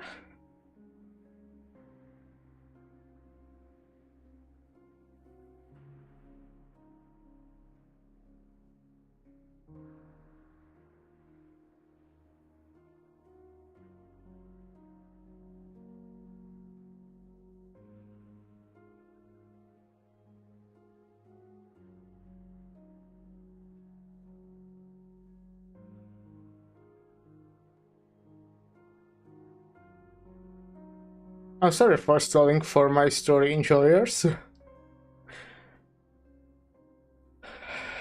I'm trying to breathe here, but also fix my stream.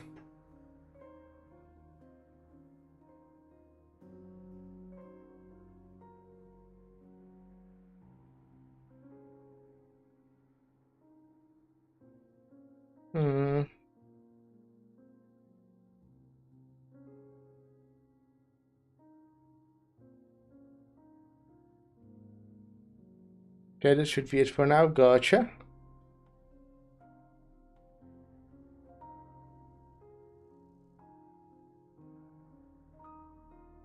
Yeah, of course, more cursed emotes. Yeah, I know there's a lot.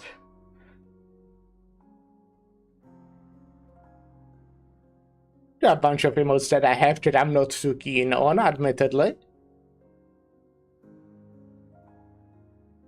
Hmm.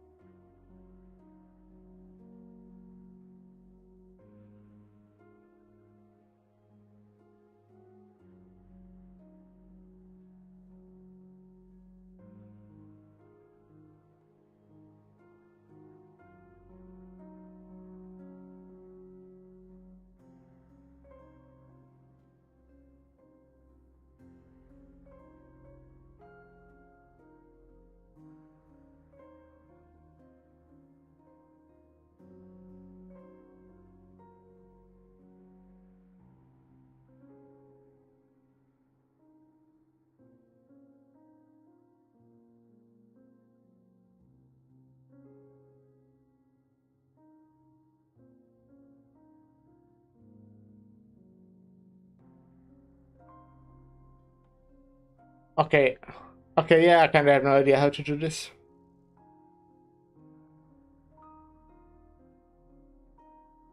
It should be showing. It just... I'll figure it out at some point. I think I got my breath though, so let's continue the story. Oh, I guess I can still add them. I'm missing 2. So that will be fast.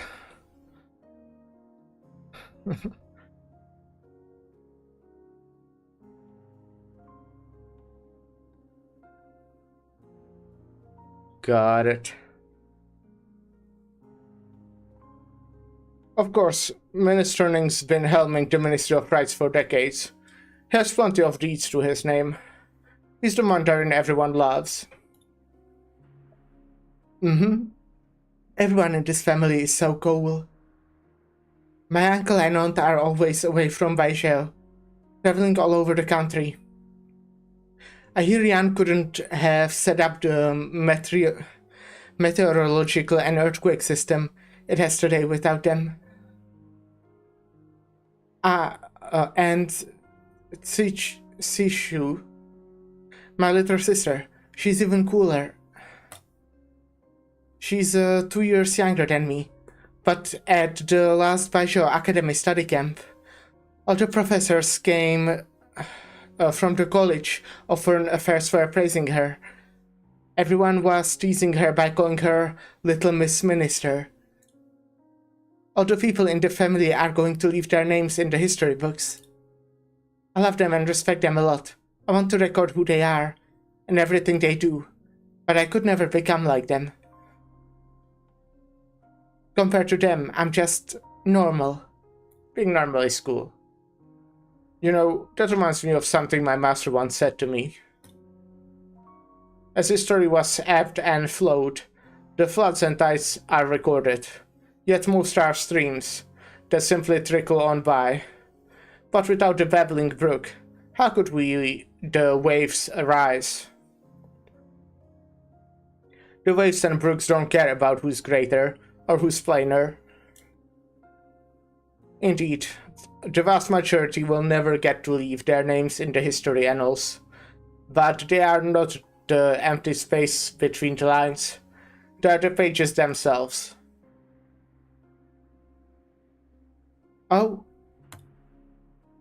I'm sorry, I thought your ear off there. Sir, your handwriting is really beautiful. Oh well, this is my own skill, really. I can still remember when the High Minister gave me this transcriber job. I can never write my name properly. Grandfather's gotten on my case about it more times than I can remember.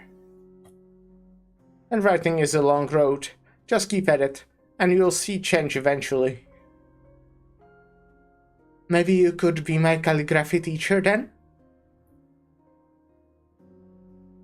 I would never pose as your teacher with my modest brushwork, miss, but...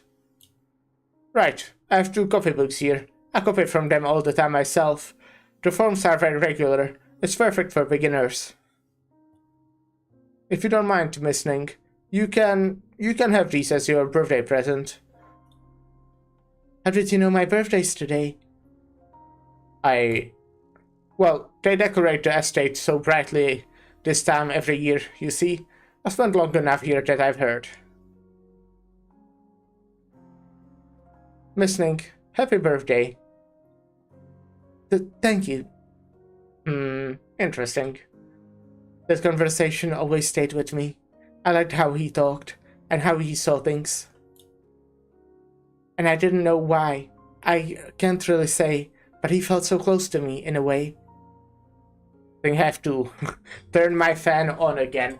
I turned it off for like fucking 20 minutes and it's so hot again. To be fair, I was also like, working out, so...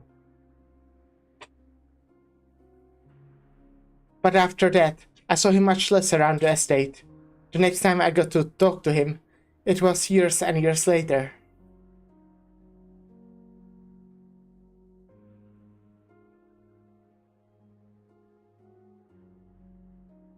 Grandfather's cold has lasted for a month by now, and it's still not getting any better. Now it's almost winter. It might only get worse at this rate. We'll be counting on you for the next while, Doctor.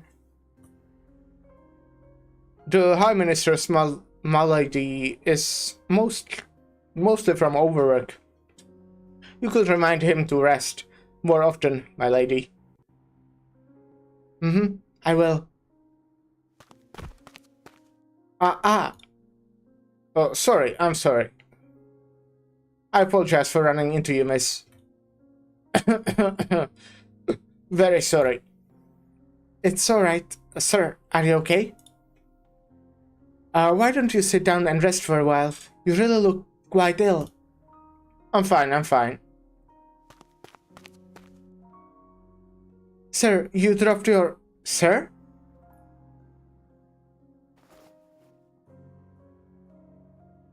Are these painkillers? Strong painkillers at that. Whoever that was, he must be quite badly ill. Doctor, if you're free, could I ask you to attend to that man too? You can bill his medical expenses to me. I was worried about grandfather's condition at the time, and didn't pay that encounter much mind. I was just planning to pay him a visit later, at some point, when I had the time. But after that winter, I never saw him again. Doctor, thank you so much for all your work. Grandfather's back in perfect health now. Right, and about the man I asked you to attend to. Oh, you meant the Guo Chuan man. He died. Huh? Was it his illness? No, I hear some kind of accident took him while he was on his way to Victoria. But given his health, I can't imagine he'd have lived much longer even then. Truth is, last I met him, his malady had taken roots in his vitals. I could hear it in his breathing. I can't imagine how much he was suffering in life. And it is a mystery to me why he's decided to travel so far while that sick.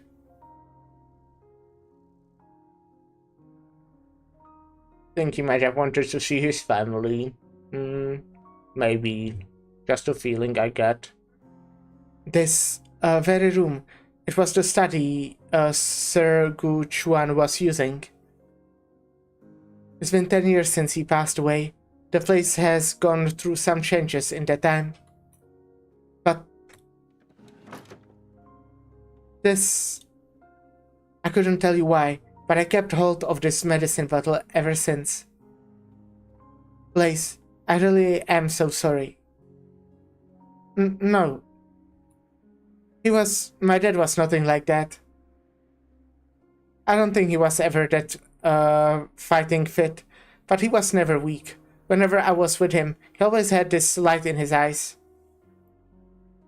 How could...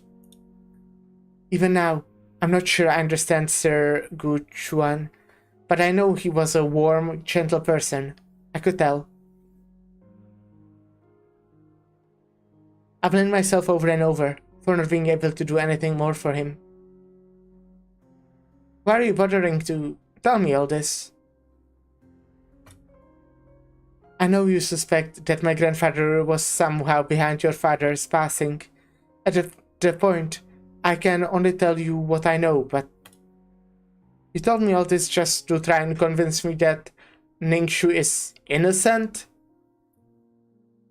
No. I just wanted to implore you, please, find out the truth. Whether for Sir Gu Chuang's sake, or for the sake of the truth itself. Whatever the truth even is. Are you... You don't have to tell me twice. I'm gonna go get to the bottom of this.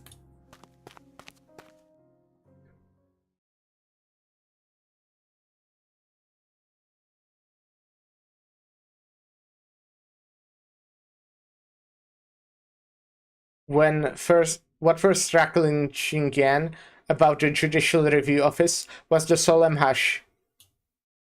The first time she ever set foot through this courtroom door, all noise promptly vanished behind her. She remembers Yu Cheng's telling her why it was designed so. Silence begets peace. Peace begets thought. Thought begets results.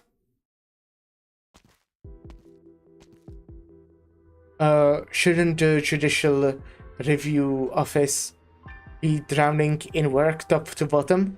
And yet, you've got the office all to yourself, Deputy Minister Lin. Zhejian, what are you here for?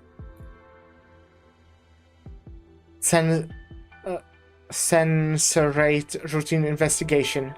There are some issues we'd like to consult you on regarding the Yu Cheng's case. Consultation or investigation? Which is it? Deputy Minister Lin, after working together for years, I implicitly trust you on a personal level. But the Department of Discipline and Supervision has a lot of writing on this case. We have to go through the motions, Lin, if you'll pardon me. Just ask what you need to. Name: Lin Qingyan. Gender: female. Let's skip the basic info for now. For the next 3 questions, you don't need to elaborate on your answer, just respond yes or no. Are you grilling me? Everything you say from here on will be recorded. I'm worried what you say could fly against you. If you have no further questions, let's begin. Deputy Minister Lin, you passed the NC Bureau assessment in childhood and were exceptionally admitted per your outstanding grades, and followed the esteemed Science Storm Count in learning your Leifa. For the record, that response is being asked for her gender made me a lot of my friends go home lazy trans. I see. Yeah, I that makes sense. After graduating from the Tianqi bureaus, you chose to join the Judicial Review Office and soon accompanied then Deputy Minister Yu Cheng to investigation all across the realm. But then we looked into it, and her operator module is weirdly non-gendered in all description of her childhood before going to she/her in adulthood. That's interesting. Okay. In just a year from Registrar, you rose several ranks to become the youngest deputy minister in the history of Yan. Is this background as stated true? Right, and again her name is Girl Beast Blue Inkstone. Yeah, you did tell me that yesterday. Yes. It's your third month with the Judicial Review Office as registrar. You handed in the whistleblower report to Discipline of Supervision. It accused the Right Assistant Revenue Minister of embezzlement and extortion, and you recovered 10 million in stolen assets. In your 5th month in Changji, you essentially single-handedly shone light into local academics examination fraud. Over 100 mandarins were implicated in this, the highest of which was a 2nd rank, and were eventually rounded up. Upon becoming deputy minister, you handed the case of formal judicial review of his deputy minister Yu Chang for giving evidence, forging evidence, causing him to be expelled from the office of Hiram Pavilion, while all status stripped from him thereafter. Just a sec. I want to kind of reread because I think I was distracted a bit.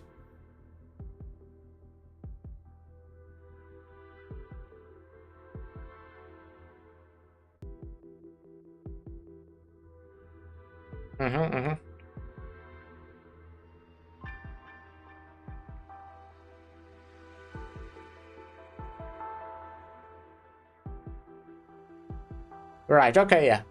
Just so far, I think I know. Like, that happened. Are these case histories as stated true? Yes. With an academic background like this, surely everyone lauds you as a young up-and-comer blessing to the girls with talent. And yet people can help but wonder, what gives such a green-hand mandarin the courage and capacity to handle these cases? Then you get to the point. If I'm remembering right, your good mother and father were Tianshis at the Chamber of Heaven's Designs, spending years building much in the north, even being visited personally by the True Lung. The Lin family is a well-bred one, many Tianchi giants in its line, and on top of that, rumor has it they are quite closely knit with the Lord Exorcist's household. As for Science Storm count, I think even the rank fails to sufficiently capture your Shifu's importance to Great Yan. Are these relationships as stated true? Jie Zhen, what are you doing? You need only answer yes or no, Deputy Minister Lin. Don't think I'm deaf to your connotations. You're trying to say I was only by leaning on my background that I could take on judicial cases all these years? I certainly didn't say that at any point. Having known each other for years, I would never doubt your integrity. The Lin Qingyan in my mind's eyes has always been pursuer of justice. But why, Lin, do you not pursue now? Jie Zhen, just why did you come to see me today? How much do you really know about the Zhu Cheng affair? As I just said, I'm here to see you today on routine business. As for the Zhu Cheng case, what I heard in the courtroom that day is all I know. What makes you so dead set on the case, Censor Jie Zhen? Before you decided you'd investigate it, I remember we actually had an argument. I'm going to speak out of line here. The whole stripping of his rank aside, I really do respect people like you, Cheng. Now, of all times, you're going to defend him again? If a law enforcer does not themselves abide by the law, that's abuse of power. That goes for every last member of the 3 organs of justice. What kind of double standard could you possibly be applying here? No, The Judicial Review Office's verdict is settled on Yu Cheng's mistake. I've a little more to say there. I'm just very curious. What kind of truth could have pushed him to such means to find it? He must be more familiar with Yu Cheng than me.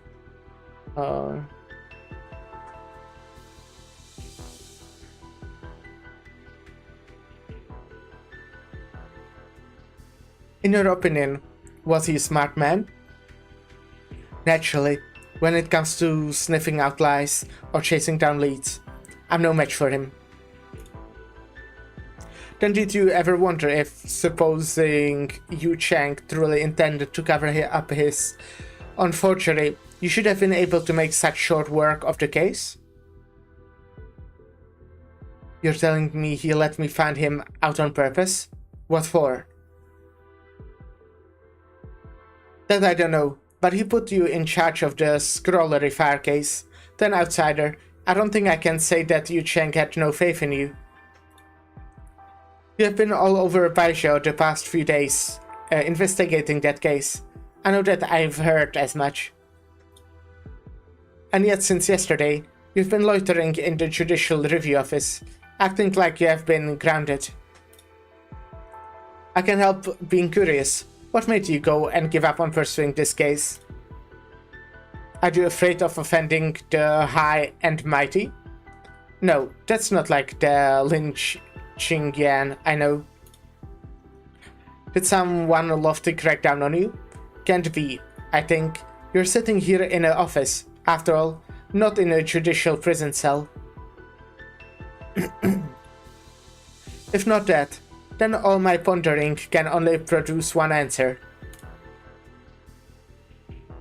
You're scared that if you continue, you'll implicate someone you know. Seems I guessed right. In the thick of things, your concern clouds your judgment. It's like you have forgotten the simplest of truths. Don't miss the forest for the trees. If you can't hide it, you may as well tip it out. Show us some sunlight. Show it some sunlight. Mr. Censor, you have really severed up a lesson for me today. Not at all. I think the hash of this office must have helped you figure out plenty by yourself. I know what I must do. Well, good luck.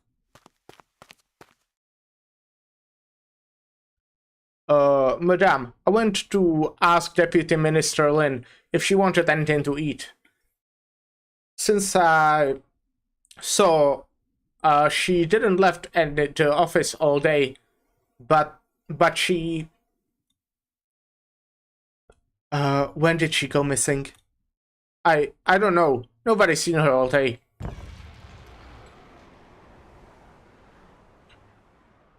A biting chill gusts through the stiff breeze, curling papers, and sending them dancing madly through the air.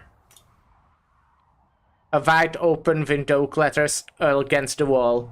On the table beneath it, a ceremonial gown lies neatly folded and topped with a document, pressing down in place by an inkstone.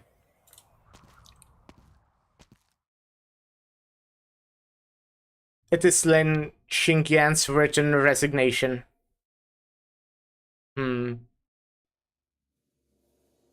Well, good thing she, already has like more job opportunities, like being a road silent operator, That's nice. Watching as Blaze vanishes far into the distance, Ningxu clutches her door knocker. The vague dark point vanishes over the crust of the path, but her stare remains fixed there, lingering for the longest time. What are you spacing out at the door for? Grandfather. Well, good timing, because we have to play ads in 10 seconds. So yeah. we'll take a short little break. And I'll be right back.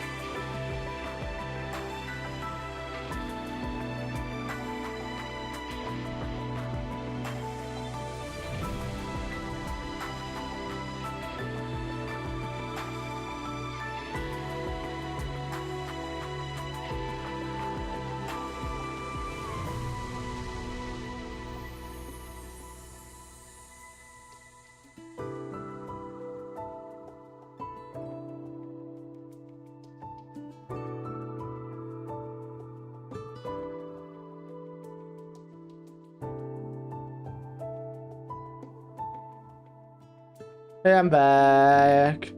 I tried to make a call, but it did not work out. So it's possible that I might get someone to call me back in the next hour, and I'll have to take a short break to pick it up.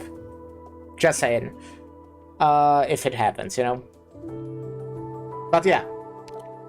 Or 6 after.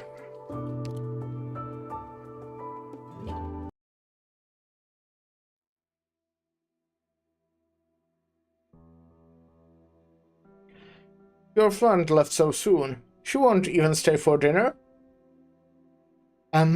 She had urgent business. She couldn't stay. Even as a child, you never brought friends over. Here I thought I could drop in to see what she's like. I don't know if we even count as friends, really. Seeing the dejected Ning Yin, the old man tries to think of something to say, but can't. He simply reaches over and brushes a leaf off her shoulder. Almost time to move. Plenty of things still on the plate, eh? Hello, Yasuko Hikari. Hope you're having a good day. What about you, grandfather? Huh.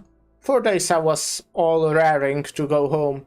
Now that we're about to, I look around at the little garden and I think, oh, if only I could stay. Do you remember? It was here in the pavilion we laid out some sand and grabbed a stick, and I taught you how to write one stroke at a time. You said by next year you'd be writing all the estate couples for us. Then you spent 2 months with me learning, and after that you had to give up. Doing alright? And well, seeing what Arknights has to offer and kinda figure out the game. I see. Well, I hope that goes well, because I love the game, as I already said. So, you know, hope you have fun with that. But the next year, you really did write me a couplet. Started like less than 2 hours ago. I see. Makes sense. Oh, bountiful blooms and a full moon. May sure last forever. I do think that the start... Okay, I was, like, basically from the start, I started enjoying the gameplay. That's what, like, kept me in at the start. But I think the story only started being good, like... I mean, it was fine at the start. But only, like... hooked me, I guess, was at chapter, like, 6. I always say 6. There were obviously, like, some really good moments before that I really enjoyed. But that was when I felt like it was just like, well, I was hooked, if that makes sense. So just, you know, keep that in mind. I personally, like, hate the argument of, like, with a lot of media, like, it only gets good at around episode 420. Because, you know, you shouldn't have to go that far to like, enjoy a story. You don't need to go through all that. But you know, just, I don't know, just keep it in mind. Okay, that's the call I was talking about. So be right back. Short break.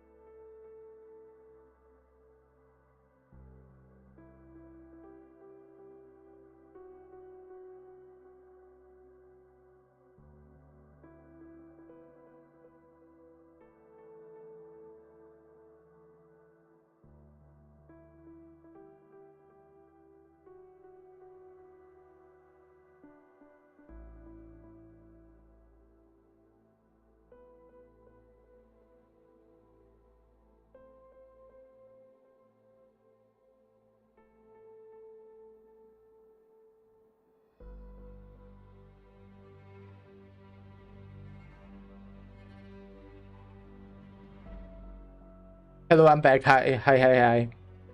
Okay, whenever I get like interrupted from a stream, I just started talking to my mom in English. I mean, my mom can speak English like pretty well, but it's just funny that I just didn't even realize that I'm talking to her in English. Final Fantasy 14 is one of those, something. Oh, games that get good only after like 1 million hours or something. That's what we were talking about. Sorry, I got interrupted in the middle of a thing. I think Lara just recently got back to that game. But maybe it was a different game. Maybe I'm lying. Maybe I'm a dirty liar. Give me a sec. No, don't actually. Well, it was already more than a sec, actually. Let's just go back. I'll stop talking. I won't, because I need to read the story. And I need to talk to do that. Bountiful blooms and a full moon. May it all last forever. I'm so surprised you still remember, grandfather.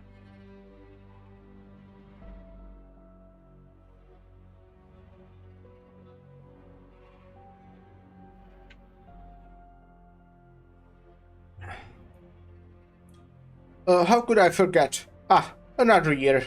Another mid-autumn. How quickly the days pass. The two of us haven't chewed the fat like this in the longest, have we? Grandfather to granddaughter. I've been out constantly, and we are always occupied with guests.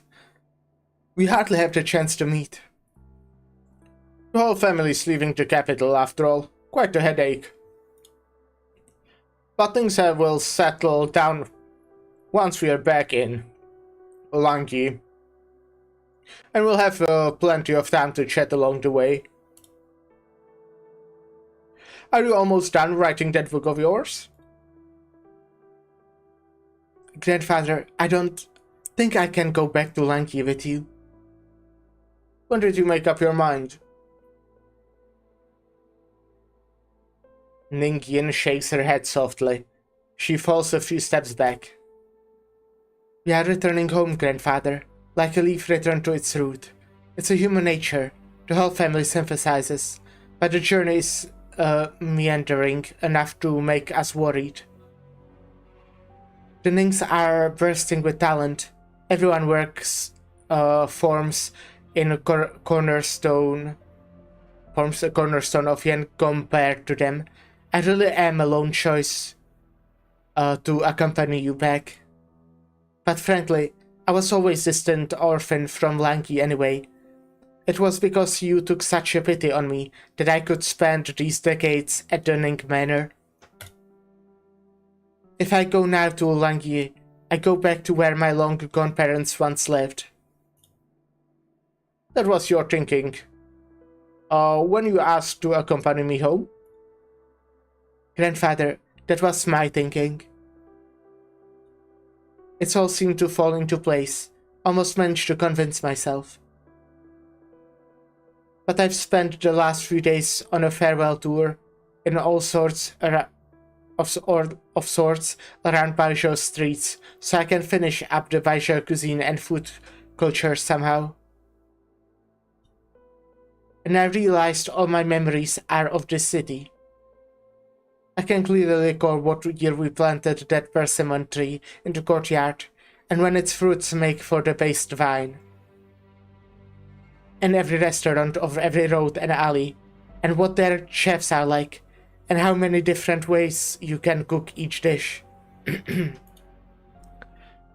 All of a sudden, it hit me that this very city, more so that the Ning Manor, feels like my home.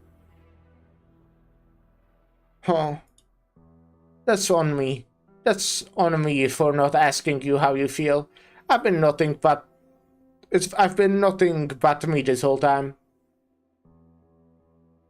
Grandfather, You're you are my one and only family. I'm so bad at reading. You have always been since I was little. I really did want to go back home with you at first, but the reason I'm set on staying in Baizhou now is you as well, grandfather. Is it? Mm-hmm. When I first joined the Imperial Historical Cabinet to compile annals, there was one thing I could never puzzle out. At some specific point in Yan's millennia of history, out of nowhere, the written word proliferated and education became all for all. Even the earliest of the tablets we were studying only went back to that period. So I thought that in that period, someone must have pushed for those changes. But I flipped through practically all the material we had, and I couldn't find a single clue. A sec.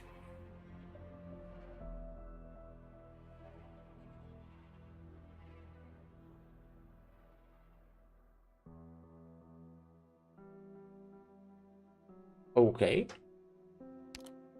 I mean, I thought we already heard the story about how education became for all. But it's not written anywhere? Well, I mean, the circumstances of like, the person, I don't remember what was. I mean, we don't know her name, just the title. Education was more recent. Literacy is different.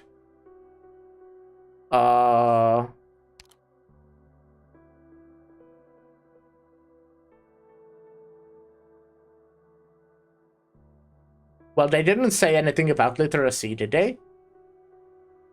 They are talking about education. And I'm pretty sure that... But you did hear this story before. Yeah, that's the one with the written word as literacy.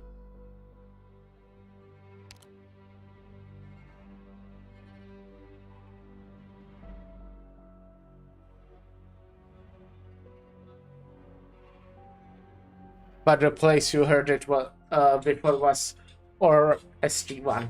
Okay. Okay. That was like yesterday.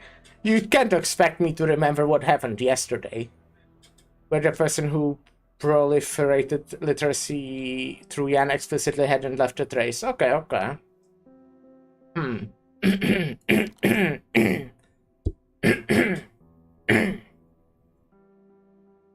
That's awkward. Maybe I should cough like a normal person just once.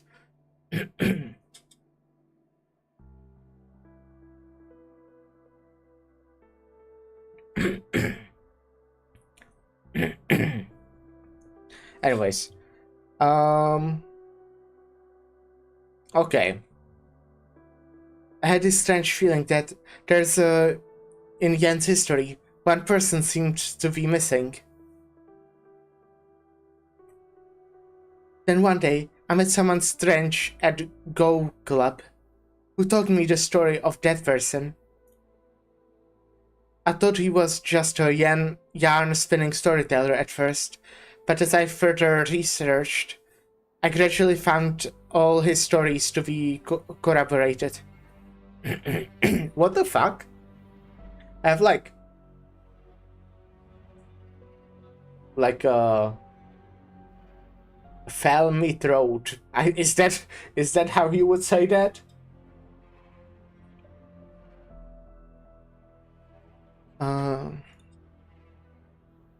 According to him, she was a gentle person who gave her heart and soul, her blood and sweat to the well-being of the people. Right, wait. Not that I remember exactly, but whatever happened in or ST1 was the 40 years ago, the like flashback or something.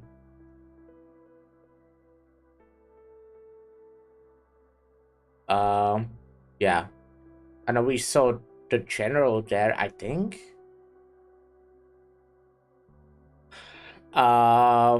We've seen that they like captured everyone from the family except the baby, the 40-year-old baby.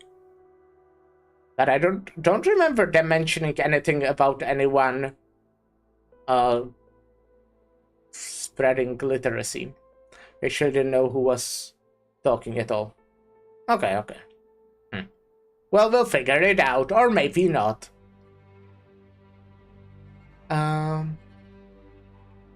According to him, she was... Okay. Sir, cataloging books, organized text, promoting education. If she did so much for all life under heaven, why does no one remember her? Or even her name? I'm just reading it. I remember that I read it before. I just couldn't remember. This is before 40 years ago, I see. Sir, can you identify this character? I don't believe I've ever encountered it before. It's not that no one remembers her. It's simply that her true name is a lone word. True name in one lone word was never recorded in the history books. Isn't it a pity her pen captured great Yan's long history and vast expanse, yet not a single page in the history records bears her name. Yeah. Okay. Well, yeah.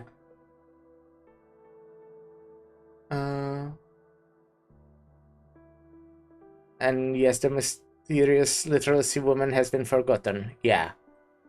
But people, well, Ninkin here is figuring it out. According to him, she was a gentle person who gave her heart and soul, her blood and sweat to the well-being of the people, and she gave too much. But how could someone as good as her fail to leave her name in our annals? Mysterious literacy woman is very funny.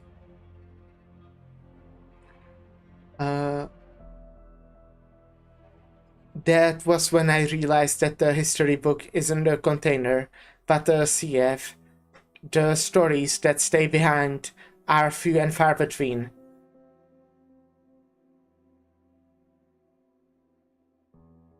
Grandfather, I want to record your story, but when I look back, and it dawns on me that for all the years I've spent with you, I can't even write with any clarity about what kind of person you are. Ninkin finally lifts her head and meets the old man's eyes. She waits for his reply, his answer to her unspoken question. She waited for so long. Awkward silence.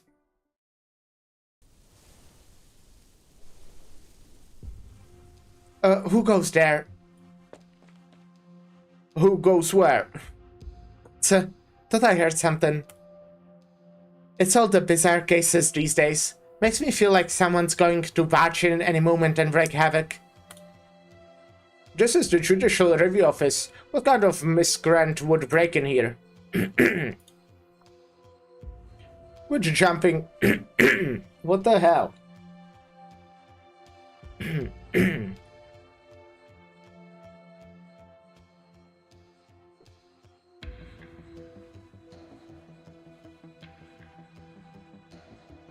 Well, I definitely hope I'm not getting sick, by the way. That would suck right before going to Germany. I'm gonna spread the con flu. With jumping at ghosts, guard duty is almost over, and then we can clock out and head home.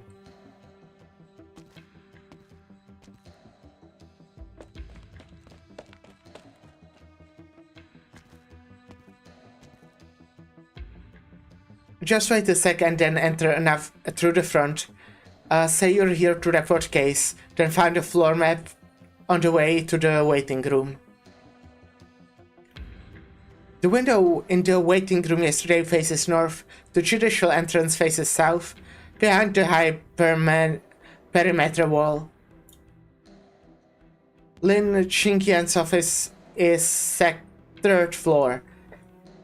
Get out the window, climb up the sprinkler pipes, and no one should notice me. Tame Dae. Once I find her, I'm gonna sock her into... Who's there? Hi. Lin Shinken? Blaze? What are you here for? What am I here for? I'm here to get you back. Where's your old court uniform go? I resigned. Right. Then went back to the restaurant, couldn't find you, and worried you might be up to something stupid. So thank you for coming, confirming that fear. Now let's find somewhere else to talk.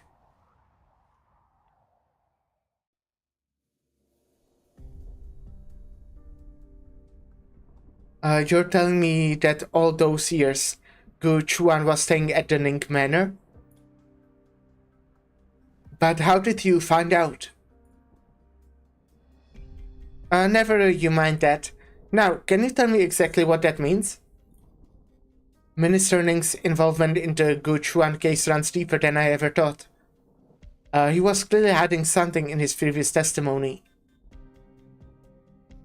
I did suspect he was the perpetrator, but going by Mobufu's testimony, when Gu Chuan was sent to death row in the fallout of the old case, Ningshu was the one who got him out, knowing that he wouldn't have a motive to try and get him killed again. And the most key thing, I had no idea before that Yu Cheng had contact with Gu Chuan so early on. Whatever's connecting this string of events, it's likely more complicated than anything I've imagined.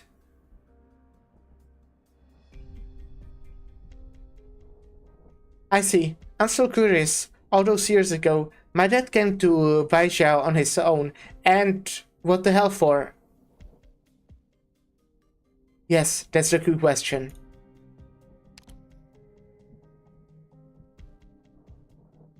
Right, yeah, I guess it is. Blaze has no clue the two lives Gu Chuan lived. If he was a fall guy in that incident, then why would he return to Baijiao a dozen years after the fact and plant himself in the middle of the maelstrom? Ningshu's position, Yu Cheng's scheme. We still can draw an outline around any of these questions. I wonder if, like, smart people that know things can, like, figure out what the fuck is happening, for example, at this point in the story. How should I let Blaze know? Hey, you know I can tell that look on your face. Come on, what's our next move exactly? Blaze, about yesterday. Forget about it. I know it's my duty type gets the urge to do a little weird stuff now and then. Not my circus. I'm not arguing. Just don't ever tell me any stupid crap like I'm sending you back for your safety again, because you're still trying to ditch me? Blaze, trust me, I will see this case through to the end. But you can't stick around in Baijiao any longer than this. Do as I said, leave it in 2 days. Head to the Langman office first. But you can't stay here for too long, either. So, once you are reorganized, get back on the road. Straight away and leave Yan as soon as... Over my dead body. You don't trust me to keep investigating? I mean, I do. But you're out of a rank. You're out of your job. How are you gonna investigate? I'll think of something. If Yu Cheng can resign and investigate in secret, then so can... I have an idea. Let's do this thing a little more truly. What's your plan? Blaze pulls a letter from her pocket. It's the chance Mobufu gave her, and now it's both of their chances. Not like we're gonna get anywhere just running around town. We'll head to the Feast of the 100 Delicacies, go straight to the Trulang, and ask him to explain all this. Pulls the letter from her pocket. Oh, right. The letter is the thing, like, yeah, you passed, right? That's the letter. We'll head to the... Oh, yeah, read that. Weather reference? Metaphor, not reference. Are we referencing weather? Your Imperial Majesty, the Ministry of Rights has drafted the official list of attendees for the Feast of the 100 Delicacies. To mark the occasion, Victoria, Letcanin, Laterano, and other such nations have sent us their envoys with letters of celebration. For your Imperial Majesty's perusal.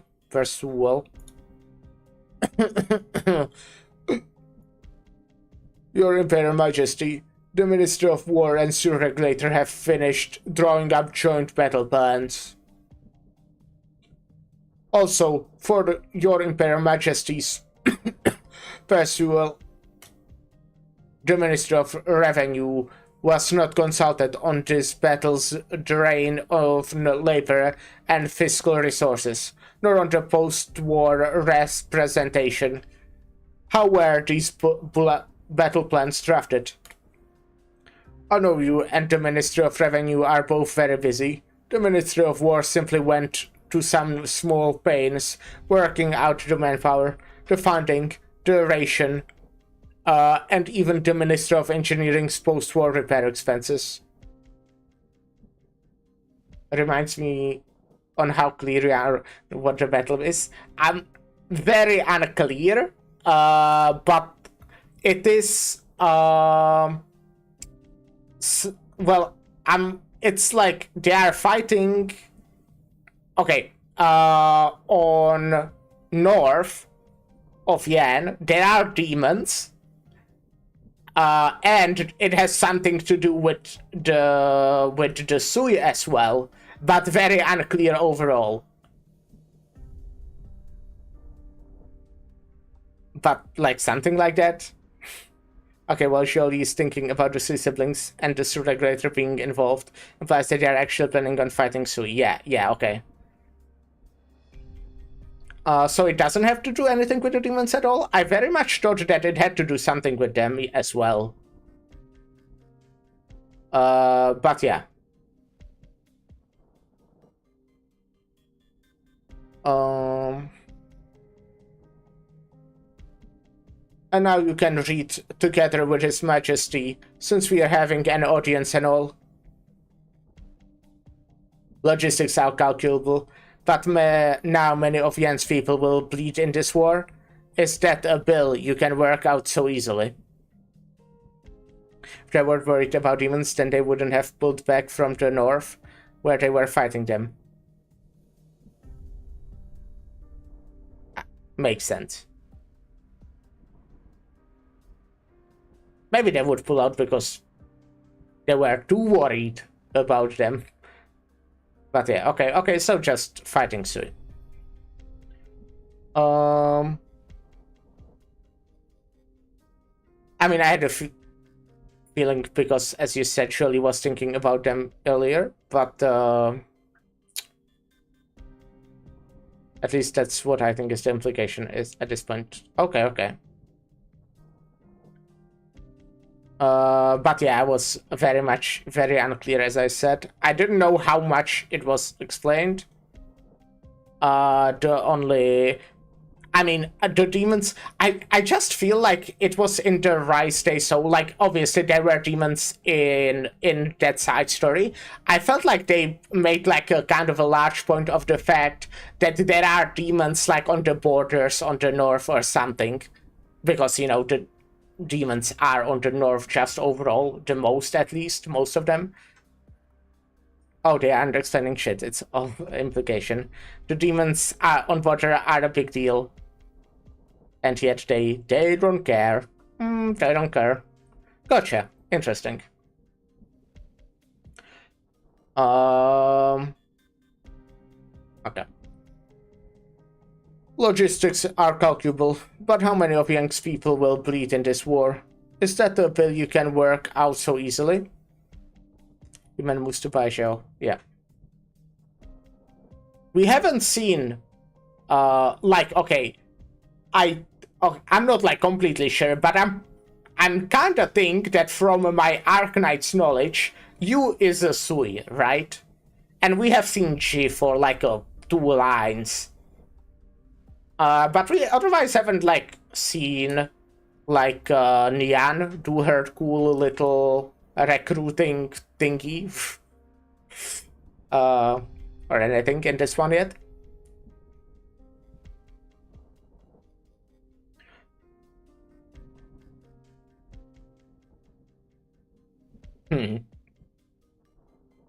So, the Grand Tutor means to say, if you can't work it out, then no need to try.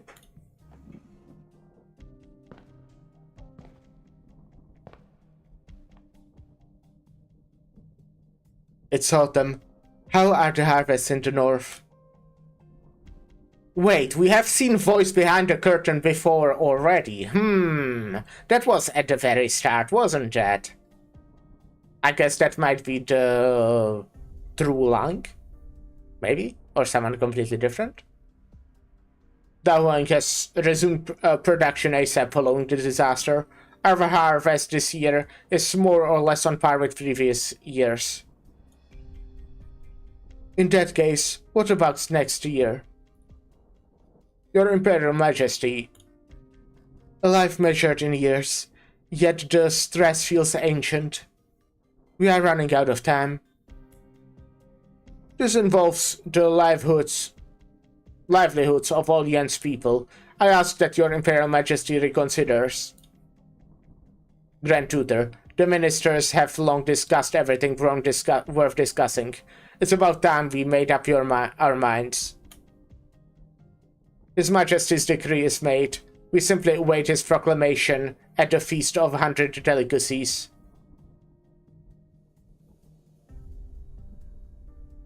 It's growing late. It looks to rain. The two of you can leave. Weather metaphor? May we be excused.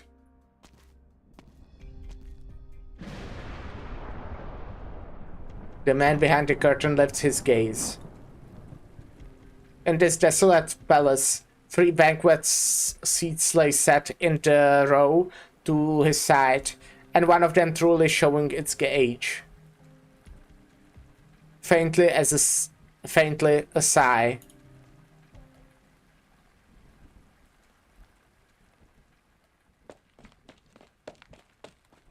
Ayo.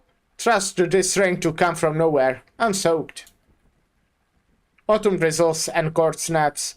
We will be out of fresh vegetables in a few days at this rate. I don't even get to rustle up this year's winter clothes. Chef, I think we're forced to start our winter pickles now. Get our mess of stuff out of the storehouse as soon as... Chef? Lace? Jiangchu? Where's everybody go?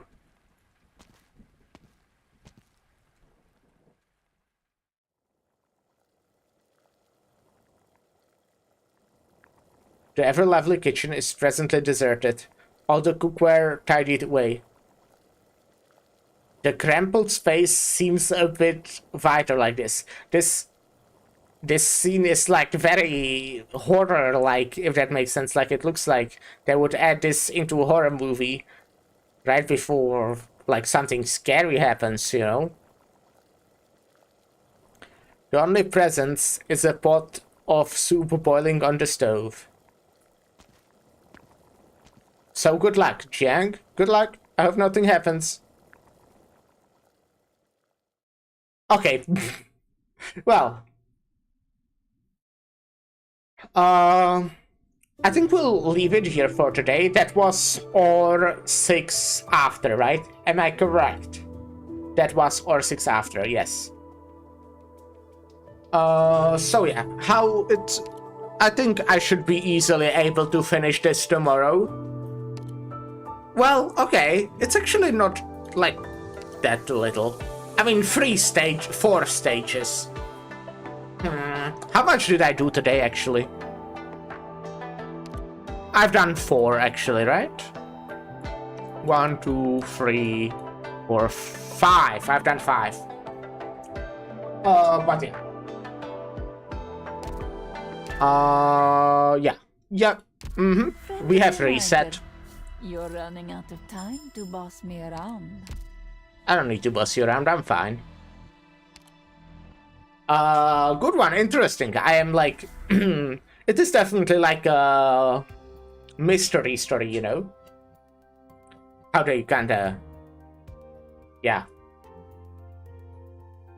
Like the genre of this side story, right? Right? The lambs and I have matching bow ties. That's nice. Aren't they pretty?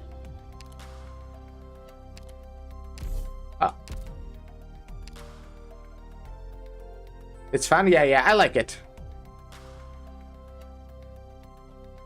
It's fun, what's the world? Don't know which one you mean. Yeah, I like the story quite a lot. It is like very interesting, very enjoyable. And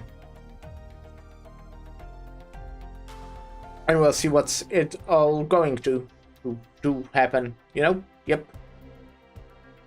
But yeah, tomorrow I definitely plan to finish it because, you know, as I said, I would like to not be in like a middle of a side story when I'm leaving for 5 days. Procedural? I only know procedural like in a context of fucking roguelites.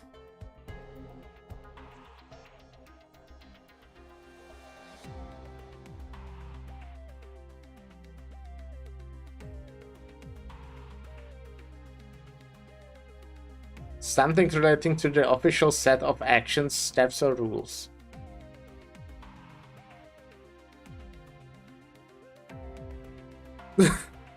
Apparently this is not a procedural, but okay.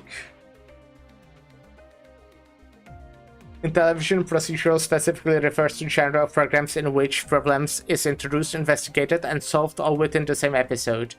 Then shows tend to be hour-long dramas.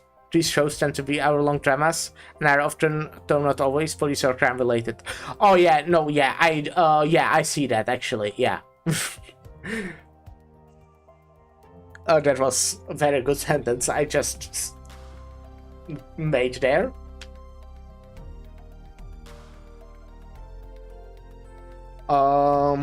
Yeah.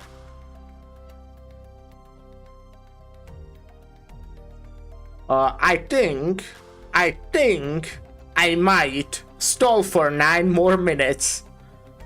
I guess I can do my dailies and shit.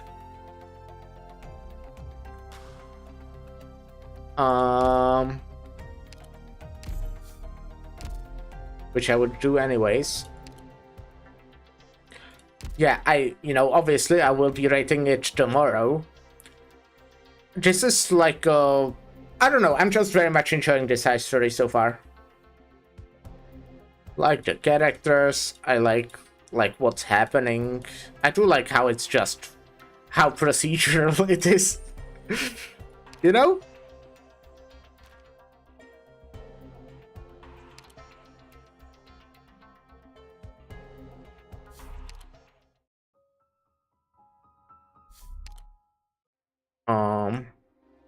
I'm unfortunately a little bit worried that Chan's non-sister might be Chan's sister. Just like a feeling. And I unfortunately had that spoiled a little bit. Like, if that is the case, it might not be the case. Maybe it is Chan's non-sister. Just like a little feeling I get. Which, unfortunate. Fuck!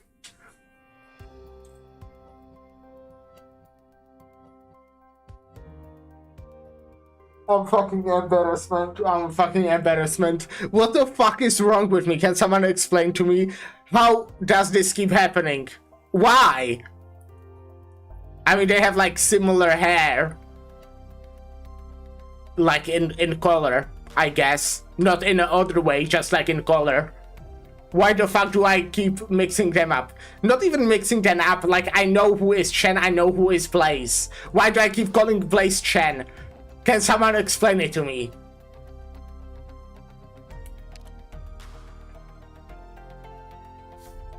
The fucking weirdo.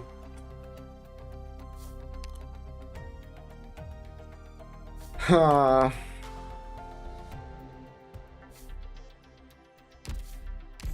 Well, maybe there will come a day when I call them the correct name. I decided to tier Arknights stories, but instead of having complicated qualifications for OGs, in which tier, I just sorted them best to worst and put the same number in each tier. Oh, I see, okay.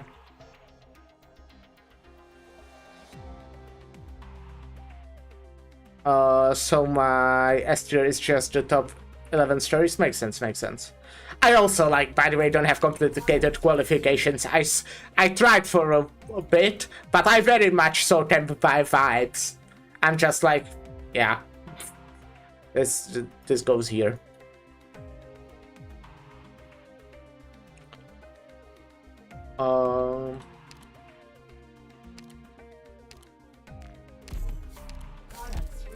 I mean, I still have some like in my brain, like thing what like qualifies for getting into S, for example, but it is very much just vibes.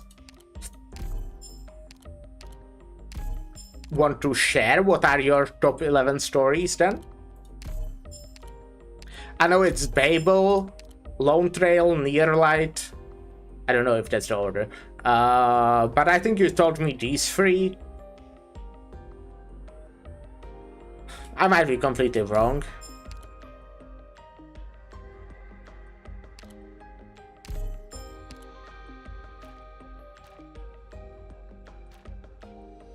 I'm clicking literally on everything except the thing I want. This is resetting in a bit, which, you know, I will need to buy all the gel again. Babylon Trail Near Light, I'm so good. Camp Catastrophes or Wakes of Vultures, Guide Ahead.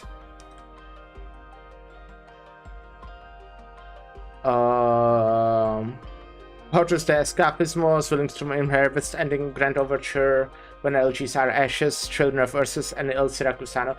That's like a fucking amazing list. I didn't, you know, I don't know When LGs Are Ashes, but I've done all the other ones. And that's like a great list. Like, Bevel, Lone Trail, Guide Ahead are the ones I have in S tier. I think there was one more that I had in S tier. Bevel, Lone Trail, Guide Ahead. LGs is so good. I am quite excited for it. I guess I can open my tier list.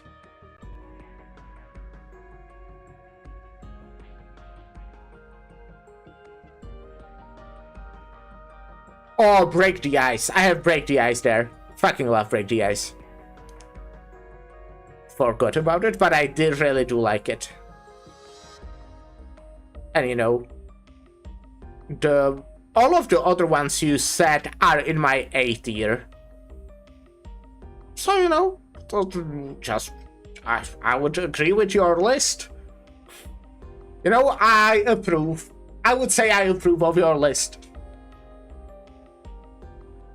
Oh, I'm not showing it. I mean, that doesn't matter, but I might as well.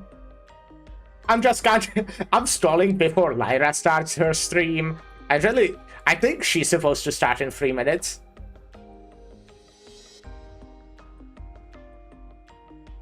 My 8 years Firelight, Vigil of Black Forest Rides, Break the Ice, Lucent Arrowhead. Lucent Arrowhead. Grand Overture Ato Originim Dust. Ideal City of Ruins. Okay. I mean, good.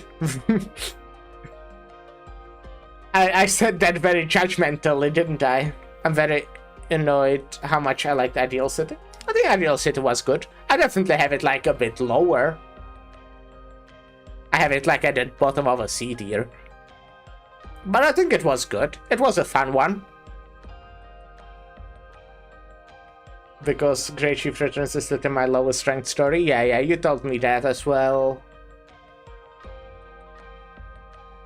My lower ranked is the first summer one. Also, with I said this a million times already, but with the story collections that have like 7 or some amount of complete stories that are like completely like not related to each other, or how to say, like, yeah, I just find them really hard to rate because, like, there might be, like, a story that I really enjoyed, but then there was, like, one that I, like, found completely boring. And I think just as a... just very hard to rate as a whole. So, yeah. And I think in Granny and Knight's Treasure, just like kinda nothing happened. I do think that it's kind of like the first time they actually gave a reunion some like actual depth instead of just being evil terrorist organization. So it was cool. But it wasn't that much. We didn't get like that much until A Twilight of Velumonte, which I really liked. I suspect you'll late Master's Travel quite high. I suspect that as well. I do have that feeling. Damn, I'm getting close to Master's Travels. I mean, you know, again, didn't finish yet. I'm thinking The Joy of Our Reunion would probably already at this point go like probably low A, but A. I'm thinking maybe high B. I really liked Black Forest Will's a Dream, but I'm probably liking this more than Black Forest Will's a Dream. Master Several is weirdly my top of C because I have my issues with its pacing, but mine has some amazing moments. Yeah, gotcha. Sometimes the pacing is weird. I do think that's like while I do like the stories, I think that's something that they have often as a like issue that I don't know if pacing is like exactly the word, but just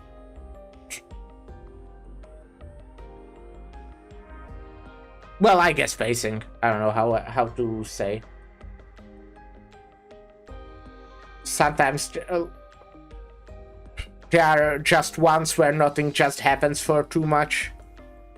Oh yeah, Undertales is the bottom of D for me because of pacing. Exactly, I do agree with that completely. I think Undertales is like the perfect example of that. But I think that's like, you know, in a bunch of the other stories, even though not as much, that just stuff happens. Like, it makes sense, especially if you're in a new location. A lot of the times it feels like the first, like, 3 or so stages are very much an introduction to, like, everything. Which, you know, can be done well. But it's like, we are just jumping from place to place so they show us all of the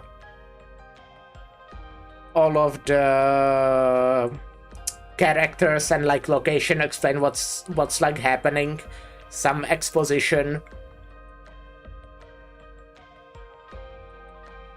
and that's like somewhat common. And I'm not saying, oh, by the way, like that's all bad, but it can be sometimes. I don't know, it's hard to say.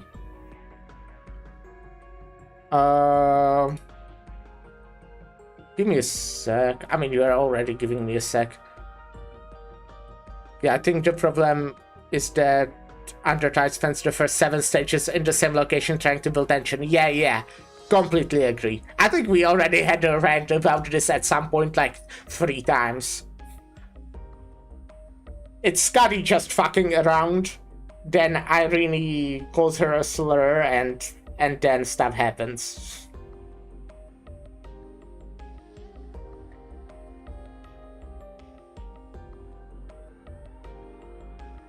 None of Arknights cast can carry a story? Yeah, I guess.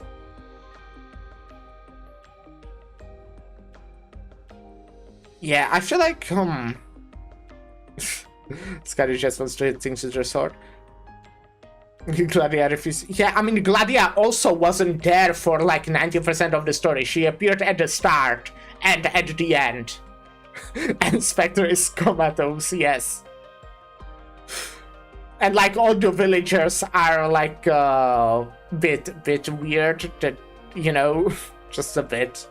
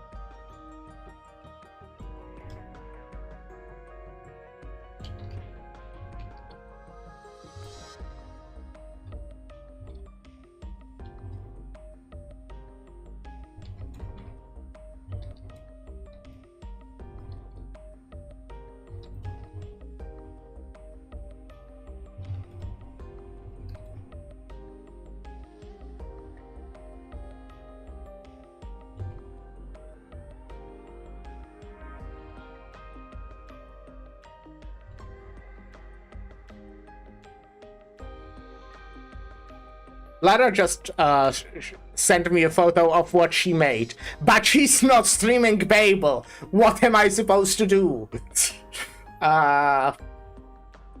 Villagers not really characters. Yeah, so much is part of the setting. That's exactly right, yeah. Dario does not explain anything either. Irene, we need to secure a future for the Liberi race. Yeah. I think I said this like a bunch of times, but I was really excited to see Irene at the start just because she was in the Olympus collab and I liked her there. But then when she appeared, I was like a bit disappointed about her. But hey, she's very cool now, I think. So that's good.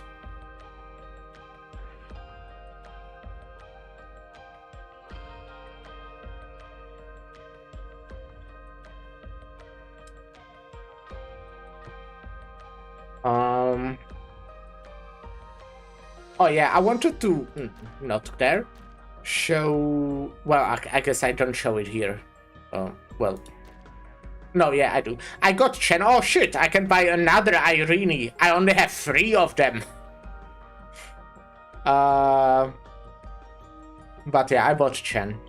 I bought Blaze. I got Blaze, look at it. I have Blaze now. Since after I did my nasty pulse, I had like quite a bit of yellow certs. I was like, yeah, okay, I'll get Chen. I love Chen. Now her job is to be concerned about how Ager has a utilitarian view of genocide, contrasting with her moralistic one. Yeah. Viviana's in 9 days. Oh, I think you said you want Viviana, right? I do already have Viviana, so don't care. Excited for the year? Yeah. I think, like, Dagonbreaker is supposed to be soon-ish. So I do want to get Dagonbreaker. I do like Dagonbreaker. I did draw her once. Where my Viviana? Here she is.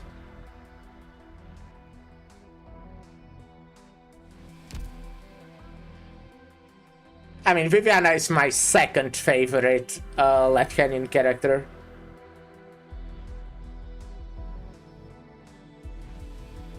I have like a weird opinion of Anna Ebenholz, because when I was, considering who to draw, he did came to mind. But I feel like I like him, but at the same time find him like somehow really annoying. Okay, yeah, okay, the Gunbreaker will be in 1 month after Viviana. Okay, that's not that soon, but it's doable. I will also plan to pull soon on... I'm actually considering even the Thorns banner. I will need to like... I will need to look at the calculator again, as I always do. Ebenholz is stupid and he sucks in a very similar way to Jolie. Yeah. Yeah, I can see that very much. Did you hear about the next crossover? That's the Monster Hunter one, right? I know there's Orchid Altar and Catapult Altar, and I would also want to get the altars. I'm not gambling, Lyra. I'm just looking at the banner, okay? I'm just looking at the banner. Go stream. If you want to. If you want to, I'm not gonna force you. Just saying.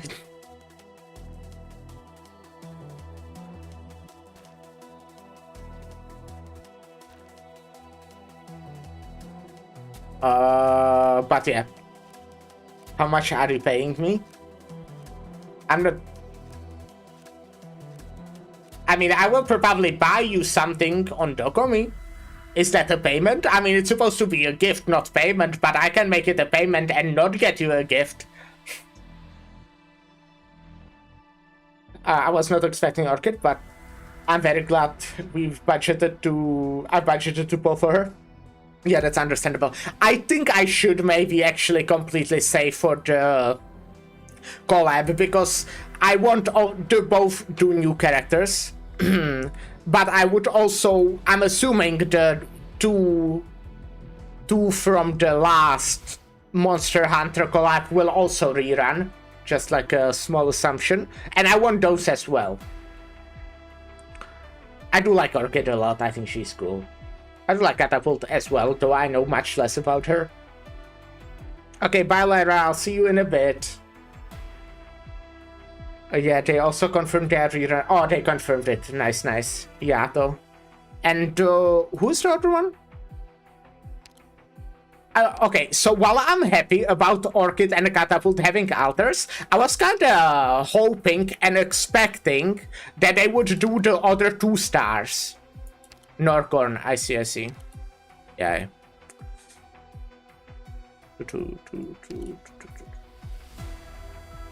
So yeah.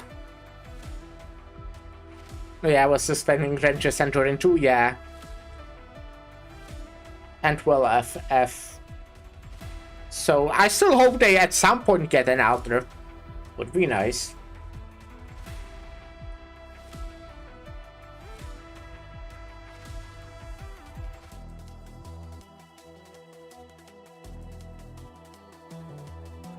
But I can kind of see why they went with this, because the Splash Arts has all the Team 6 in it. I see. I do like A6. I know Lever told me that A6 is like his favorite, not exactly a faction, but like a team or like a group. So they've clearly got a story in mind. Yeah, makes sense. No, I mean, like, yeah, I can understand it. Just like, that's what I expected. Them to have the other 2 stars. Hello, Seth. I'm glad I'm your favorite. That makes me happy. Hope you're having a good day. I'm currently just stalling so I can rate Lyra. To be fair, I might be able to maybe do that already. Since she left. Is she streaming? She is streaming. I'm gonna see Lyra in like 2 days, which is pretty cool. Yeah, she's on her starting soon screen, so I'll wait just a little bit longer. Yeah, she's playing Babel, which honestly I plan to watch. I fucking love Babel. I'm gonna be packing and listening to Babel, I think. That's my plan for the evening. And then when she ends, I'll go edit. I'm pretty close to the end. I did kinda change. I did take your feedback, Davina. So I removed all of the sprites that of the students, which, you know, good call, I think, because I did not realize, it didn't even come to mind that they might not be in the story yet. I've just kinda saw, oh look, there's a student sprite. I'm gonna use that. Which, you know, makes the editing easier, but I also had to remove it from, like, the first half of the video already had edited, so that took a bit longer. And they are all invisible, so I think it looks a bit boring now, but I think the voiceover is like I mean, it's, they are kind of there, just like a bit. You know, it's like, the video is basically me explaining the story. It's like a TLDR of the Children of Ursus side story. So yeah. Anyways, I'm gonna raid Lyra now.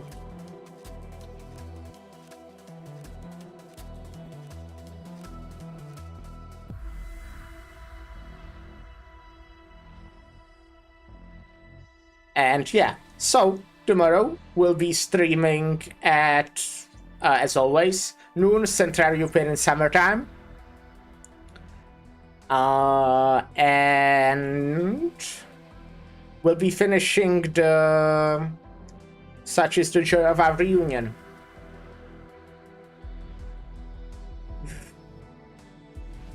And yeah, we'll finish it, yeah. And then, yeah.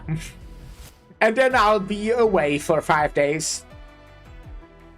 But then I'll come back with new stories, I'm sure, and maybe, just maybe, I'll get some Arknights posters for right there. What do we think about that?